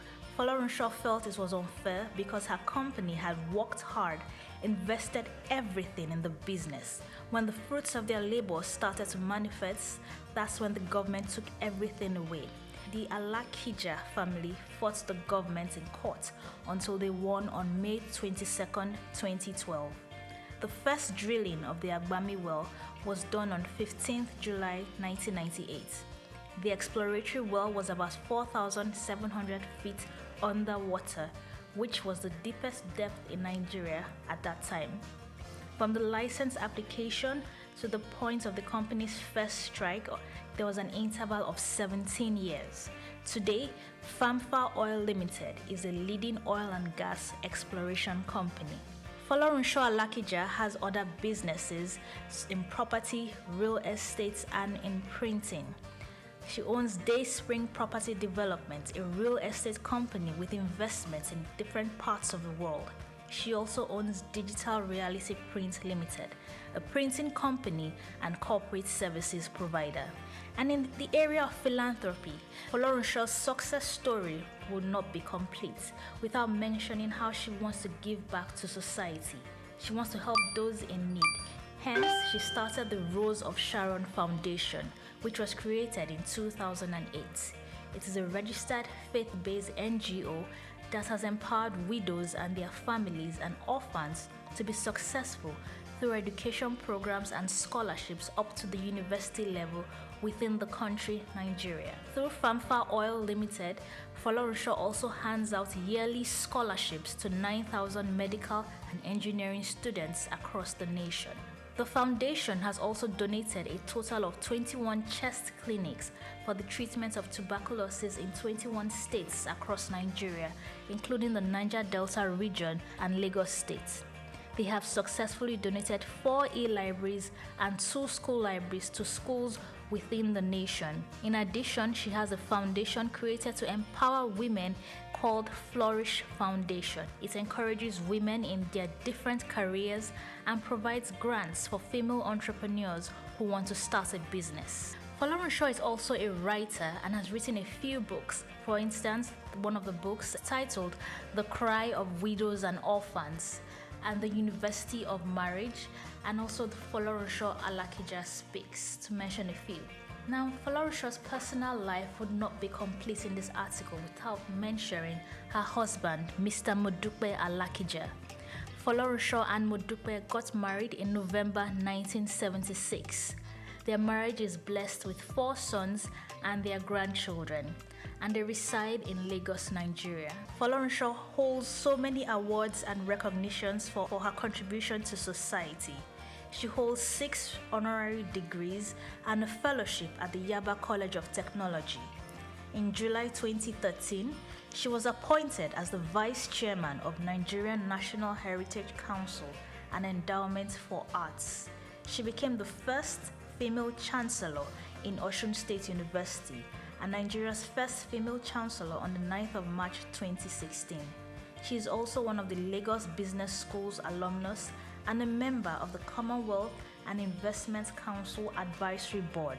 She is also an advisory board member for Center of African Studies, Harvard.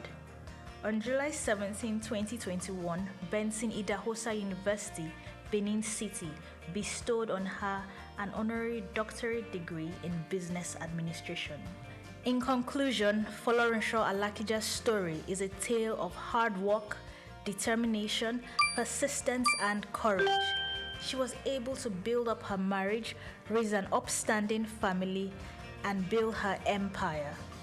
She also faced challenges in her life, but she conquered these challenges. She is living proof that success is not limited by gender, age, nationality, or financial backgrounds, but rather success is the product of courage to take risks and stand up strong in the face of adversity.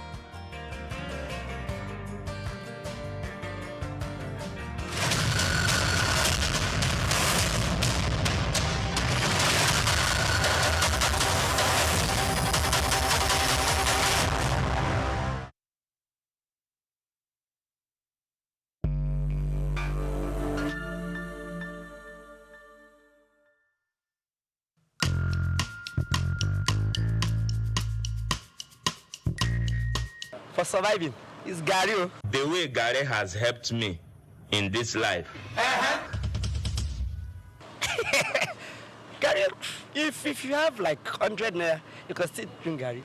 If you have 100 naira, if you take pure water, you are just drinking water. But everybody is so borrow you one thing or the other. But Gary is the cheapest, I think. Well, it's fair for me because I think fuel is one of the things that drive the economy, everywhere. So, for the economy to move, for productions to take place, for movements or transportation to take place. Fuel, because I use fuel every day. It's food now. Football boots. Because I'm a footballer and it's very cost and it's hard to see money nowadays as a footballer. Food. Because if people chop, there's no any problem.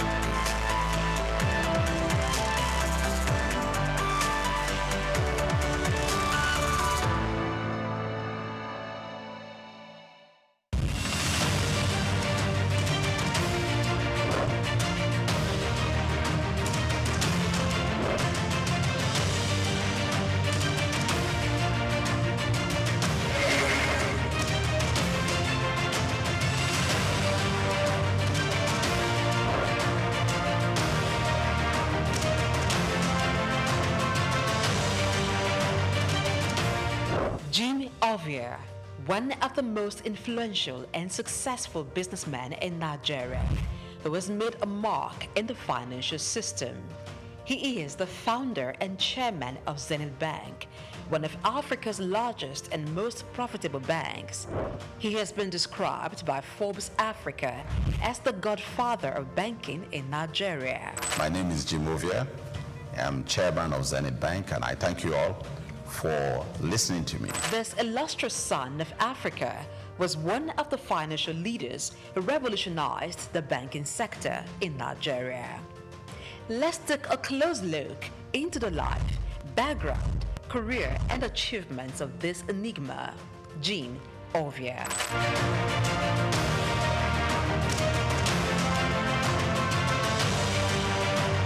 Jim Ovia was born on November 4, 1951 in Agbo, Delta State, Nigeria, to a large family as the second son of Chief Obi Olihe of Agbobi in Delta State. Being one from a humble background, Jim attended local schools as he had lost his father at the tender age of 4. His widowed mother, together with his older brother, saw him through school. He had secondary education at Ika Grammar School in Agbo.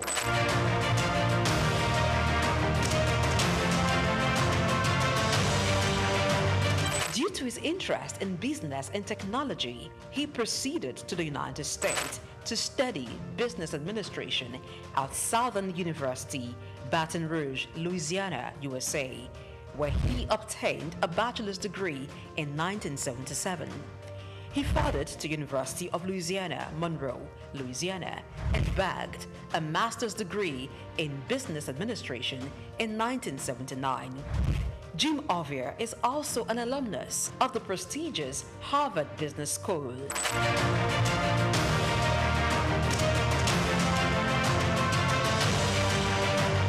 Jim Ovia worked briefly as a clerk in Union Bank in 1973 before proceeding for tertiary studies. Upon acquiring immense business knowledge from international institutions, he returned to Nigeria, his home country, and began a career in banking. He continued at this for years, working for banks such as Lion Bank, Merchant Bank of Africa, and International Merchant Bank.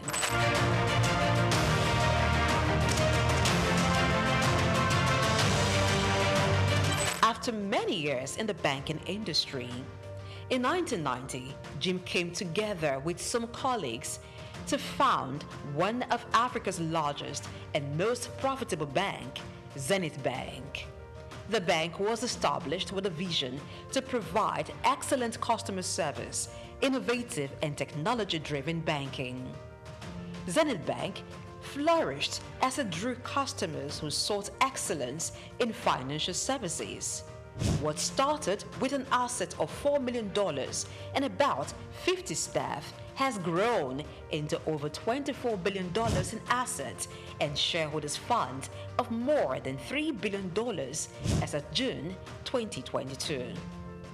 Zenith Bank is listed on the Nigerian Stock Exchange and London Stock Exchange. Jim Ovia served as Zenith Bank's Chief Executive Officer and Managing Director from 1990 to 2010, and then Chairman from 2010 to 2014. After a brief break, he returned as Chairman of the bank in 2016 and remains so till date. Under his leadership, Zenith Bank has grown to become one of the leading banks in Nigeria and Africa, standing tall among some of Nigeria's first-generation banks of repute, a feat rare for second-generation banks established in a time of tension between military and civilian regimes and economic instability. We will build our own roads to our branches if we're building branches in some cities, towns where the roads are not good enough. We have also bought power plants, generating sets to power electricity into our building. When we do all this, we also even had dug borehole to supply water to the building. When we do all this, what I personally call it is BYOI, bring your own infrastructure or build your own infrastructure. Jim Ovia served as Zenith Bank's Chief Executive Officer and Managing Director from 1990 to 2010, and then Chairman from 2010 to 2014. After a brief break, he returned as Chairman of the bank in 2016 and remains so till date. Under his leadership, Zenith Bank has grown to become one of the leading banks in Nigeria and Africa, standing tall among some of Nigeria's first-generation banks of repute, a feat rare for second-generation banks established in a time of tension between military and civilian regimes.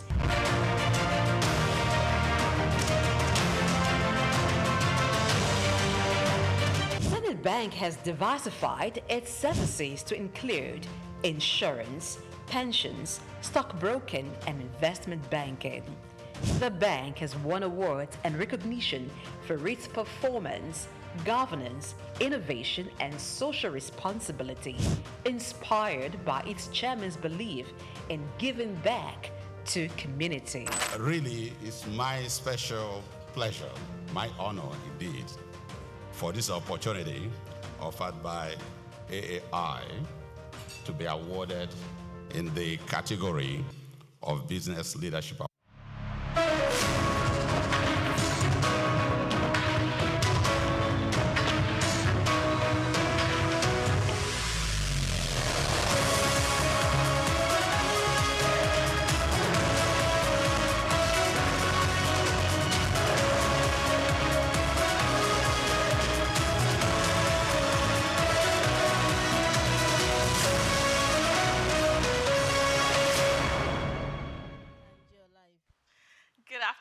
Welcome to World News on SOUQ News Television, reaching you live from our studios in Lagos State, Nigeria.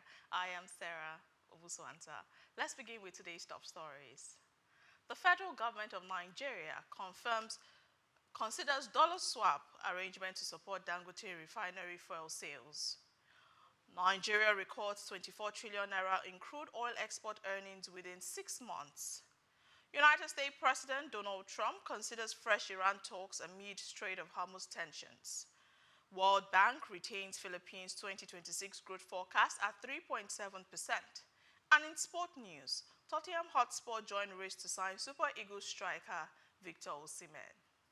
We'll bring you details of these headlines and more stories in a moment.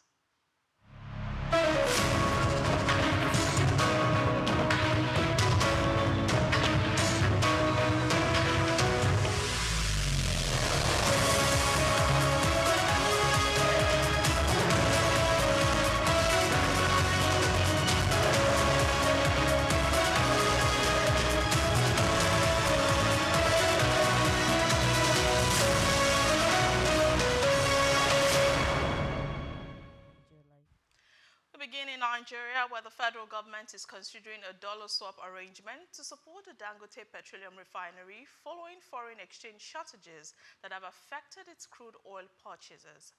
Under the proposed arrangement, the government would provide dollars in exchange for petrol sold in naira, enabling the refinery to pay crude oil suppliers and sustain fuel production for the Nigerian market. This move follows concerns that the refinery has received less than its expected crude allocation under the Naira for Crude initiative, forcing it to source crude from international suppliers. The intervention is expected to ease foreign exchange pressure, maintain stable fuel supply, and strengthen domestic refining operations nationwide. Moving on from that story, Nigeria generated about 24 trillion naira from crude oil exports between January and June 2026, after exporting an estimated 182.2 million barrels valued at $17.6 billion. The increase in export earnings was driven by stronger international crude prices, with about 69% of Nigeria's total crude production exported during the 6-month period. Industry stakeholders, however, continue to express concern over inadequate crude supply to domestic refineries. They urge the federal government to fully enforce the domestic crude supply obligation to guarantee sufficient feedstock for local refining while sustaining export performance. In another news, the National Insurance Commission, NICOM, has approved 43 insurance and reinsurance companies following the successful completion of the country's 12th-month recapitalization exercise. The Commission said the firms met the new minimum capital requirements introduced under the Nigerian Insurance Industry Reform Act 2025 to strengthen the insurance sector and support economic growth. 8 additional companies are currently undergoing final verification after submitting compliance documents before the deadline. The recapitalization program is expected to boost investor confidence, improve policyholder protection, and strengthen the industry's capacity to finance major national projects. Meanwhile, the federal government has directed all ministries, departments, and agencies, MDAs, to stop awarding contracts or entering financial commitments without approved budgetary provisions and adequate cash backing. The directive, issued through a Treasury circular signed by the Accountant General of the Federation, seeks to strengthen fiscal discipline, improve budget implementation, and prevent abandoned government projects. Authorities say the new guidelines would enforce compliance with procurement laws, reduce outstanding contractual liabilities, and promote greater transparency in public financial management. Now, according to the Central Bank of Nigeria, CBN, mobile money transactions in Nigeria rose to 372 trillion 140 billion naira in 2025. The Apex Bank disclosed that Nigerians completed more than 28.7 billion mobile money transactions during the year, reflecting increased adoption of digital financial services, wider agent networks, and improved payment technologies. The bank also attributed the growth to stronger collaboration among stakeholders and increasing acceptance of the cashless payment solutions, while calling for continued investment in payment infrastructure. Still in Nigeria, where the Benue state government has unveiled a comprehensive food security strategy aimed at increasing agricultural productivity and strengthening food production across the state. The 5-year initiative seeks to address insecurity, land use conflicts, and other challenges affecting farming while encouraging collaboration among government agencies, traditional institutions, and farming communities. Officials say the plan will improve land governance, expand market access, revive rural economies, and support sustainable food security, with a midterm review scheduled for the year 2028.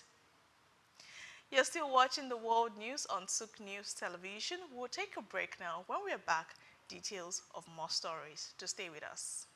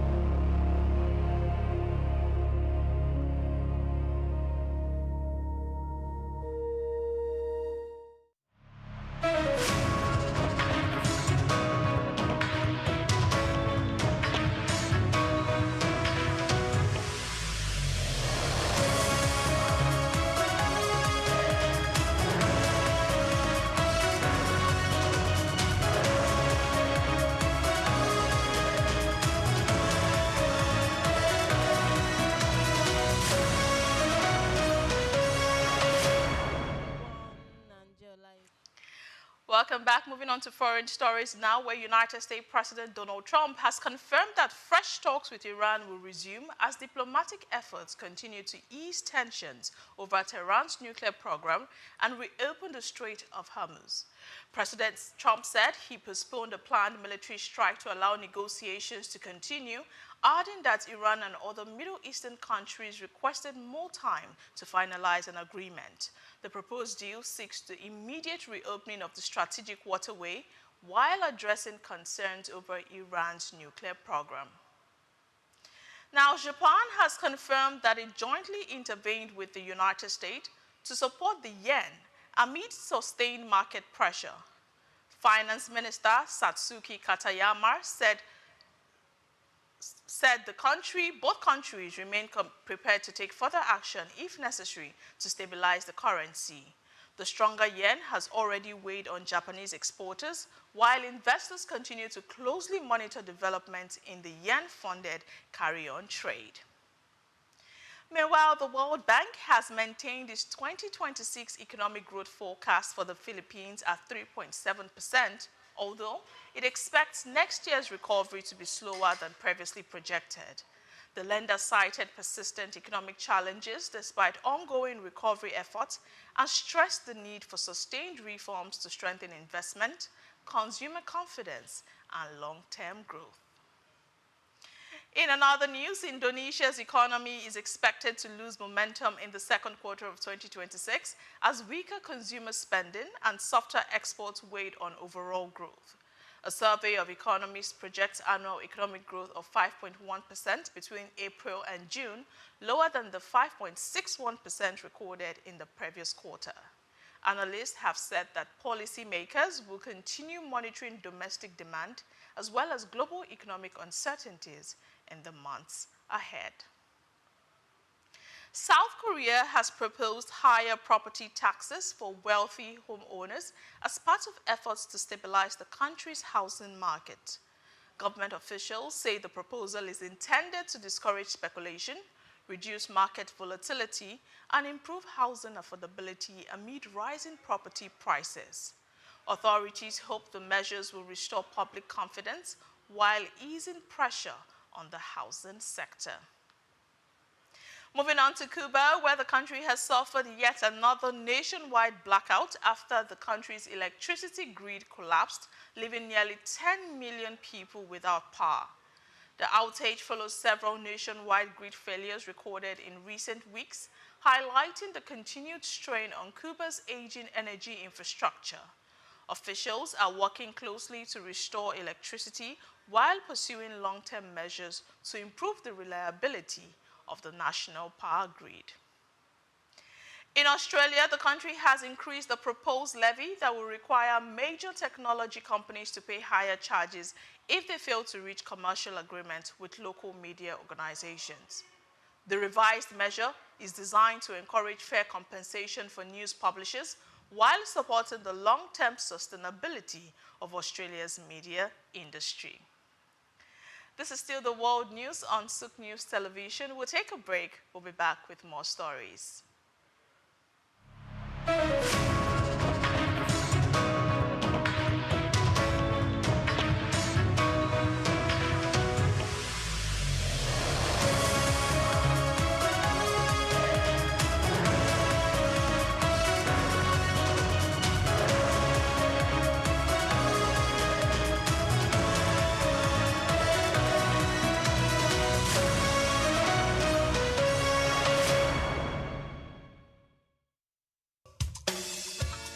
Fellow Nigerians, did you know that constituency and executive projects in your communities are not gifts from your legislators? They are projects sponsored by the legislators and funded by the federal government to improve your life and the lives of those around you. These projects belong to you. Without your vigilance, they might never be completed. Don't allow them to fade away into unfulfilled promises. Stand up, take ownership, monitor their progress, demand accountability, and report concerns to ICPC. Call our toll-free line now on 0800-2255-4272 or WhatsApp only on 0806-656-4726. This message is brought to you by the Independent Corrupt Practices and Other Related Offences Commission, ICPC, with support from MacArthur Foundation and the Center for Democracy and Development in Africa, CDD.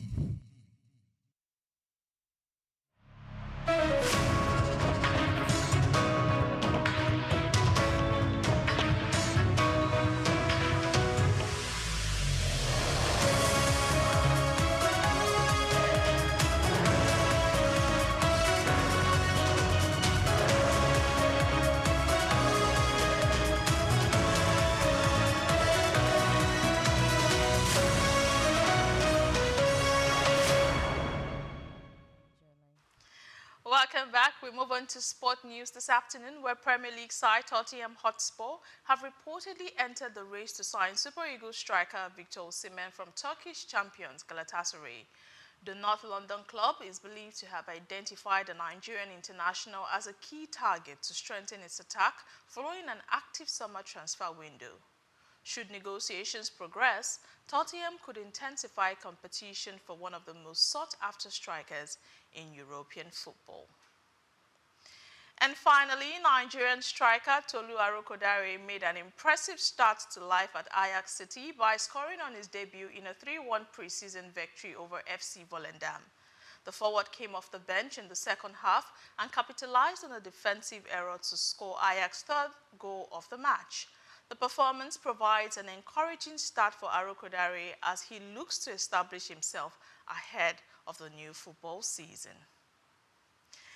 And that's a wrap on the news this afternoon, but before we go, here is a quick recap of today's top stories.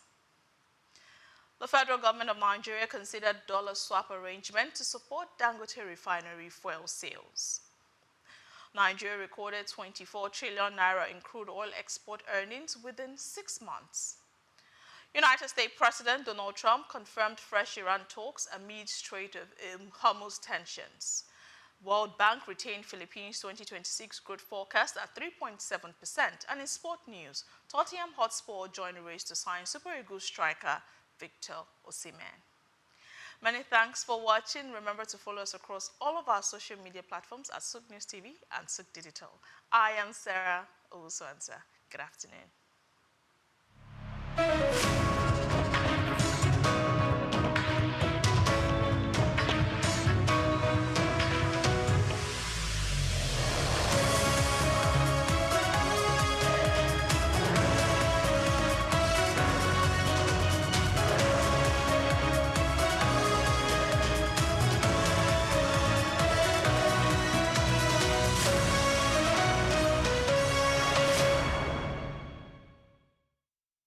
Afrobeats is a classic overnight success story, except it didn't happen overnight. I'm happy to be here. One of the key things about the Omniverse is that it's designed to go beyond an event and designed to be fully something that people can engage beyond the summit. The point being that Nigeria has so much to bring to the world in terms of these things, but we will be bringing fresh energy, fresh ideas, a fresh engagement, and we're obviously open to collaboration. But hip-hop, it never dies. What's the difference between Thor and Shango? Thor is approaching $50 billion in revenue. Shango's broke somewhere outside Lagos. And that's a lack of imagination on our part, Africa, and they're all Nigerian. So to be seen and to be noticed is very hard if you're not in the place where all the noise is being made.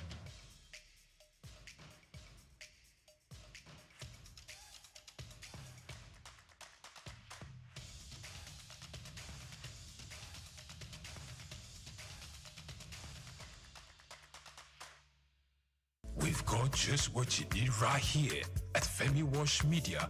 Call it the Midas Touch, and you wouldn't be wrong. Let us record, produce, mix, and master your audio like nobody does. Reach us on our contact today for the best quality job. Messi is good now. I've been Ronaldo fans now, but Ronaldo don't live here now. On the 7th day, by 7 a.m., a particular player that wears number 7 is on a 7 a.m. flight back to his country because he couldn't make it to his 7th World Cup. Yes, Messi is the GOAT because he has won everything and he has also won the World Cup. Not that Ronaldo is not good. Ronaldo is an awesome player, but Messi is the GOAT. When there has been comparison, Messi is better than Ronaldo because he has won everything. And including the World Cup that Ronaldo has always craved for. But now that Ronaldo is out of the World Cup, then Messi is the GOAT. Yes, now obviously it's over now because he can't even try to say he wants to come back to next World Cup again. So I think it's over. No, all those Ronaldo fans just shish for now. You understand what I'm saying? So it's over. Messi is the GOAT. He's the one of the one player. He has completed all his football career since when he accomplished the World Cup. Sure, you understand? So he has all the title, all the needful things player has to have in football. So Messi is the best of all time. Well, it's not a question of does that mean if Messi is the GOAT. It's just a validation of the fact that Messi is the GOAT. Because it is only legends that are still left in the World Cup. The babies are out. You know, and just like I said, on the 7th day, by 7 a.m., a particular player that wears number 7 is on a 7 a.m. flight back to his country because he couldn't make it to his 7th World Cup. So that's period. The real legends are in the game. So, thank you. Got it! Yes, now Messi is good now. I've been Ronaldo fans now, but Ronaldo don't live here now. It is what it is. It is what it is.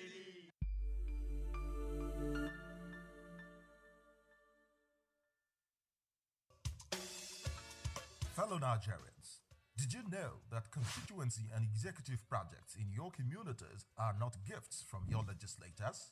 They are projects sponsored by the legislators and funded by the federal government to improve your life and the lives of those around you. These projects belong to you. Without your vigilance, they might never be completed.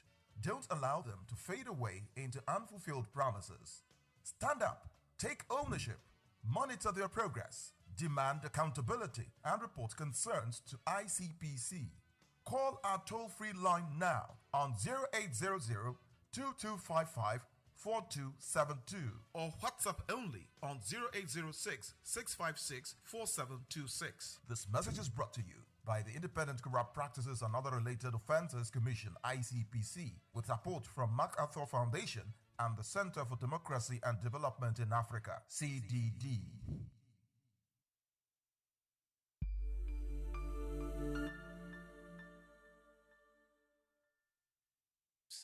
You have a job offer, they are going to pay you 800K per month, but you work 7 days a week, except public holiday. Or you earn 500K per month, but you work 5 times a week. Which one do you think you will go for?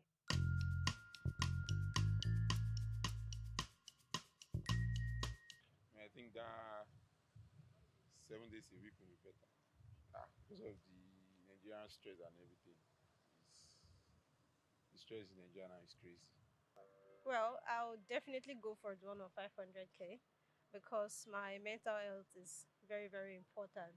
I mean, what's the purpose of working when you don't have the time to spend the money you're working for or have some good time with your family? So my mental health is going to suffer. I'll go for the one of 500K because the pay is okay, same as one of 800K, and I have to work 5 days, so I get to rest, and I'll have more peace of mind. Like, that's just it. Okay, that's actually very tricky. Considering the Nigerian economic system, I would go for the 800 along with side hustles and all that because it's something that could cover up for a lot of things. I'll go for the 500K one because I like my peace of mind. I like rest days. How many public holidays do we have in a year? It matters. It matters.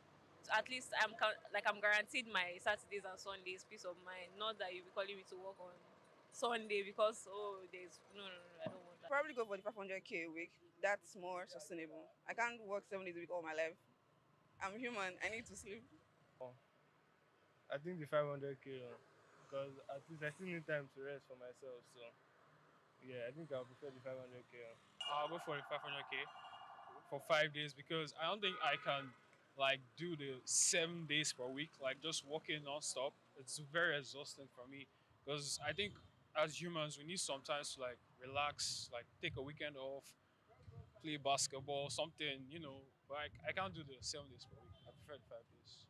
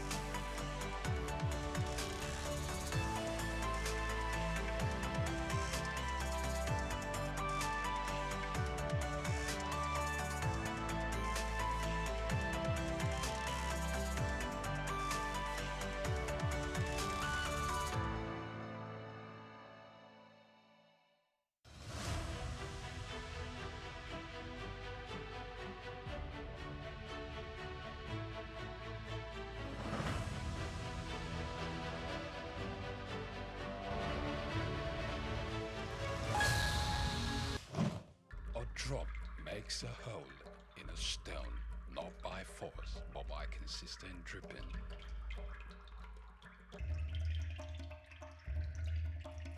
Nothing describes this woman more apt than her indomitable and consistent drive for excellence.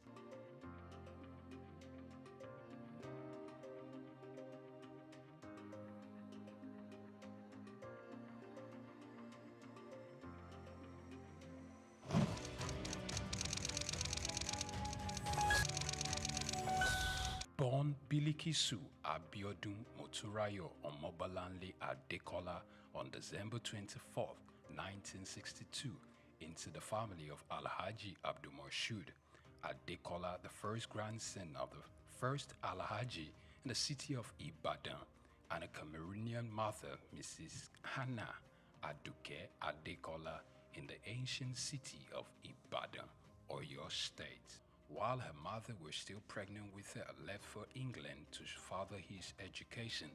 And while she was pretty much young, her mother left the country to go join her husband to return while she was 8 years.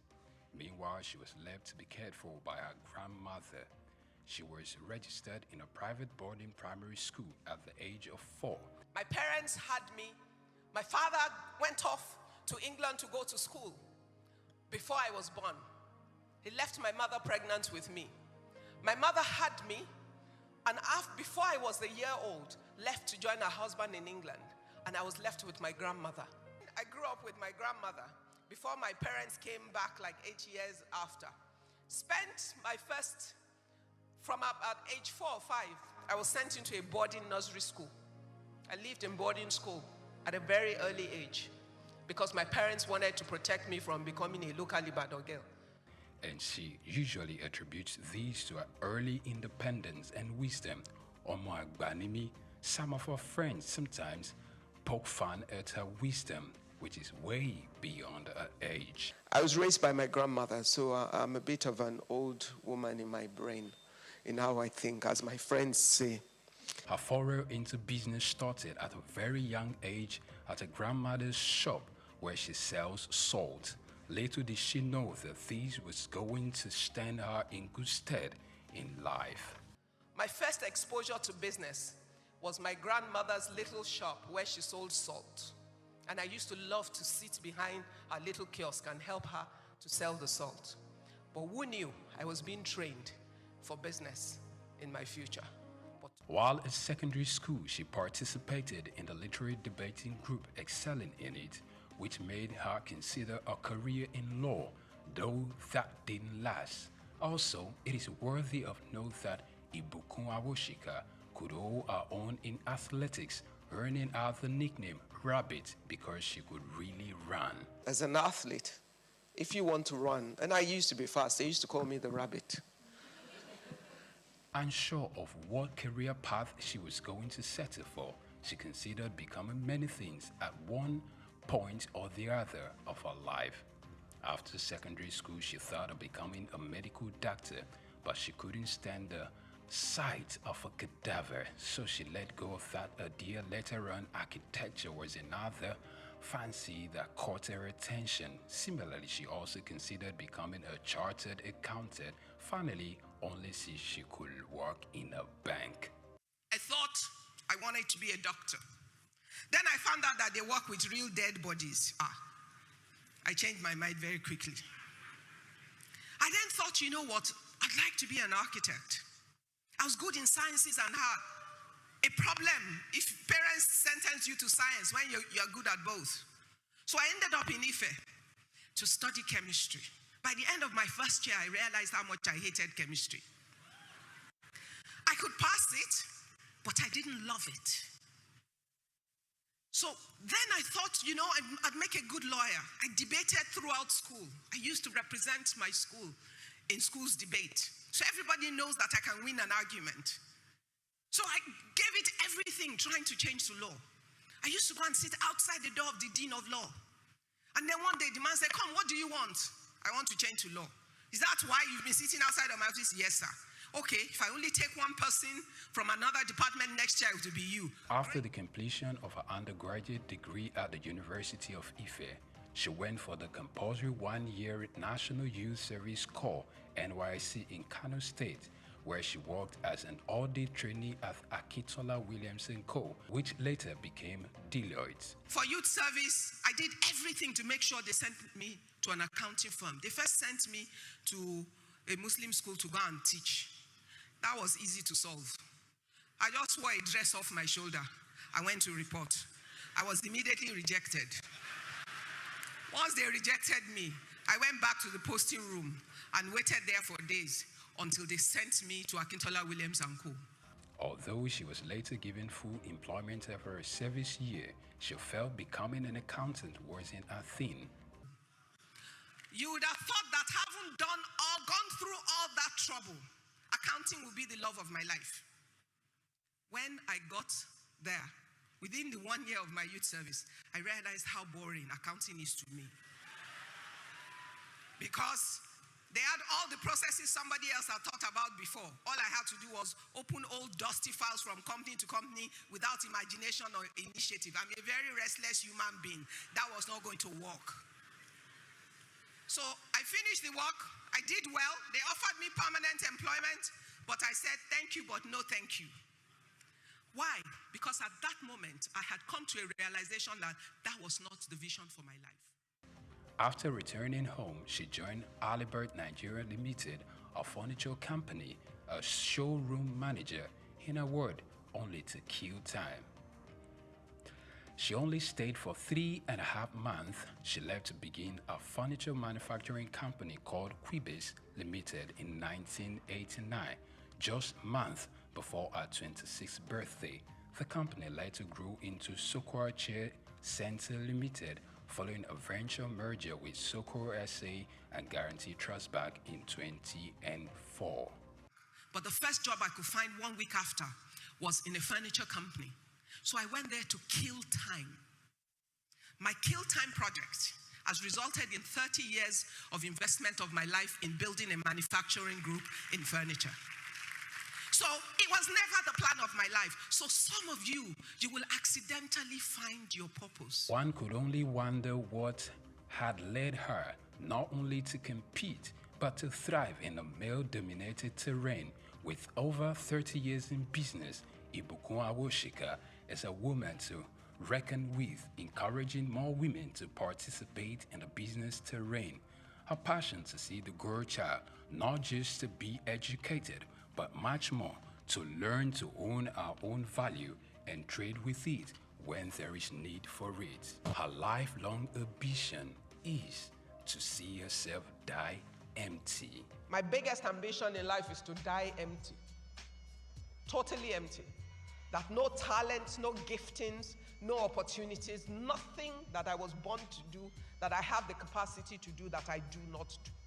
Following her remarkable achievements, she's been conferred with different doctorates, including one in business, entrepreneurship and human capacity development from the Lagos State University, Ojo. Similarly, she was given a honorary doctorate of business administration from the Obafemi Awolowo University and another from the Olabisi Onabanjo University, Agoiwoye, Ogun State. Apart from our entrepreneurial prowess, Ibukun Awoshika is an ordained minister of the gospel, a presenter, writer, and a TV host. The Bible tells us that let every man be what? A liar. And let who alone be true? Let God alone be true. She hosts a television program called Business His Way. Also, she acted in the 2020 Kunle Afolayan movie titled Citation, which in addition to the book she had written, including Business His Way, The Girl Entrepreneur, The Girls in the Boardroom, and My Thoughts in Codes. In 2004, she earned a certification in Business Administration and Management from the IESE Business School. She's also the chairperson of the Novel Nigeria Office for Philanthropy and Impact Investment. She has consistently encouraged women to take up more leadership positions without compromising their values and integrity. In 2005, she was appointed the MD CEO of SOUQ SA of France, GTB PLC, the Chair Center Limited, and some local investors after the ban of the importation of furniture by the federal government of Nigeria in 2004. Furthermore, it is noteworthy to note that she independently established another ultra-modern furniture facility, Furniture Manufacturers Mart in Ikeja, Lagos. In 2008, she was among 5 Nigerian entrepreneurs who appeared in the first African version of the Dragon's Den. Unlike a great deal of others who knew exactly what they wanted to do from the beginning, she admitted to accidentally finding purpose. Ibukun Awoshika is a member of the Nigerian Economic Summit Group, a member of the board of Nigerian Sovereign Wealth Fund, a former chairperson of the Board of Trustees of Women in Management, Business and Public Service, and a member of the IESC's International Advisory Board. Furthermore, she sits on the board of Digital Jura Limited and Cabri Nigeria PLC. Additionally, she's a fellow of the African Leadership Initiative and Aspen Global Leadership Network. History was made on the 7th day of September 2015. Following the resignation of Prince Ajibola Afonja, she became the first female chair of the First Bank of Nigeria in its 126 years of existence. Ibukun Awosika's Octo-Nigerian father, Abdul Moshood Adekola, who was a great influence in her life, passed on the 20th April 2020 after serving the Lord as an usher at the Fountain of Life Church in Idupeju. He was a Muslim convert. He was converted few days before his 60th birthday. She got married on her 28th birthday to Abiodun Awoshika, who is the Chief Executive Officer of Excel Exploration and Production Company Limited, and they are blessed with 3 fine young men, Oludola, Olufishika, and Olamiposi. To celebrate a life of impact at 60, friends and mentees surprised Awoshika by building the Ibukun Awoshika Sports Center at our beloved secondary school, Methodist Girls High School, Yaba, Lagos. This project took about 6 months to complete and had some of our mentees like Tara Durutoye, Ndidi Okuano, Chichi Nwoko, and Bisola Runsewe. They marshaled it alongside a team of other successful people. She stands like Joshua upon the pinnacle of the Horeb, looking to command an army of a new generation of women entrepreneurs that wouldn't stop at anything to achieving their God-given dreams. For her, she believes that regardless of how illustrious her career is and how successful she could ever get in life, her family and husband remain the most important gift in her life. Ibukun Awoshika.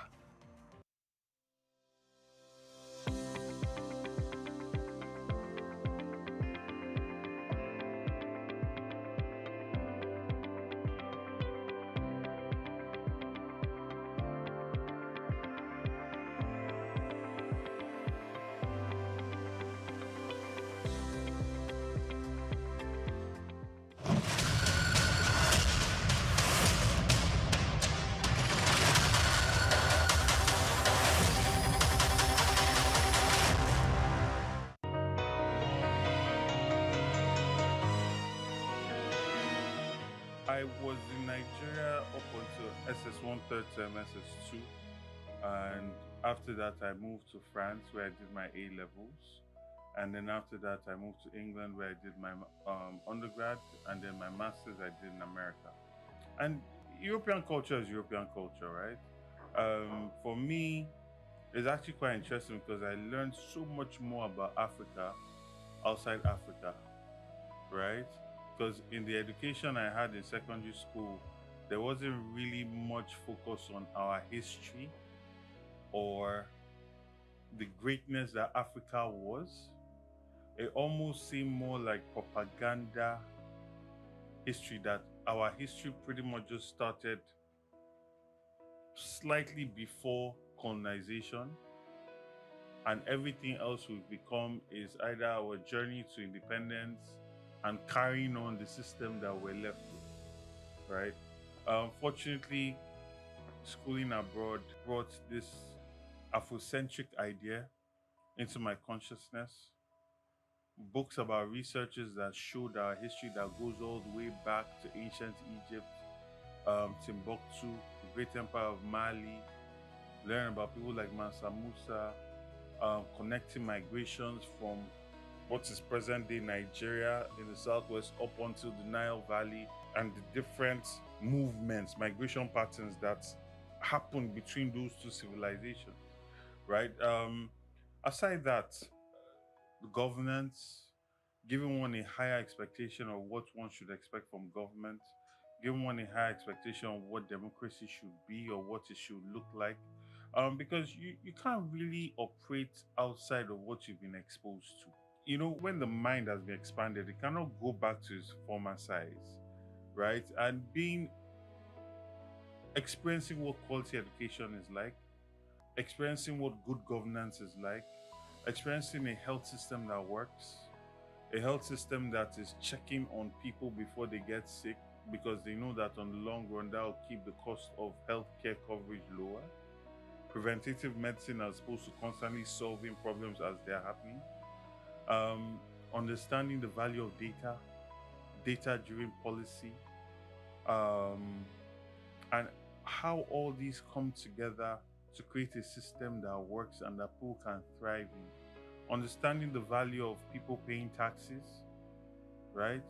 And the services they get in return of those taxes. I think these are some of the things that I got from my exposure schooling abroad. And then when I moved back to Nigeria, I did my NYC, and then I started working. I worked in some architecture firms while also running mine and getting some projects, and then went into business.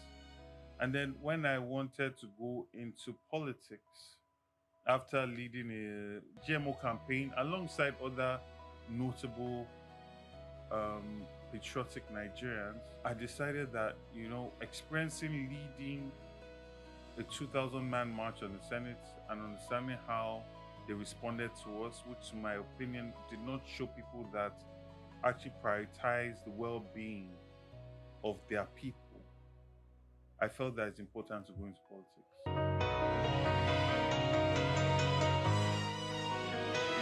Okay, so I ran for student council president in high school and won. So politics that way, yeah. You can say since I was 19, having an idea, having the manifesto and selling that idea, understanding problems and proffering solutions and implementation strategies. Yeah, so I can say 18, 19. When I came back and after the GMO, for those that don't know, genetic modified foods, we led a 2-year campaign against the Ministry of Agriculture that was chaired at the time by Akinwumi Adesina to prevent the adoption of genetic modified foods in Nigeria. And that process, engaging politicians and our representatives, I felt that Nigerians deserve better. And I'm not one to just complain and point fingers or tweet on social media. I believe if you engage in something, you need to see it all the way. So I ran for local government chairman. But before that, I actually went to Unilag and got a master's in research and public policy. Now, I had some very brilliant professors, without a doubt, some very, very brilliant professors. People like Professor Jikutu, people like Professor Ologbenla, Onoha, a number of very brilliant people. But at the same time, in relation to the level of organization, there's still a way to go, and I think this also comes down to funding our universities properly, ensuring that our professors are well paid, ensuring that we have enough professors, because a lot of our professors, they're taking so many classes with so many students and they have to bring in their A game to all of these things. We need to prioritize education a lot more in this country,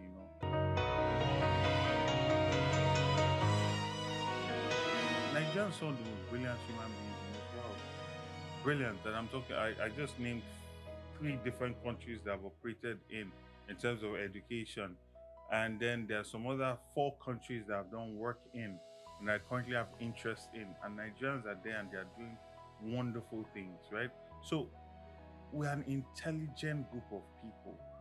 What we need are the structures and organization that create an enabling environment for us to thrive. I mean, think about what it takes to be successful in this country today. Think about what it takes to be successful in Lagos. Now, imagine a government that puts everything in place and is more like a partner than, this person that's just trying to take from me, right? You would experience an exponential increase in wealth. I think that a person that values education must have had a very good education. If you don't value education, it's a reflection of your own education. I can't think of somebody that's experienced good education that will not prioritize education, because you will know the power of education. And this goes to show when we talk about how it's okay for someone with a NEPA certificate to be our president, and we see the ruin that it brought Nigeria to, or a person that's using lawyers to hide the certificates, right? It will reflect in the quality of your education. So I feel that we need to start demanding more from people that aspire to lead us. Go and look at the quality of education that the leaders of America got. They either went to Yale or Harvard or recently Princeton, Ivy League schools. The top of us have to lead. This idea that you can just pick anybody to lead you to where? This person is like this with you. Where is he leading you to? What vision is this person bringing that is outstanding? Your leader should be outstanding. He cannot be, or she cannot be part of the flock. You understand? They must be outstanding, either in their strength of character. So you look at America when they want to select their president, George Washington. Why? Because when there was war, the man stood in front. He was a leader. Intelligence, he was a leader. These were people that were inventors. Benjamin Franklin. These were people that were inventing things. They were not just thought leaders. They were on ground. They were policy leaders. They were kings in their own right. It was not a commoner. And I don't mean commoner in the sense of money. You see, people think it's just about money. No, it's about what are your values? What are you willing to stand for? What do you stand for? Right? If the wind blows, you just move to the place that favors your pocket. You clearly don't have a backbone. So how can you lead? And people will say, okay, they just want somebody that they can associate with. Yes, but associate with in what way? In poverty and failure and mediocrity, or in success and a vision that benefits you, your family, and your children, and the greater society, right? Because if you think about it, I say this thing in most interviews I do. My father tells me that his father told him that Nigeria was better in his day. My father told me Nigeria was better in his day. My father graduated, there were jobs, you could get car. Like, only the man had to work, the wife could be a housewife, and they were comfortable. They did not need to steal, to travel, to go on holiday. Right? He came into that. Quality education. There was public education. Right? His father was a judge. His father's driver could send his child to the same school as his boss's son. And he got quality education. Now, I can tell my children that I remember a time when Nigeria was better. When I would change 1 million naira and get 4,000 pounds. I can barely get 1 million naira now with 500 pounds. Do you understand? So it's perpetually in a nosedive. And why is that? Lack of continuity in quality leadership and visionary leadership, right? No leader that is truly focused on creating a Nigerian identity that celebrates our uniqueness and our differences and sees that as a resource as opposed to something that divides us, right? People that are traveling to the UAE, they are going there to enjoy the culture. And this culture is old, it's ancient, but they've repackaged it. That makes people want to come and visit, want to come and spend their hard-earned money there, right? And this is the visionary type of ideas I'm talking about that will create jobs, right?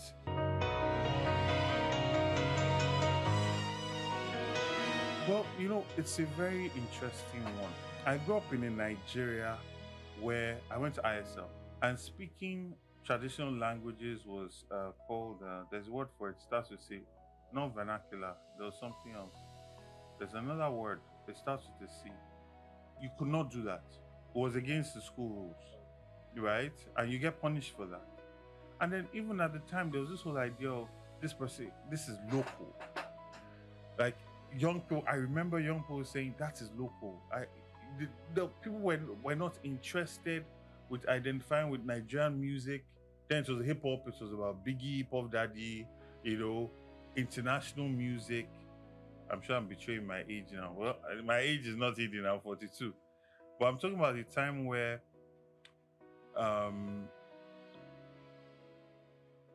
nobody was wearing trad. We grew up seeing our parents wearing suits, trousers and shirts, And like I said, I don't feel that the education that we got in Nigeria really laid any foundation for you to look deeper into our history, into our culture. And I know this now because I've experienced education elsewhere.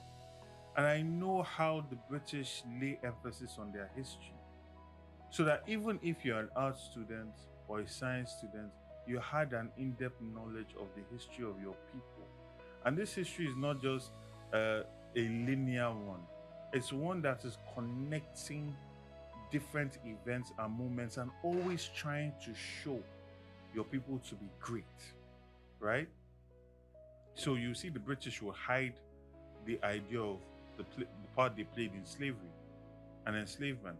It will not be prominent in the history, but where they conquered or where they uprooted slavery from the African continent, the role they played in doing that will be highlighted, right?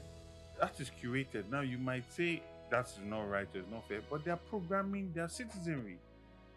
And that is what a thinking government will prioritize. Same thing with America, right? So I don't really feel we had that in our education system.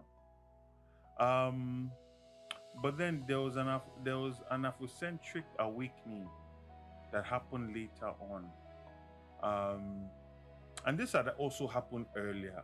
The kind of thinking that informed people like Nnamdi Azikiwe when he traveled to America, the kind of thinking that informed Fela Anikulapo Kuti when he traveled to America, or even to England, where he met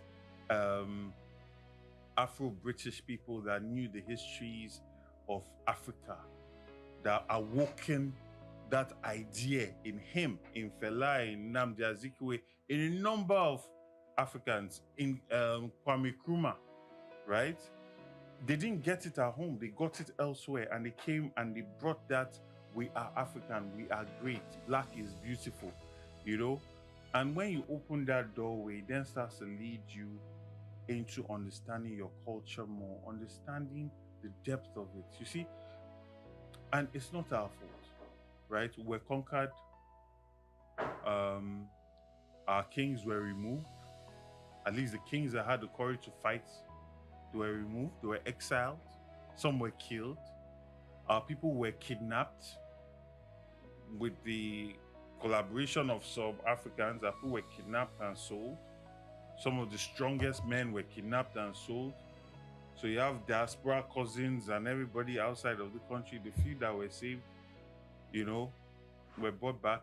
But you now had a situation of religion. And unfortunately, the religion that came through in partnership with colonization pretty much said to us that everything that we were before them was bad, was evil, was demonic. So you have a people that claim that they are from a certain tribe, speak the language, but the depth of the thinking they associate with being evil. So there's still a significant level of identity crisis that we struggle with. And you don't really see that with Indians who were colonized by the British. You don't really see it with the Chinese who also dealt with their own level of colonization, nor the Japanese, right? And you see, understanding your identity or crafting your identity as a people, because China, as we're seeing it today, was not just monolithic. It was not just one group of people. There are huge, different groups of people all over China, different tribes, but they were united by a visionary king. Similar thing happened in Japan, right?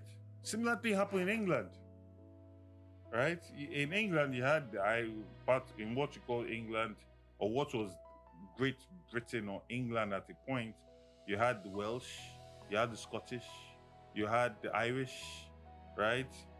You know, and they were united at the point by a conqueror, right? So sometimes you also craft identity. Sometimes identity is created by facing a threat that is bigger than all of you independently. So you have to come together to face that.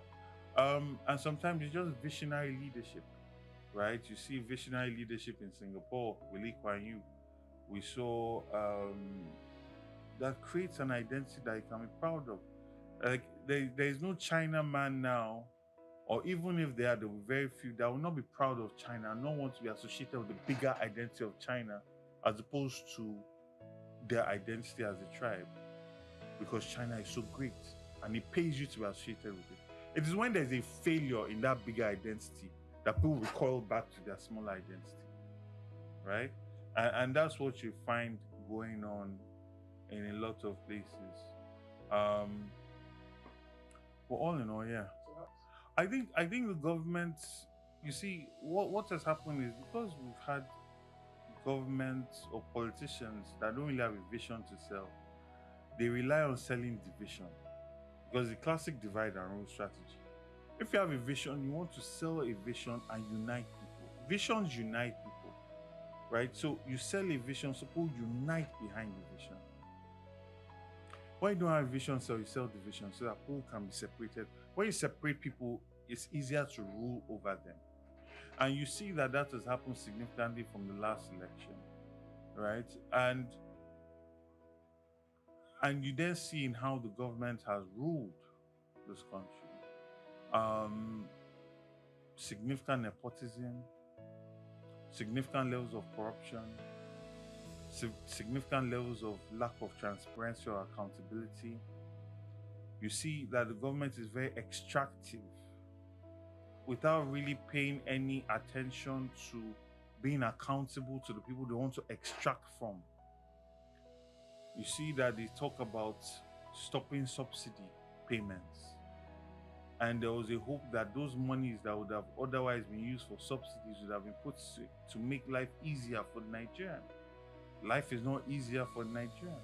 Inflation rates are at an all-time high, right? Insecurity is at an all-time high. For the first time in decades, we're having a foreign country bombing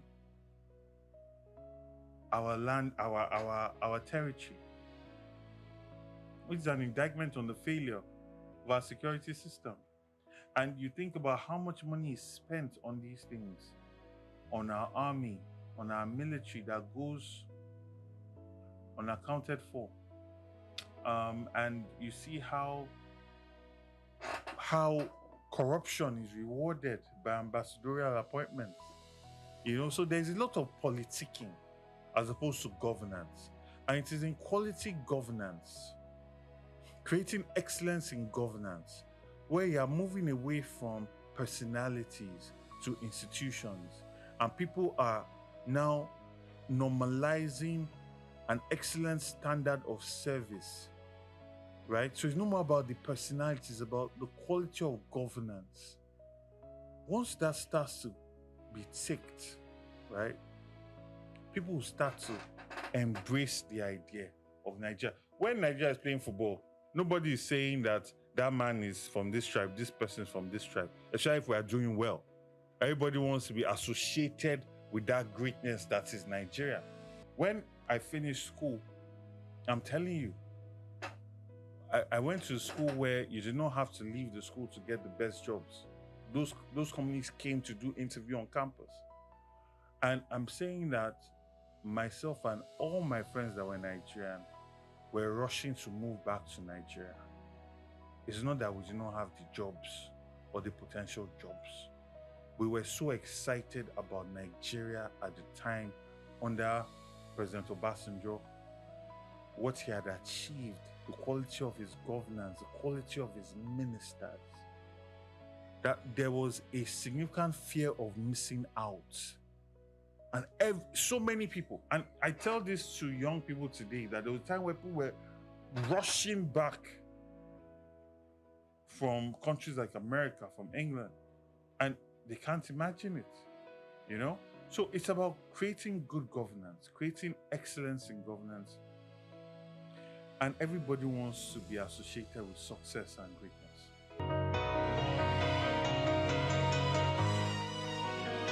There was a time where we had governments that were very empathetic to the common man. They were welfareist to an extent. Governments like Alhaji Lateef Jakonde, and that was really the ideology of Obafemi Awolowo. It was very welfareist. So civil servants did not have to hustle for housing. They had quality housing in prime areas. Affordable housing was a priority.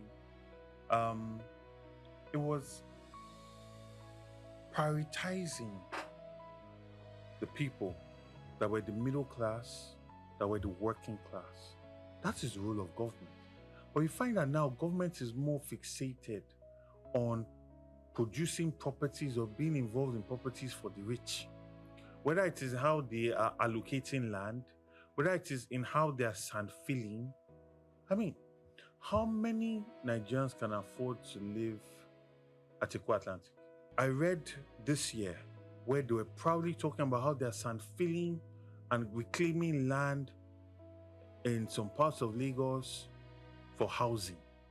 By the time you've done all of that, your unit cost will be so significant that no average person will be able to afford to live there. Meanwhile, we have huge tracts of land in Ojo, Amuwo, Badagry, Ikorodu, Epe, Ibeju-Lekki that we can channel proper urban planning, bring in industries there, and focus on creating infrastructure that makes people want to live there. And then creating local governments that are independent in themselves. So most of the major services you need are in there. So nobody's going from Ikeja to Yaba for school. These are things that cause traffic. It's like the boroughs in London. You cannot even get into a borough outside of where you pay your council tax.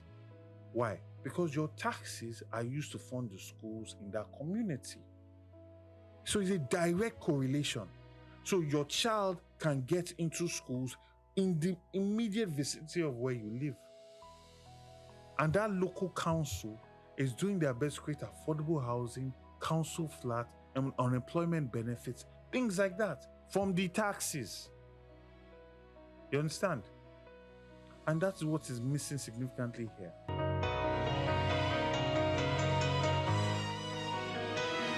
You've talked about flooding. Flooding is tied to our drainage systems and it's tied to our waste disposal systems and waste management systems, right? That in itself is also tied to the traffic that we have, especially in rainy season. It's also tied to traffic outside of rainy season because if your water is not draining properly, it's destroying your roads. That's how we then get potholes. That also causes traffic. That also spoils cars, which then leads to cars breaking down the road, which then leads to traffic. So it's an entire holistic system that must be solved in a holistic way. And there's a famous saying that you can never solve a problem from the same headspace or mindset in which that problem was created. You must step out of it to solve that problem. So this problem must be solved in a holistic way. Why are our gutters still open? All these are our elites, they're not even elite. Our politicians, our political leaders, they travel abroad. Shiba, our president, has gone to, I think he's gone somewhere to Europe and then the Middle East. I'm sure he's not seeing open gutters when he goes to Dubai, right? Or England or France, right? I'm sure he knows of the proper draining systems in these places, right? So we need to do better as a people.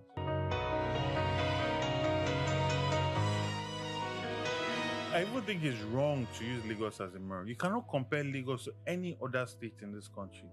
Lagos, first, was the water-facing arm for the Benin Empire at a point, which was very powerful at a point. It was, aside from the Awori and children of Olofin that came and settled it, the monarchy was from Benin, and it was a water-facing arm of the Benin Empire. Then Lagos then received all the influx of Europeans that came in for colonization. Lagos was the port in which Nigeria was formed. There was a time where all politics in Nigeria happened in Lagos. Everybody from all over came to Lagos. Think about the level of exposure. Think about the level of development from back then. Think about the level of commerce, level of finance from back then. Then you now had influx of returnees that had either paid for their freedom or people that were saved, that were never enslaved and got education in Sierra Leone, because that was where the first secondary school was, and came back. I'm talking about people like Samajai Crowder, grandfather of Herbert Macaulay, Henry Carr, H.O. Davis, and so many others that literally laid the foundation for the freedom and independence that we then got later on. Think about the intellectual capital that came in here. Think about all the skill sets that came into Lagos, the buildings that were built, the level of development, the amount of resource that came into Lagos with that. Then after that, Lagos then became this capital. Think about all the investments that came with that, all the infrastructure that was created by the Nigerian state before it now relocated to Abuja. And then today, Lagos is now the commercial capital. Most companies that exist in this country have their headquarters here. So it's extremely unfair to compare. Lagos State it's like that child that has been blessed and blessed and blessed. You know, it's like all the other children were on the farm and all the prophets were just coming and blessing and blessing and blessing. It's not fair to compare Lagos to any other state. It cannot be compared. But yes, that's the one side of the coin. The other side of the coin is the extreme need for infrastructure, right? Which, I mean, we have huge IGR because of the human beings that are here. So those money should be put into creating infrastructure for them to have a beautiful quality of life, to be more productive, to be able to earn more, which would then increase the IGR that Lagos generates, right? You know, so it's all tied into each other.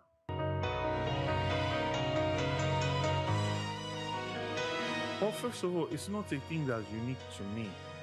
You know, the APC Lagos especially, the APC Lagos arm of politics is bigotry. It's based on bigotry. I mean, there's still pictures of banners that were hung of Jimmy Agbaje being called Jimmy Chukwu, governor of the Southeast. This is a man that is blue blood from Ikorodu. We know his grandfather. We know his antecedents. We know what he did. This is not somebody that his history or his pedigree or his name or his age or his sex is under question or under any kind of controversy. We know him. We know his grandfather. We know his father. We know his family. Right? And this is what they did. So anybody that seemingly rises to challenge the Tinubu hegemony, the first thing that is challenged is your Yorubaness. Right? I remember when they were saying that even somebody like Padi Banjo, the reason why he supported Peter Obi or was anti-Tinubu was because his mother was Igbo. Or they said Obasanjo's father is this. Anytime somebody challenges the Tinubu hegemony, they attack your identity. They try to strip you of your Yorubaness. In my situation, unfortunately for them, they could not challenge my family. They could not challenge our history. There are all sorts of nonsense. But I give God the glory that my parents are alive.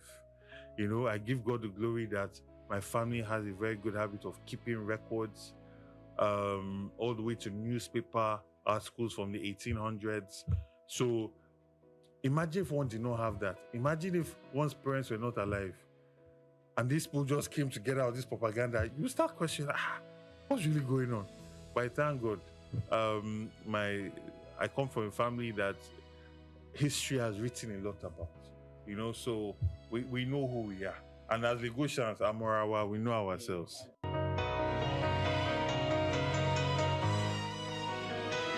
Because one is in politics now, there are a lot more things that people are saying about me but I've been Afrocentric for a very long time. All you need to do is go and read my blogs.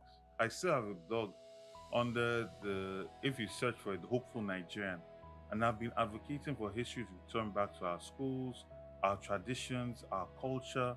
The idea that no, not everything that existed before the Rainbow Man came here was bad. Right? There's bad in everything. There are people that call themselves Muslims that are killing people. There are people that were calling themselves Christian that were doing crusades and massacring people. I mean, for goodness sake, the first slave ship that came to Africa was called Jesus. The Pope blessed people that were going to go and kill indigenous people all over the world. So there are good and bad people in every culture, in every belief system, right? And this idea that everything